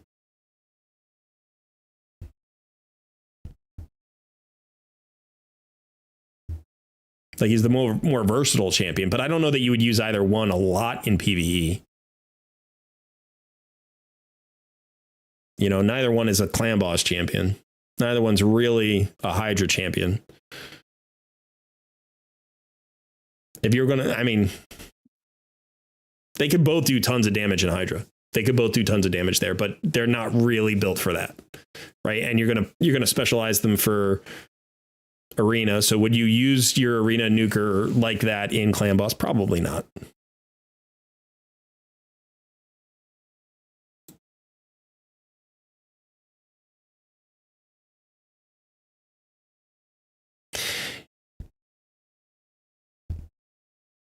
Yeah, TJ, but if you're just talking about how hard they hit, I don't think it's a huge difference. I think Georgid's the harder hitter, but I think Allele can hit harder in certain cases, especially as an AoE. I think his AoE hits harder. Hey, Ephemeral. Premier Craft, hello, just got here. What are we running? Right now, I'm running Doom Tower on my main account. So I'm running the main. We're just climbing Doom Tower. You don't build both until you get to a Toronto stage with restrictions. Right. Like, that would be a reason to build both.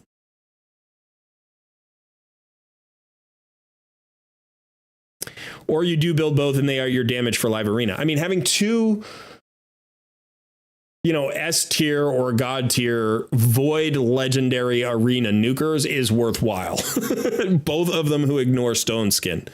Yeah, I that's the reason to build them both. If you care about live arena, you build them both, and those are your top 2 damage dealers. I mean, maybe if you have, you know, Supreme Elhain or something, then you don't need to build both, you know. Then it's like, all right, so now I've got Supreme Elhain built and I choose Georgid over Allele or Allele over Georgid based on what I need. I don't know, but they're both great champions.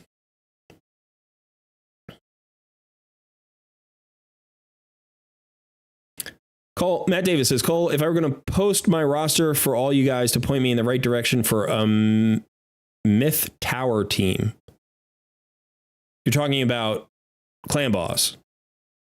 Is that in roster area or Clan Boss area in Discord? You want to post that in the Clan Boss, so it should be all the same. Let me see. So there's a section for roster advice, and in the roster advice section, it says Demon Lord Clan Boss as a channel. That's where you want to put it. I don't know if there's another place where you would put it. It's just roster advice, Demon Lord Clan Boss. Nikki says, I'm in gold 2, don't have Biatch, Taras, or Georgiad, but my Razzlevar kills plenty of them. You don't need those champions. We're not talking about whether you need those champions. They're just great champions to have, and I happen to have pulled both of them on different accounts at this point. So that's always nice. I mean, my go-to arena nuker is Genbo. I have him on 2 of my advanced accounts. He's easy to build. He's easy to get damage out of. He's very friendly because you have an increase crit rate and increased crit damage. So you only have to build in a 70% crit rate, and then you get a 30% multiplier for whatever you've built out of him. His normal multipliers aren't great, but who the heck cares? People undervalue him. They don't think he hits as hard as he hits. He smacks. He hits really, really hard. And he ignores unkillable, which is great. So, and he's a void affinity, which is also awesome. So you don't have to worry about weak hitting. You don't have to worry about, unkillable champs like Leorius, like Skullcrown, like, people who use Swift Parry. Like, you don't have to worry about any of that. You just crush them anyway. So Genbo is a great go-to. And if you pull a Genbo, build them, you're not going to be disappointed. But realistically, you need one really good arena nuker to get to gold 5. That's it. And it doesn't even have to be like a god tier arena nuker. Skullcrown will get you there. Do you know what I mean? Like, Biggin will get you there. It just has to be a serviceable, specialized arena nuker. And it has to be better than your starter champion. Even though your starter champion might be able to get you there, it's not really the best way to go. It's not the most efficient use of the champion. So you don't need George, and you don't need Allele. I did a whole video on arena nukers that are sort of outside the meta, that are epic arena nukers that can get you to gold 5. Some champions that people don't talk about or don't think of. So I did that video 6 weeks ago, 2 months ago. Go check it out. You'll find there are a lot of champions that can get you there. There's one I'm interested in trying out, and I'll show you right after this is done. This is a champion I am interested in building for arena sometime and seeing how good he actually is. I don't know that he's great. But I suspect that he's undervalued, and it's Ethlin. All right, so he's another void affinity champ. We've got 1432 base attack, 97 base speed, which is a little slow, but decent attack and decent stats, right? So,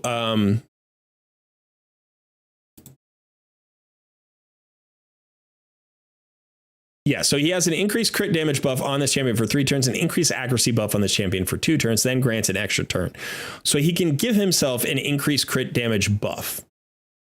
And then he's got an A2 that hits all enemies 2 times, has a 100% chance when booked of placing block active skills for 2 turns, and True Fear if the enemies are not under block active skills. But I think this hits hard enough to just be a straight up arena nuke when you add in the crit damage. So you would still need to get him to 100% crit rate. So he's not as good as Genbo. And he doesn't ignore unkillable. But I think this guy could be a gold 5 arena nuker. I'm going to go check his multipliers right now, because now I'm curious. Did I spell it wrong? No, there it is. Okay. All right, so if we look at his A2, His A2 has a 2.1 on a double header. So it's a 4.2, which is a little bit better than Genbo's. Genbo's, I think, is a 4.0 or a 4.1 or something like that. He's got 15% damage out of his books instead of 20%, which is a little bit. So it's a little bit of a reduction. But with the increased crit damage, it feels like he'd be hitting, you know, close to Genbo levels. Maybe not quite as hard, but I think he could get the job done. So if we look at Genbo, I think his multiplier on his is a 4.0. Yeah, it's a 4.0 here, but he does get 20% damage. So that's a slight change. He gets that advantage. So we're talking about 4.2 versus 4.0, but with the changes, they're gonna about equal out. And then he's got the increased crit rate and increased crit damage. So it seems like the overall damage would be about the same. The one major or two major advantages Genbo has is the increased crit rate allows you to build him at 70% crit rate, and then he can ignore unkillable. Right. He does have to have an increased attack buff in order to ignore unkillable, but it feels like Evelyn would hit nearly as hard. And Genbo hits hard.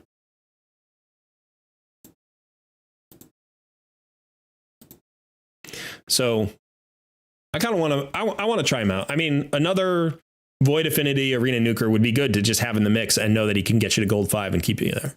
I don't know. Has anybody built him? Does anybody run him? If you do, let me know in the chat.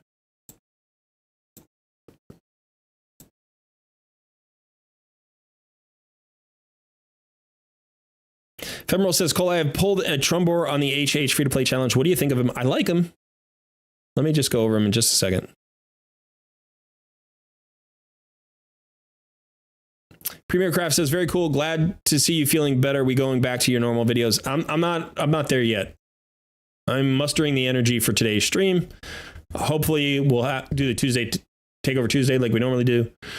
But I'm not back on a regular video schedule yet. I'm trying to do 2 videos a week instead of the 4 that we typically do, or 5.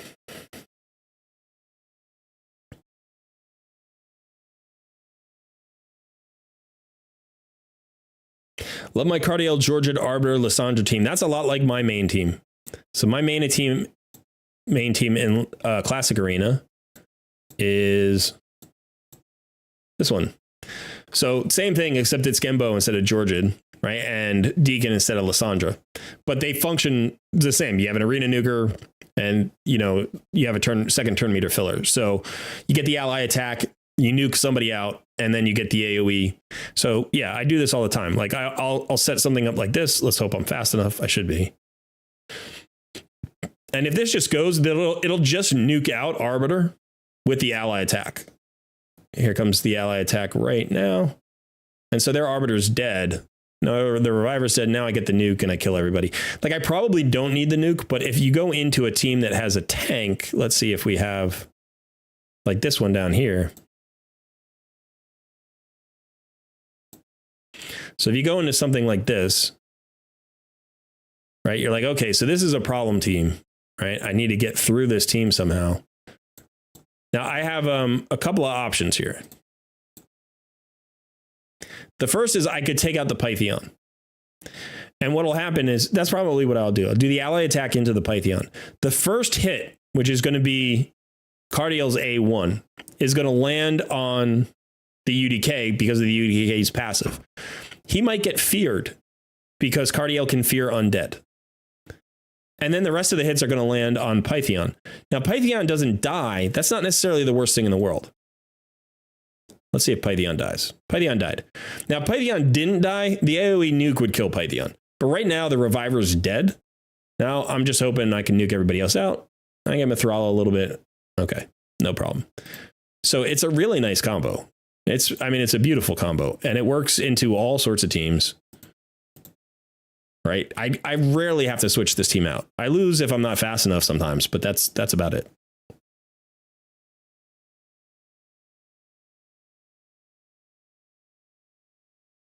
Yeah, no worries, Matt.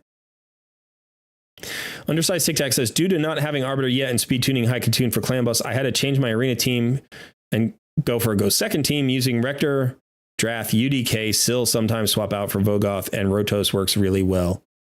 Yeah, I could see that. You could also think about Wukong. If you have Wukong with Rector, UDK, and Syl, think about Wukong there, right? Because you get a buff strip, you get a lot of damage as a nuke. He's got the passive revive. He's hard to kill through the UDK anyway.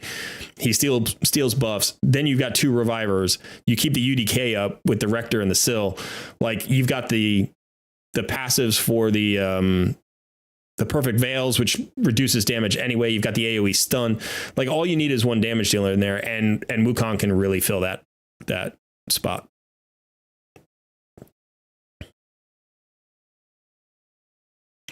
Nikki, Lanathril is very good. Not as good as Cardiel, but nobody is. I mean, maybe Lady Mikage is. Like, and she's a mythic. You know, so Cardiel's ally attack is beastly. But Lanathril does have one of the best ally attacks in the game, actually. And I think he's undervalued. And I think people are beginning to appreciate him more since he was a fusion. A lot of people passed on his fusion. I did. I passed on his fusion. And then I pulled him from a shard on a different account. I was like, I think this guy is solid. And I built him on that account. And it was like a referral account, I think, or something. I didn't play around with him too much, but it was enough to convince me that he's good. And now I have him on a couple of other accounts. So he gets the increased crit damage, and it's an all ally attack, which is great. It's not a specific number. It's all allies, which means you can use it in Hydra Clan Boss and get a full team attack. So very strong. It is a great ally attack, and you could use him the same way you would use Cardiel in Arena. We were just demonstrating as that nuke.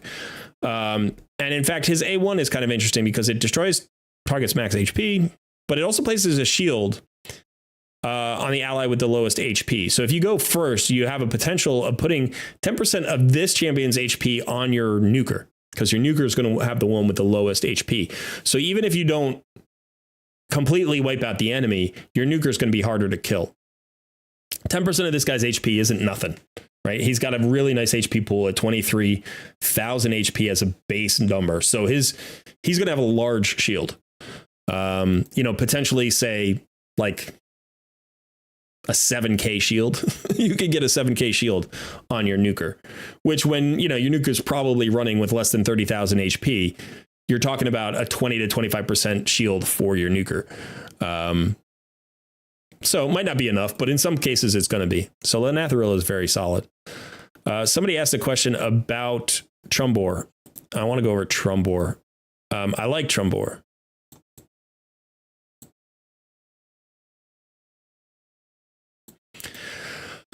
All right, so he's a tank. We'll talk about what he brings. First of all, he brings a leech and a weaken, which is great for clan boss. Really nice for clan boss. A leech and a weaken.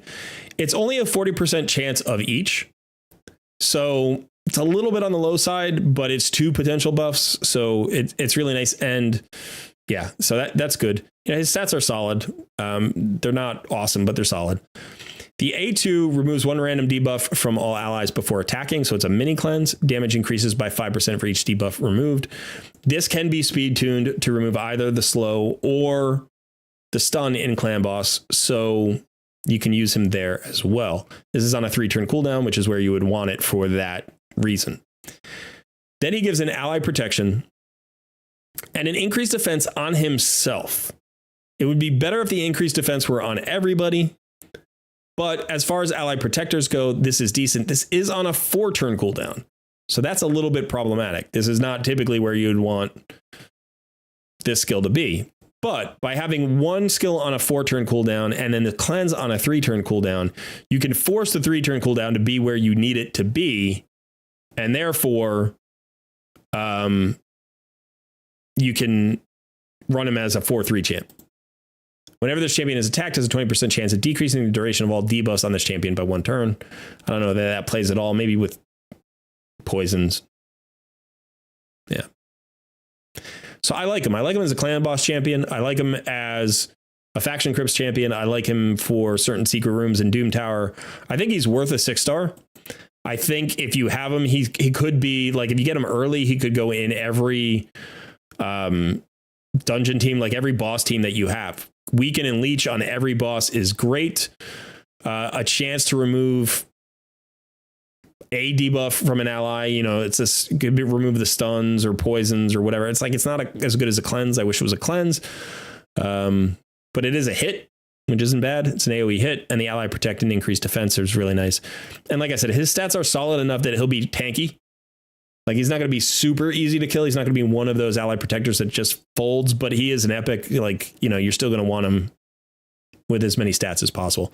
So I think he's great for a clan boss team, like for a killable clan boss team, for a traditional clan boss team, especially early in the game into the mid game. He'll probably get you in a nightmare really comfortably.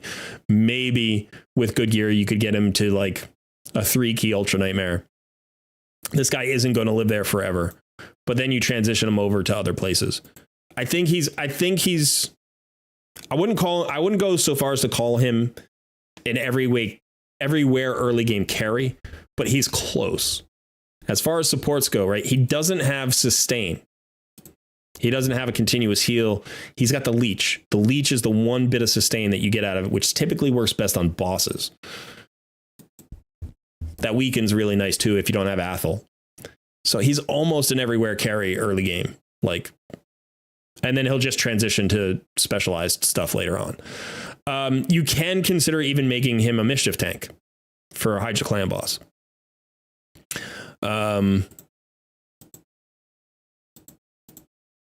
You know, you would need probably a blood shield ring on him.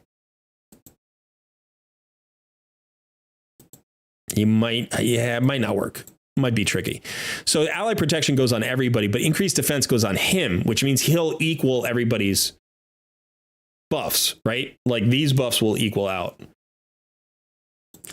Yeah, maybe not. It might be hard to make him into your mischief tank, but you might be able to do it with a blood shield ring.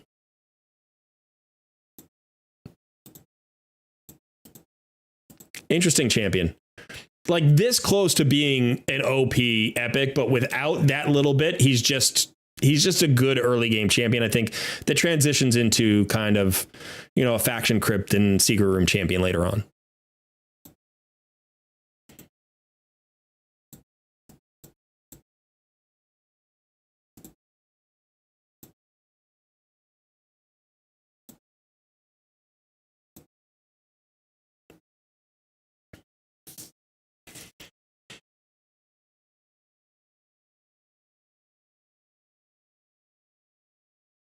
Hot Gaming says I have one more Arbiter mission and I can't get it.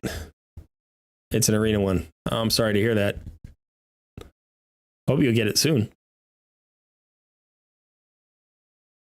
You built Wukong in destruction for those 20-minute arena matches. That's an interesting idea, Nikki.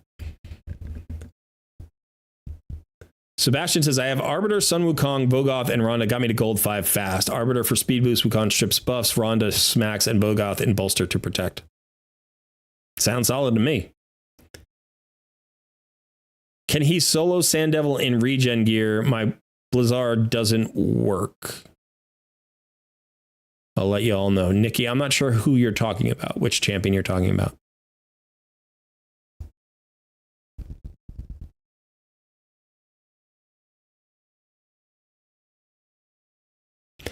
Matt Davis, if you're trying to tag somebody, you just do the @ symbol and their name. And that'll just it'll send them a message that they've been highlighted in a message. So you just do @Colred in a message. You can't edit it in. It has to be when you originally post it. And then it'll just, you can also do like, there are other tags, but you could tag anybody. You can tag Sun. Tag the sheep. Hawk asks, what do you think on Mountain King? Son, have you built your Mountain King? He's still a work in progress, but he's 6-star. You did get him to 6-star, huh? Yeah. Where are you using him right now? Well, like I said, he's still a work in progress, so he's 6-star, but he's not geared yet. level 60 yet. Yeah, I think Gotcha. I think he's in some like middling gear in my my faction right now. So yeah, my feeling on Mountain King is he is a one-trick pony. He hits extremely hard and he's very survivable. People use him in arena to great effect. We were talking about him because Sun pulled him recently and didn't think he was very interesting. And I did, to be fair, first time I looked at him, I didn't think he was very interesting. He's got the highest base HP of any champion in the game. At least, I don't know, maybe one of the mythics has more. But he has over 30,000 base HP, which is an astonishing number. And he does damage based on HP. So he's a good champion. And he's worth considering if you need him to do the job that he does. Yeah. Now, Lanatharil, Nikki, can he solo Sand Devil? Maybe. He's certainly survivable, but I don't know if, like, how high are you talking about? You know, like, could he solo Sand Devil like 13 or something? Maybe. Eventually he won't be able to survive the hits.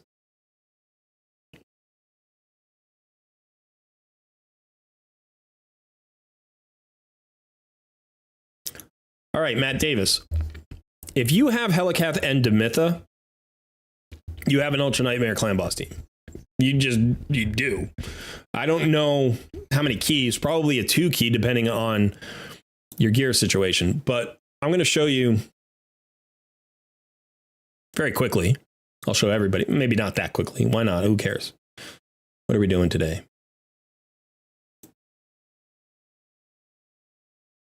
All right. So if you come here, you want to look for speed tunes, and you're just going to go to Helicath.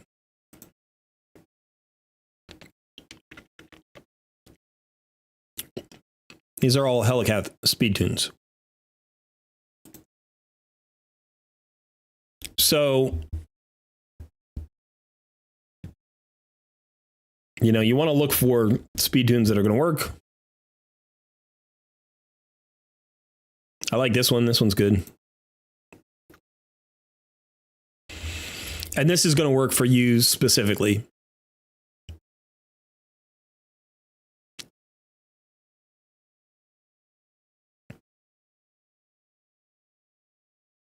Yeah. So come down here, go to Ultra Nightmare. All right, so this is the tune. You can see it tunes quickly. It comes into tune really quickly. But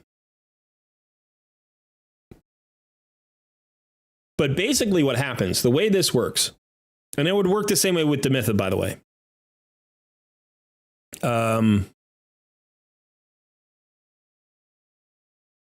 Now, Demitha's on a 3-turn cooldown. So actually, this tune might not work if Demitha's fully booked.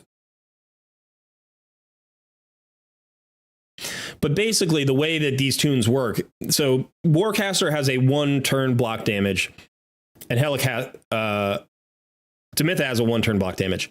Roshguard the Tower has a 2-turn block damage, and Helicath has a 2-turn block damage. So what you're doing with a 2-turn and a 1-turn is you can see they are the bottom champions in every column. You need your 1-turn block damage going at the bottom. They always have to be the bottom. So Demitha would have to be the blue bar. And the reason is when Warcaster puts up his A3, that's his block damage, he has to literally be the last one to go in that column before the clan boss. That way everybody has the block damage up when the clan boss AoEs. Right? As soon as everybody goes, you can see the block damage starts to fall off of them in column 3. So this would be the same with Demitha. Now, for the Roshguard the Tower, he doesn't have to go last because he puts it up for 2 turns. So what that means is when he puts his up here in column 1, even though Warcaster is going, the block damage isn't falling off of him because it's up for 2 turns. So that means everybody is covered for the AoE 1. And then they just alternate back and forth. So Roshguard blocks, then Warcaster blocks, then Roshguard blocks, then Warcaster blocks. And you can see, so this one down here, Warcaster's doing column 1 and 3. But up here, Warcaster's just doing column 2, and Roshguard is doing column 1 and 3. It would happen the same exact way with Demitha, except you would want her on a 4-turn cooldown for this particular speed tune. But there are other speed tunes. There are other speed tunes that will work if you fully booked her out already. The nice thing about this particular speed tune is that it is a 2-to-1. So everybody is going twice. Seeker's actually going 3 times, but he has an extra turn mechanic. The reason that's valuable is because that's going to increase your damage, because you're going to get more procs of A1s. You're going to get more skill turns out there. You're going to have more uptime on your debuffs. So any decrease defense or weakens or poisons are more likely to be up when the clan boss goes. When you go to 1-to-1, right, you get 2 turns uptime on the debuff and then 1 turn down. So it's 2 out of 3. But here, because you're going twice, it's literally going to be up all three clan boss turns. So you just do more damage. Plus you get all of those additional War Master procs and Giant Slayer procs. So this could be a great tune to get you to at least a 2-key Ultra Nightmare clan boss. Again, if you haven't booked out your Demytha's block damage. Now, the way to make this particular one go affinity friendly looks like to run, instead of Creela here, to run like a Doom Priest. That could work. You could also run a block damage champion. I'm sorry, not a block damage, a block debuffs champion. So you could run like a, actually it would probably be, yeah, it would be a 3-turn cooldown. So in this case, you would want to run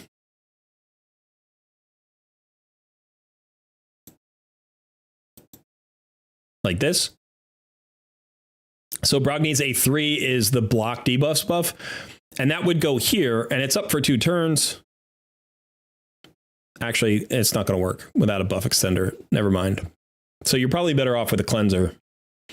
And then Doom Priest would go at the top of every round and cleanse your slows for Spirit Affinity and cleanse your stuns for every affinity. So probably get rid of Brogni. And this would mean you would need a very hard-hitting damage dealer. So this is why people run like Ninja here, but you could run, I don't know. You could actually run Whisper. So Whisper has an extra turn mechanic, but that doesn't matter here because she'll always have a block. This is one of those tunes where you can actually run a Whisper. So you're looking for something like this. Doesn't have to be this one. There might be a better one with Demytha. We could look for Demythas.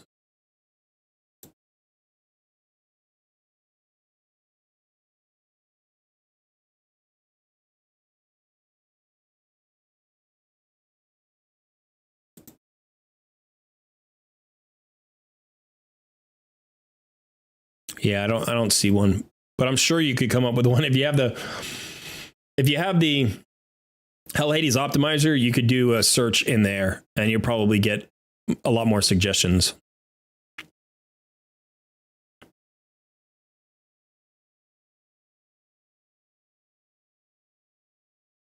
I mean, honestly, you could also just not put your Helicath in the team. You could go ahead with a Demytha team and leave Helicath for other places, because Helicath is so strong in other places. The nice thing about Helicath is he does bring an A1 weaken, right? So in addition to being an unkillable champion, he hits decently hard, he'll bring some damage and bring that weaken. So for instance, if you're doing a Myth Air, let's see, like if you're doing this one or this one, let's do the ultimate Myth Air. Like this has these 4 champions, right? So you still only have 1 DPS and you don't have a weaken currently. You know, so by doing a team that has Demytha and Helicath, you have a potential for that weaken out there, which is just going to increase your overall damage. So unless you can get weaken onto a team with Demytha, it might be better to go with the Helicath, keep him in the team.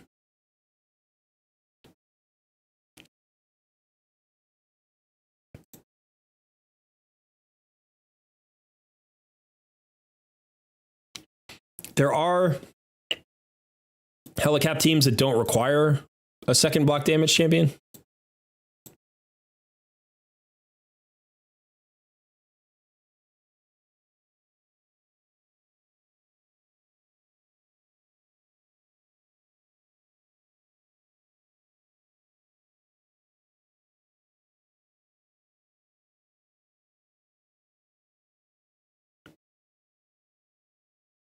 Yeah, I think that's the same thing. You would need Demytha on a 4-turn cooldown.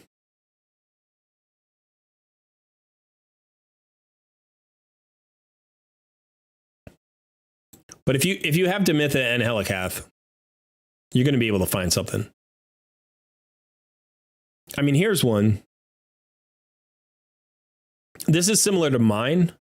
Mine runs on the same concept. So this is with Helikath. And basically what happens here is this is a slower tune. So it's not going as many times. So that's what, the advantage to that 2-to-1 comp is that you get more hits. This doesn't get as many hits. Helikath goes at a 4-to-3. Everybody else basically goes at a 1-to-1. Helikath puts up his block damage at the bottom of the first column. That covers the AoE 1. It's up for 2 turns. Everybody only goes once in column 2.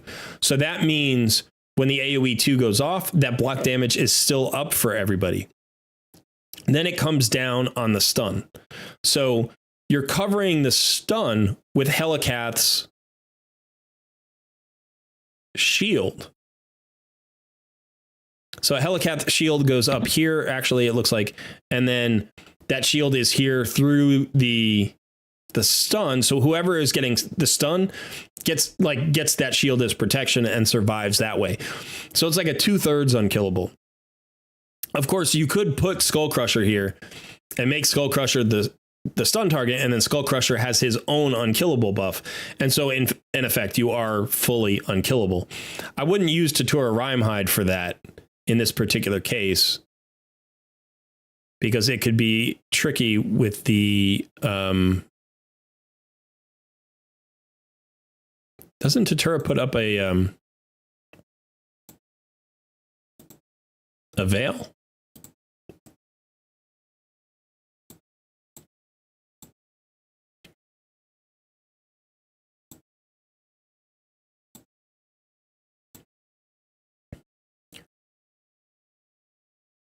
I guess the veil is falling off before the stun, so it wouldn't affect anything.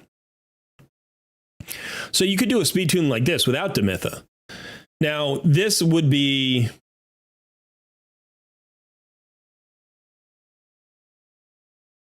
okay. You get 2 damage dealers because you don't have to bring in a second block damage champion. It goes slower, so the stats are going to be easier to reach. You can see none of the speeds are crazy. The fastest one is the 253 Helikath. Everybody else is actually running under 180. They're all running in the 170s except for Frozen Banshee at 206. So this might be like a starter one. Like start here and see how far this goes. My guess would be this will be a 3-key Ultra Nightmare for you pretty much right away. You need to get 24 million a key for that. So, can you do that with 50 turns? All you need is basically 500,000 a turn. My guess is you can do that. And you don't need Ninja here. You just need any 2 clan boss damage dealers. So if you have Skull Crusher and you have Helikath, this is a really good team to try because the gear requirements aren't that significant. And once you get to a 3-key, then you can think about pushing the gear and getting to a 2-key. Again, you don't want to change the speeds, but between, you could try putting champions into toxic sets. Right, you could potentially get 2 champions into toxic sets, maybe get you more poisons out there. You could mess around with the actual damage dealers that you're choosing, and you can't use Whisper in this team. Whisper doesn't work here. Anybody who has an extra turn mechanic would be problematic. But, you could use a bunch of different champions here. Because basically you only need 1 champion to go unkillable. You do want a block debuffs champion.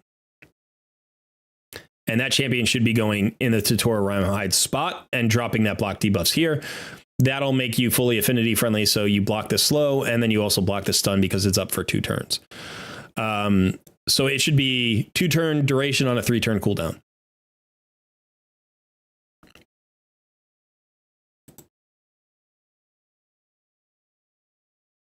Whoops.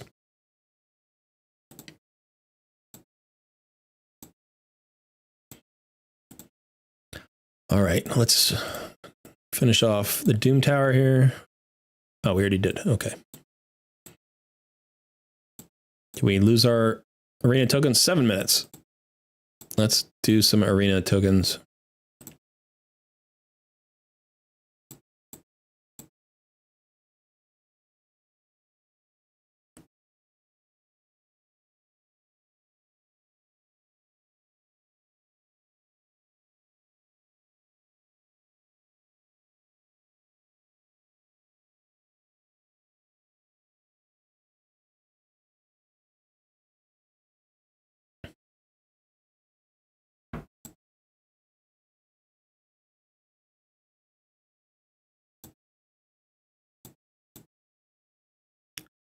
Son, you working on Ice Golem?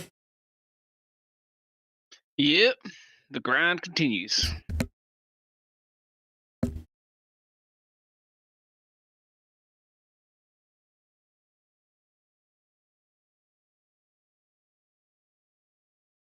Oh, yeah. With Rathalos, run a very fast Helicath and use Farrakhan the Fat instead. Ally attacks are ways to get more damage out of clan bosses, yeah. And Farrakhan the Fat's one of the best ones for clan boss, honestly.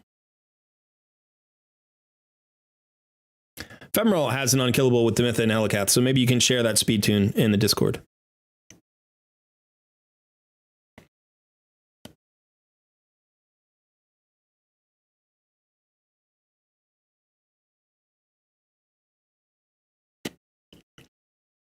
You could use Skull Crown instead for the stun target. Probably, yeah. She has an unkillable. But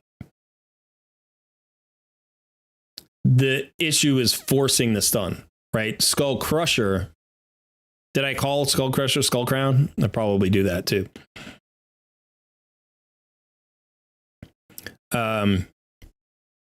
Skull Crusher forces the stun target. Skull Crown does not.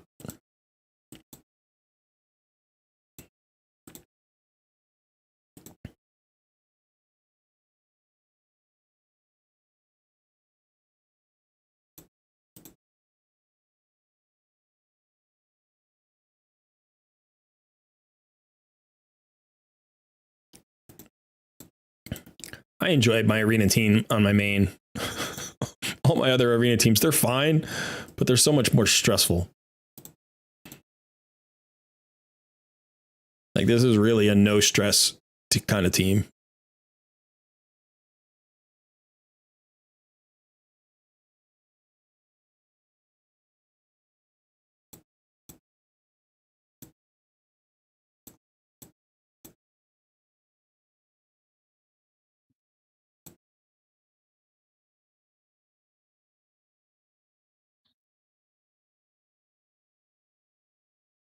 Yeah, that was a mistake.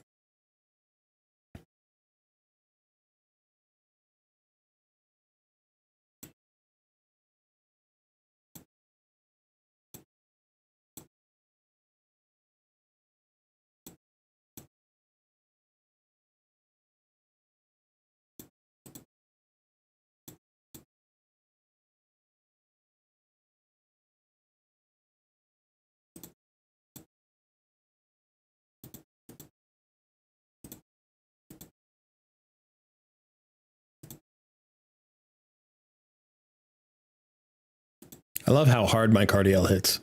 He does crush.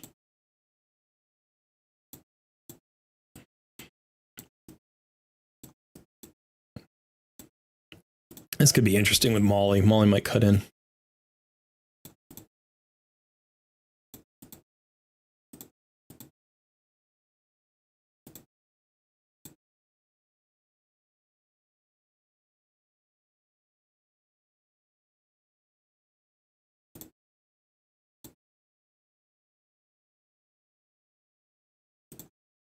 Getting killed Chunda could be a problem.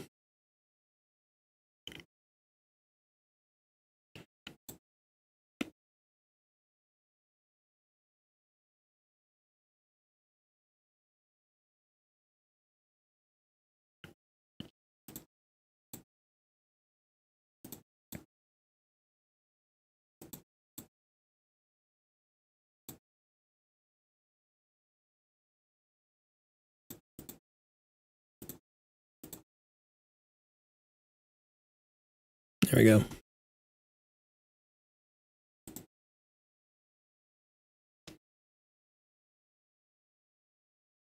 All right, Matt, I'll take a look at it later. But hopefully somebody in the Discord will give you some advice. I'm not going to last much longer after this stream. I'm still recovering. I need to take a nap. Need to take myself a nap. Oh, let me get my... There we go. 1 minute. Great. Get those 5. Great Hall's coming along here too. Getting close. You can't quite see, but in the attack column, I still have an 8, a 7, and an 8. So I still have 7 more levels there, and then I just have the resistance column left, and that's it.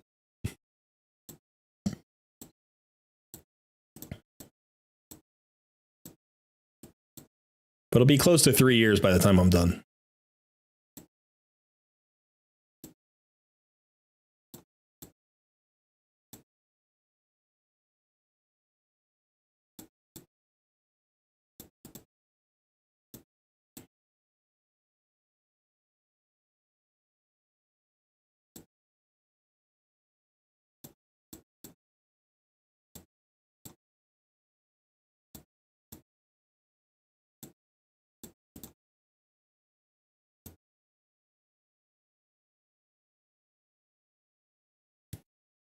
Where do people use their Lydia? If not Arena, the counter revive alone is useful. I certainly use her in Arena. I use her in Live Arena.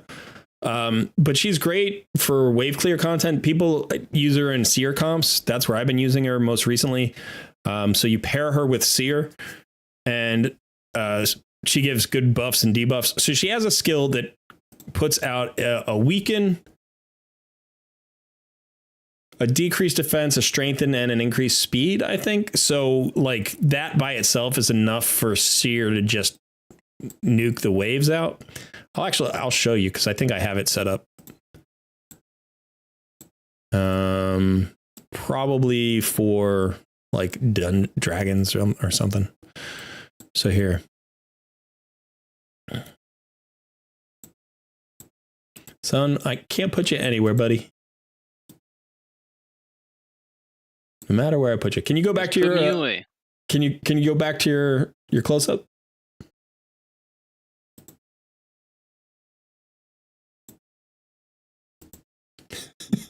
My little son. Not if my OBS is crashing. There you go. Okay.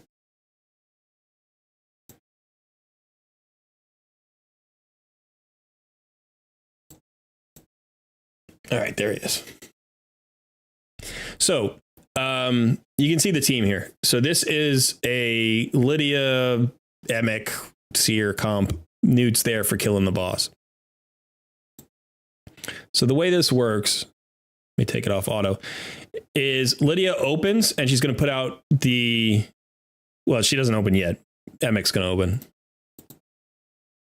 So Lydia does this skill: decrease defense, strengthen, weaken, and increase speed. Now, that should be enough. Oh, I'm giving all the buffs, aren't I? So Seer is actually going the slowest here. So Seer is just going to one-shot this wave. And now you have Emic with the cooldown reduction. And now you've got to go around one turn again because one turn cooldown reduction isn't enough.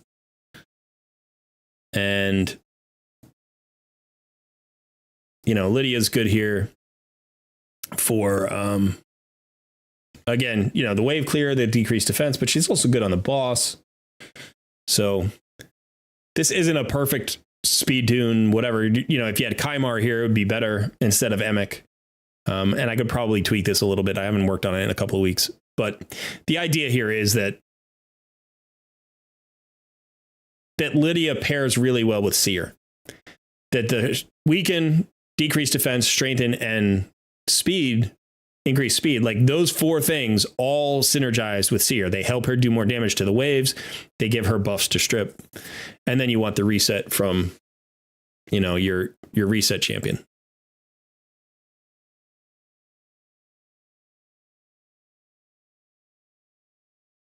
I probably have Cardiel's skills programmed wrong into the AI here. I think I could get more value out of holding on to his... I mean, so he has the ally attack, which gives increased crit rate, increased crit damage. So using the A2 to give Seer extra buffs to strip, I guess it's worthwhile. I don't know. But yeah, so that's a relatively fast dragon fight. That's not bad. It's a usable piece. Maybe. So that's where I use Lydia. I also use her in some Doom Tower fights.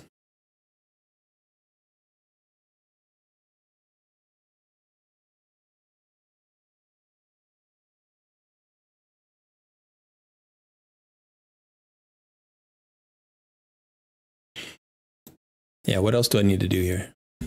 We should probably get into Rathalos, Cintranos a little bit. I think I've got some boss fights to fight here in Cintranos. Got a few minutes left. All right, so this is Scarab and regular Spider, right? So I got to check my champions for Blood Shield rings. There's one. There's two.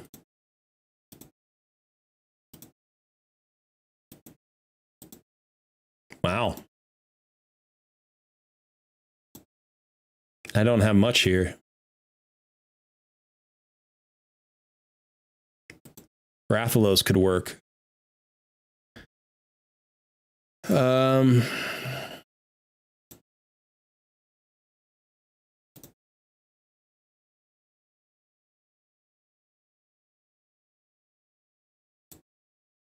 Yeah, maybe can't do that today. I don't have the energy to put into that right now.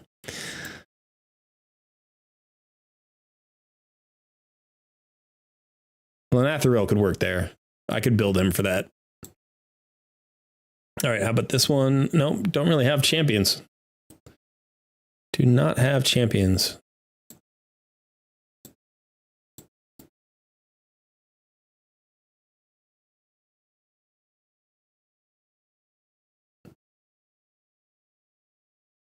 Where's the key? Oh, I have two of the three keys. So this is the third key. This is what I need. So I'm going to have to build that. I think here, if we're looking at these champions,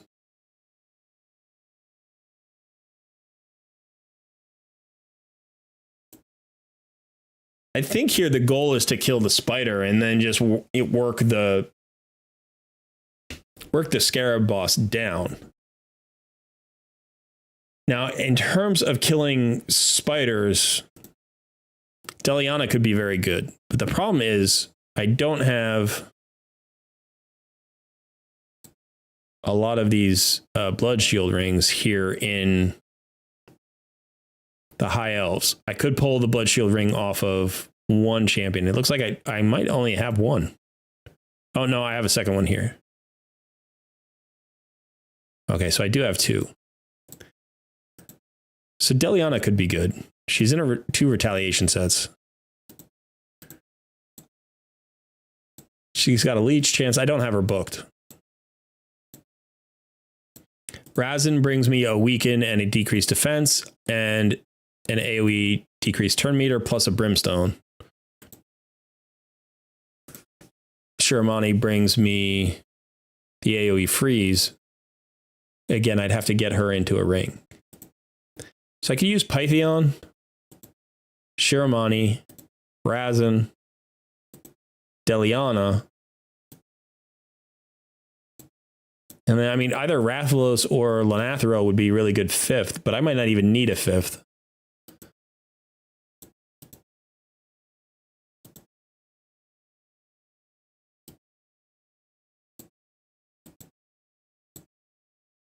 Let's see if I have a Blood Shield ring in the Knights Revenant faction.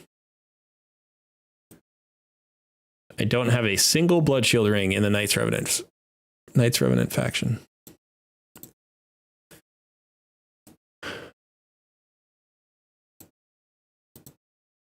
I mean, Timid could work as well.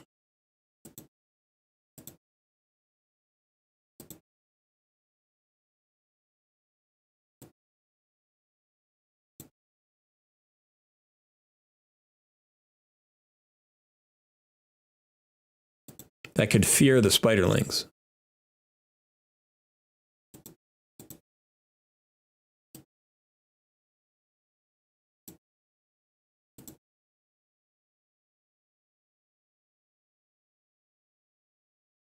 Hey, Freaky. We're just finishing up, actually. I'm looking at Rathalos right now. Rathalos. I'm looking at Cintranos right now. So I need one more key here. I might spend a little time on that. I could probably use Deliana. That'll probably be enough. With the leech out there, might be enough. But let's see if we can clear some other stuff.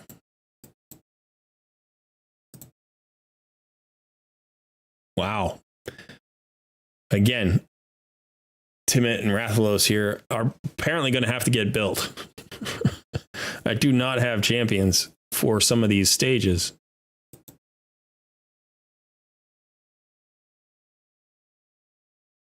Here's an Uggor. Here's an opportunity for Uggor. He's only 5-star level 31 though.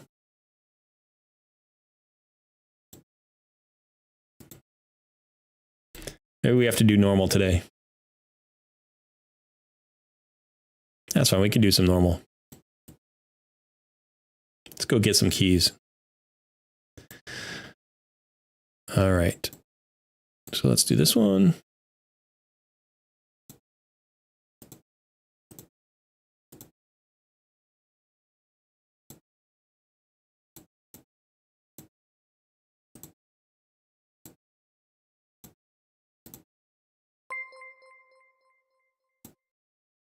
Matt Davis became a member. Matt Davis, welcome to the Barbarian Horde. The Horde grows. The Horde continues to grow. Welcome. Thank you for joining. That's fantastic. Welcome. Yeah, feel free to spam some emotes out there. Some emojis. Whatever. I don't know if they're emotes or emojis. They're emojis. Spam them. Enjoy your new perks. And thank you so much for supporting the channel.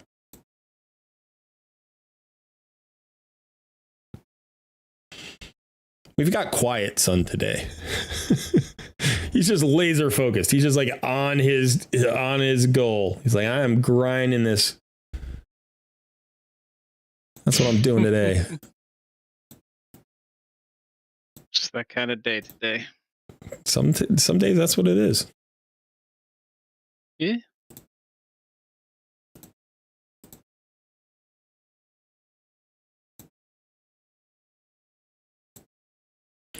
Got a blood shield amulet and a blood shield ring.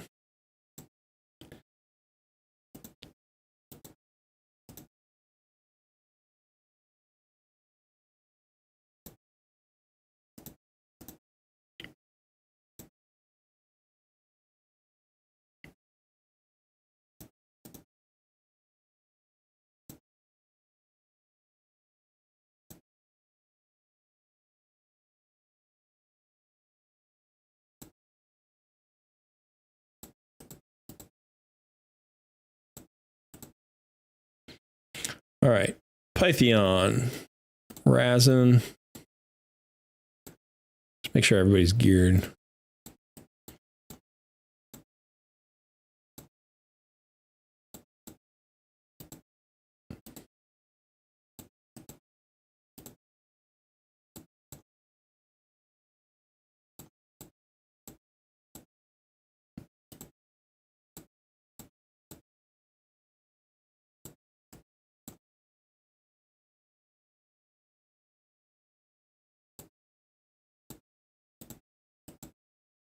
All right, let's do that.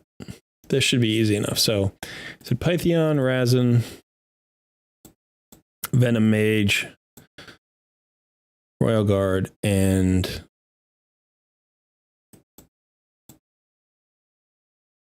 okay, so let's go ahead and put him in the lead. We'll do as much damage as we can. This shouldn't be too bad.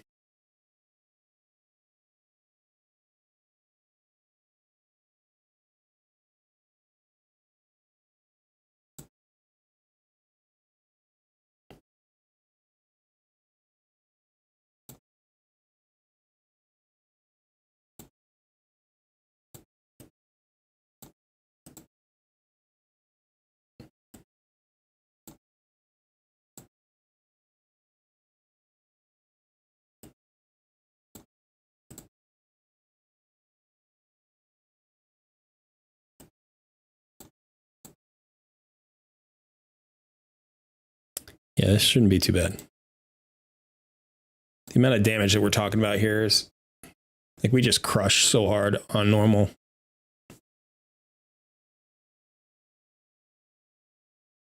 I should target the main spider though, because we need to get that spider cleared.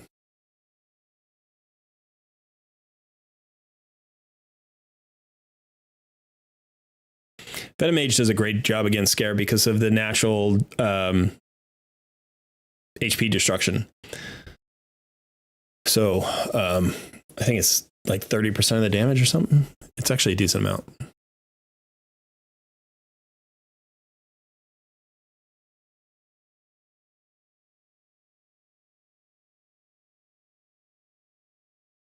No HP burners in this squad for me. 2 revivers just in case. Oh, well, once again, beer attack.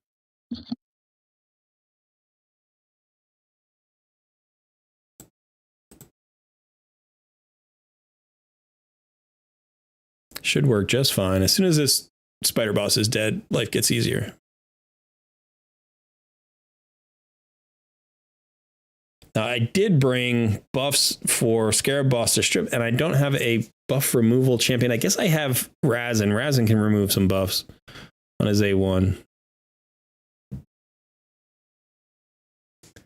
Now we get the HP destruction, and this will speed up.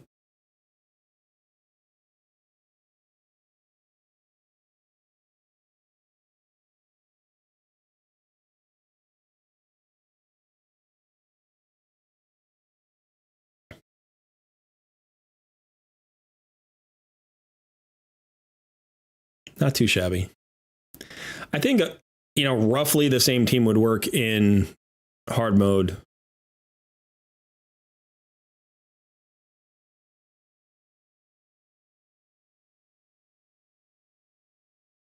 I didn't have access to all of these champions, though. I don't know what the difference between hard mode and normal mode was, but there were definitely some more champions that were available in normal mode that are not available in hard mode.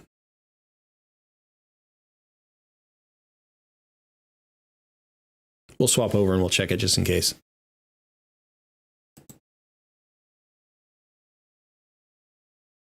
Freaky Gamer, it has been back-to-back-to-back champion training. There is always a champion training running, it feels like.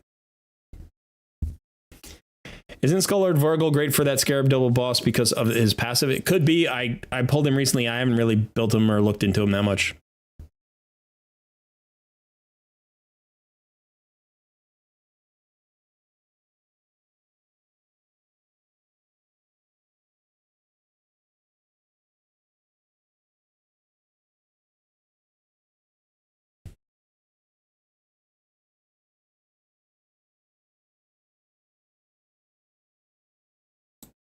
Yeah, a speed buff will break a clan boss tune if it's not in the tune.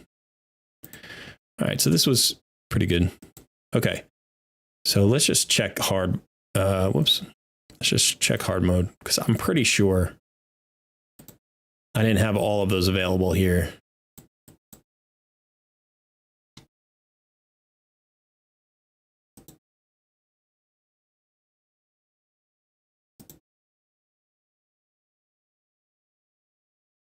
Yeah, it's the force affinity. It has to be force affinity. That was the issue.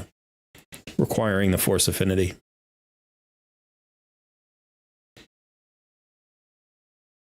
I still think I can do this.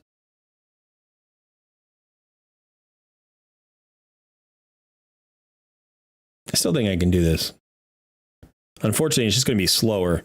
Having a heal reduction would help because the spider boss is going to get turns. I don't think I have a heal reduction.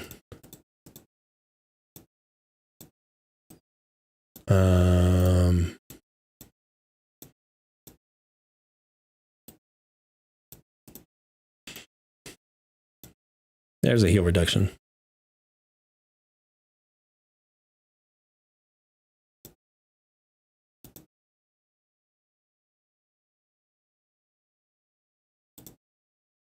Yeah, so there's some special thing about the Scarab. So when attacked, destroys the attacker's max HP by 2.5% of bosses instead, except the Scarab King, whose max HP will be destroyed by 0.5%. So it does destroy the Scarab King bosses, but only 20% of the destruction that it normally does to bosses. So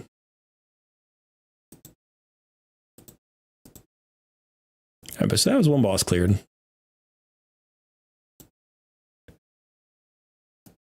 Let's go. Where's the other key? Over here.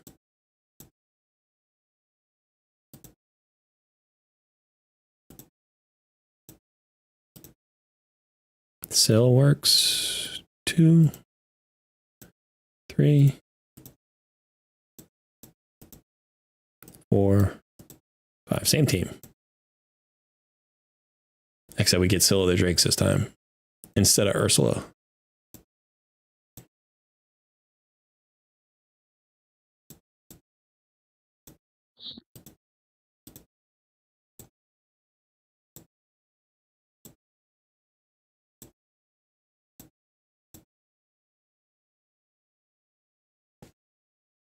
I used to have my Royal Guard in a destroy set, specifically for Scarab boss. But I had to pull him out for something. I was trying to build him for something else. I forget what it was. It might have been Iron Twins or Hydra or something. Probably Hydra. So I had to pull him out of a destroy set. And as a result, my Scarab teams have gotten a lot slower. So I got to put somebody else in a destroy set. But I don't know who I want to run. So I'm a little bit kind of like, who do I want to destroy set? Like, I'd rather just run Ninja or something who doesn't need the destroy set and does damage anyway. But it is faster when you can get somebody into a destroy set. So who do you all run in Scarab as your damage dealer? Like, let me know, because maybe that'll give me an idea.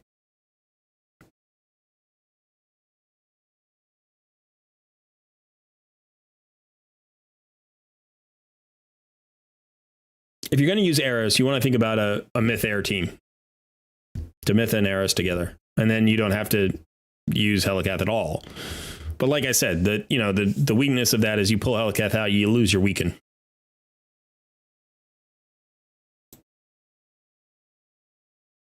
But you get a 3-to-1 comp. Right? The Myth Air is a 3-to-1 comp.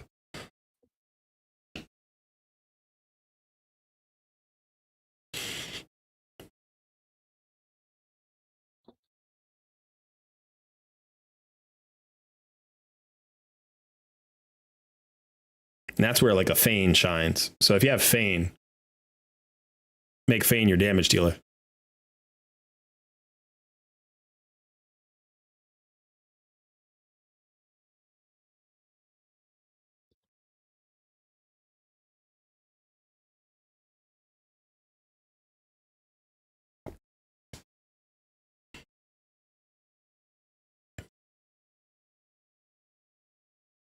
It's amazing how much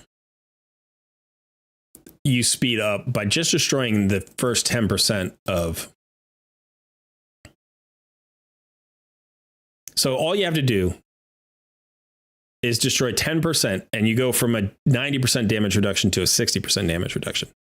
That's like speeds things up so much when you think about how much that is. It's basically a third of the damage reduction is removed. So now you're getting credit for 40% of your damage instead of 10% of your damage. You literally quadruple your damage.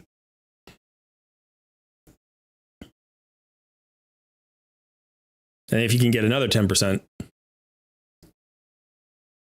then you double that again. But you need to get to 10%. We're not there yet. Like, this is the other thing. It's like, we'll probably kill the boss by the time we get to the 10% damage. Like, we would need to be about here. About here. So we're at like 5% right now.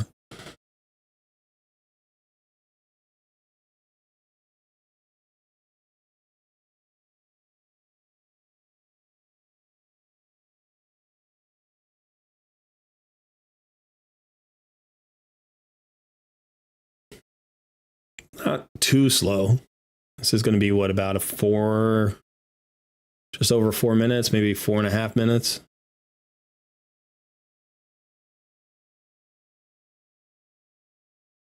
maybe a little bit longer.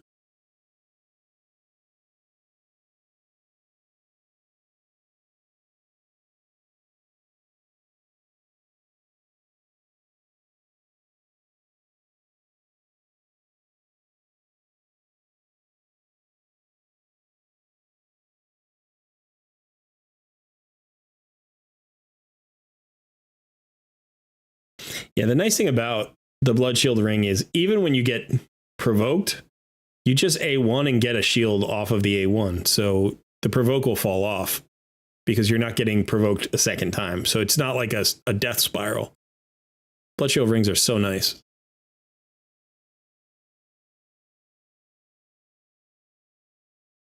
Yeah, so right around now we're almost at the 10% mark. We're not quite at the 10% mark. So it's like the HP destruction basically did nothing at this point. 448. Not too bad. All right, let's see if we can get to this boss here.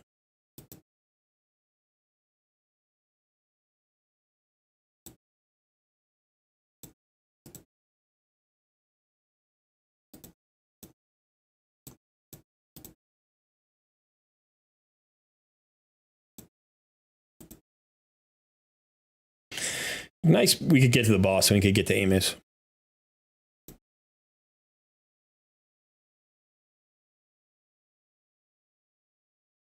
You pulled a Helicath on your second blue shard, only recently pulled the Meta. Account is level 76 free to play, not the main account. Okay.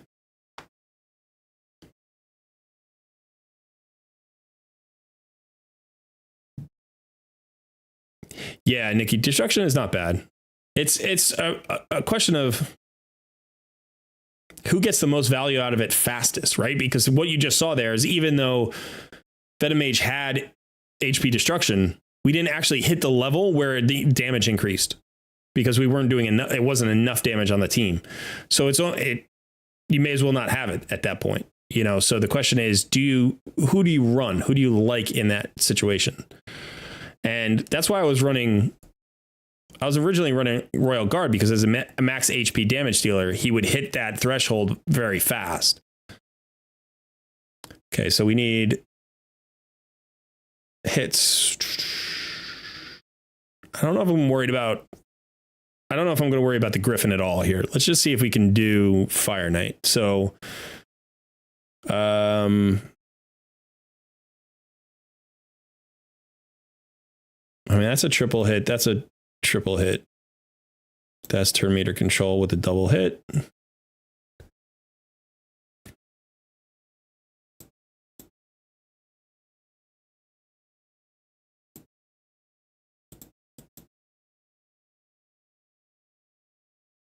I feel like I should have a cleanse or a revive or something. Maybe I don't need this much.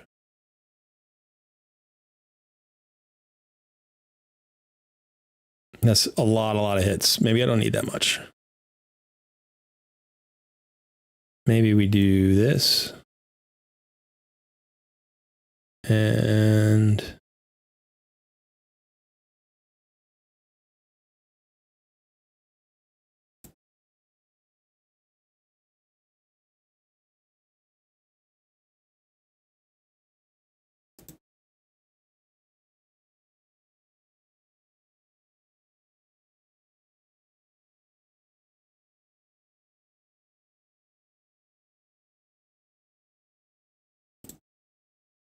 let's try this.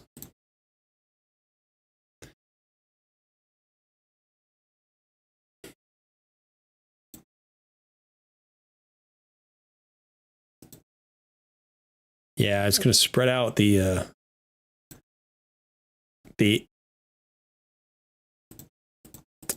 random hits now have a chance of hitting both bosses.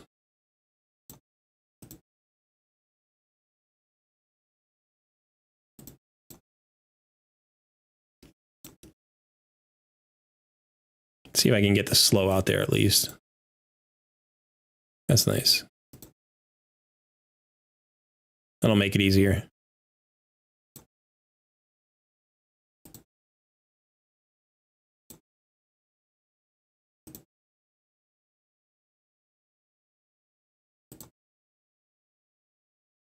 All right.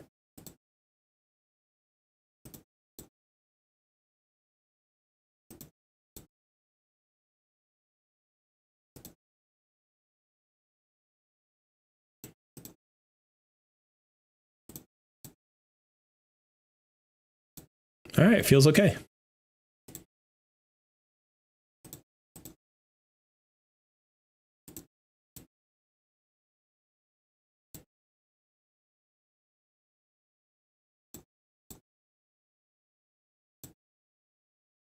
Got to remember the turn meter decrease on the Griffin boss is not great.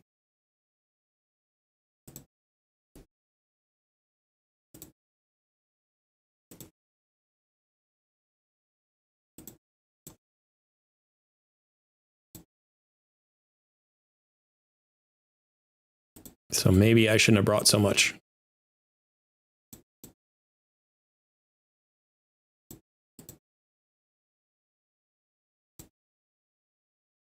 I do have a block debuff buff, so that at least won't stun me.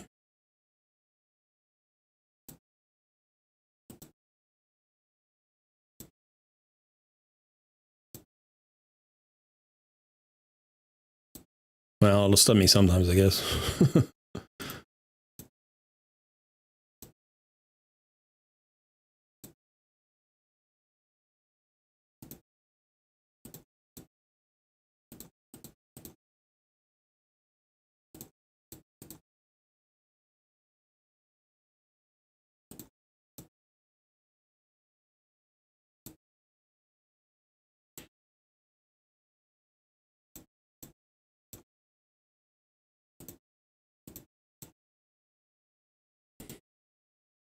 Looks like I'll get away with it. Pythion's just so freaking good. Especially in a protection set. Get those protected buffs up there. Like 4 protected buffs. That's so nice.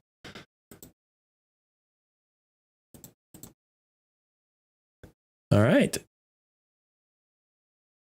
Not too shabby.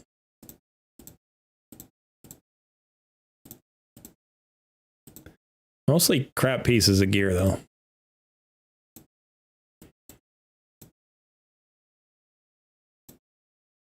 All right, let's try this out. What do we have to run? You know what? This is too much. This is too much.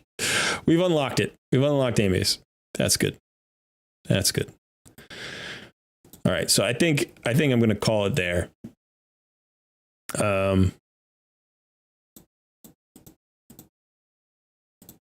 Yeah, I think I'm going to call it there. Son, are you back? You are back. Oh yeah, I've been here. All right.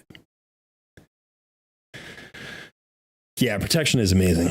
I mean, if I talk about dupes, champions I would duplicate, Python would be one of them. Definitely if I had a dupe Python, I would run them because there's so many good setups for Python, and just having to like switch back and forth all the time, it can be a pain.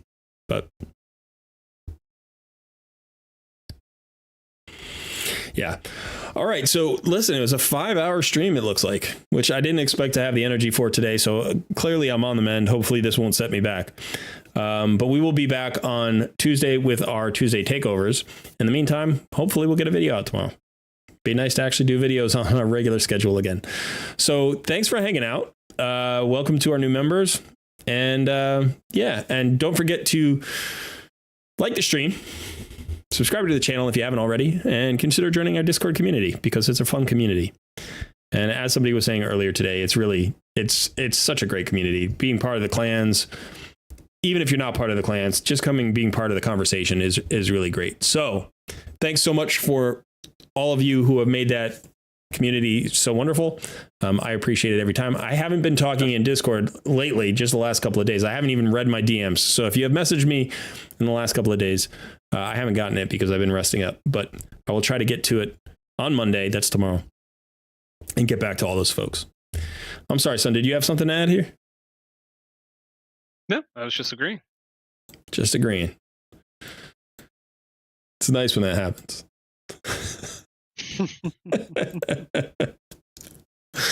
Sometimes it happens. Oh boy. Yeah.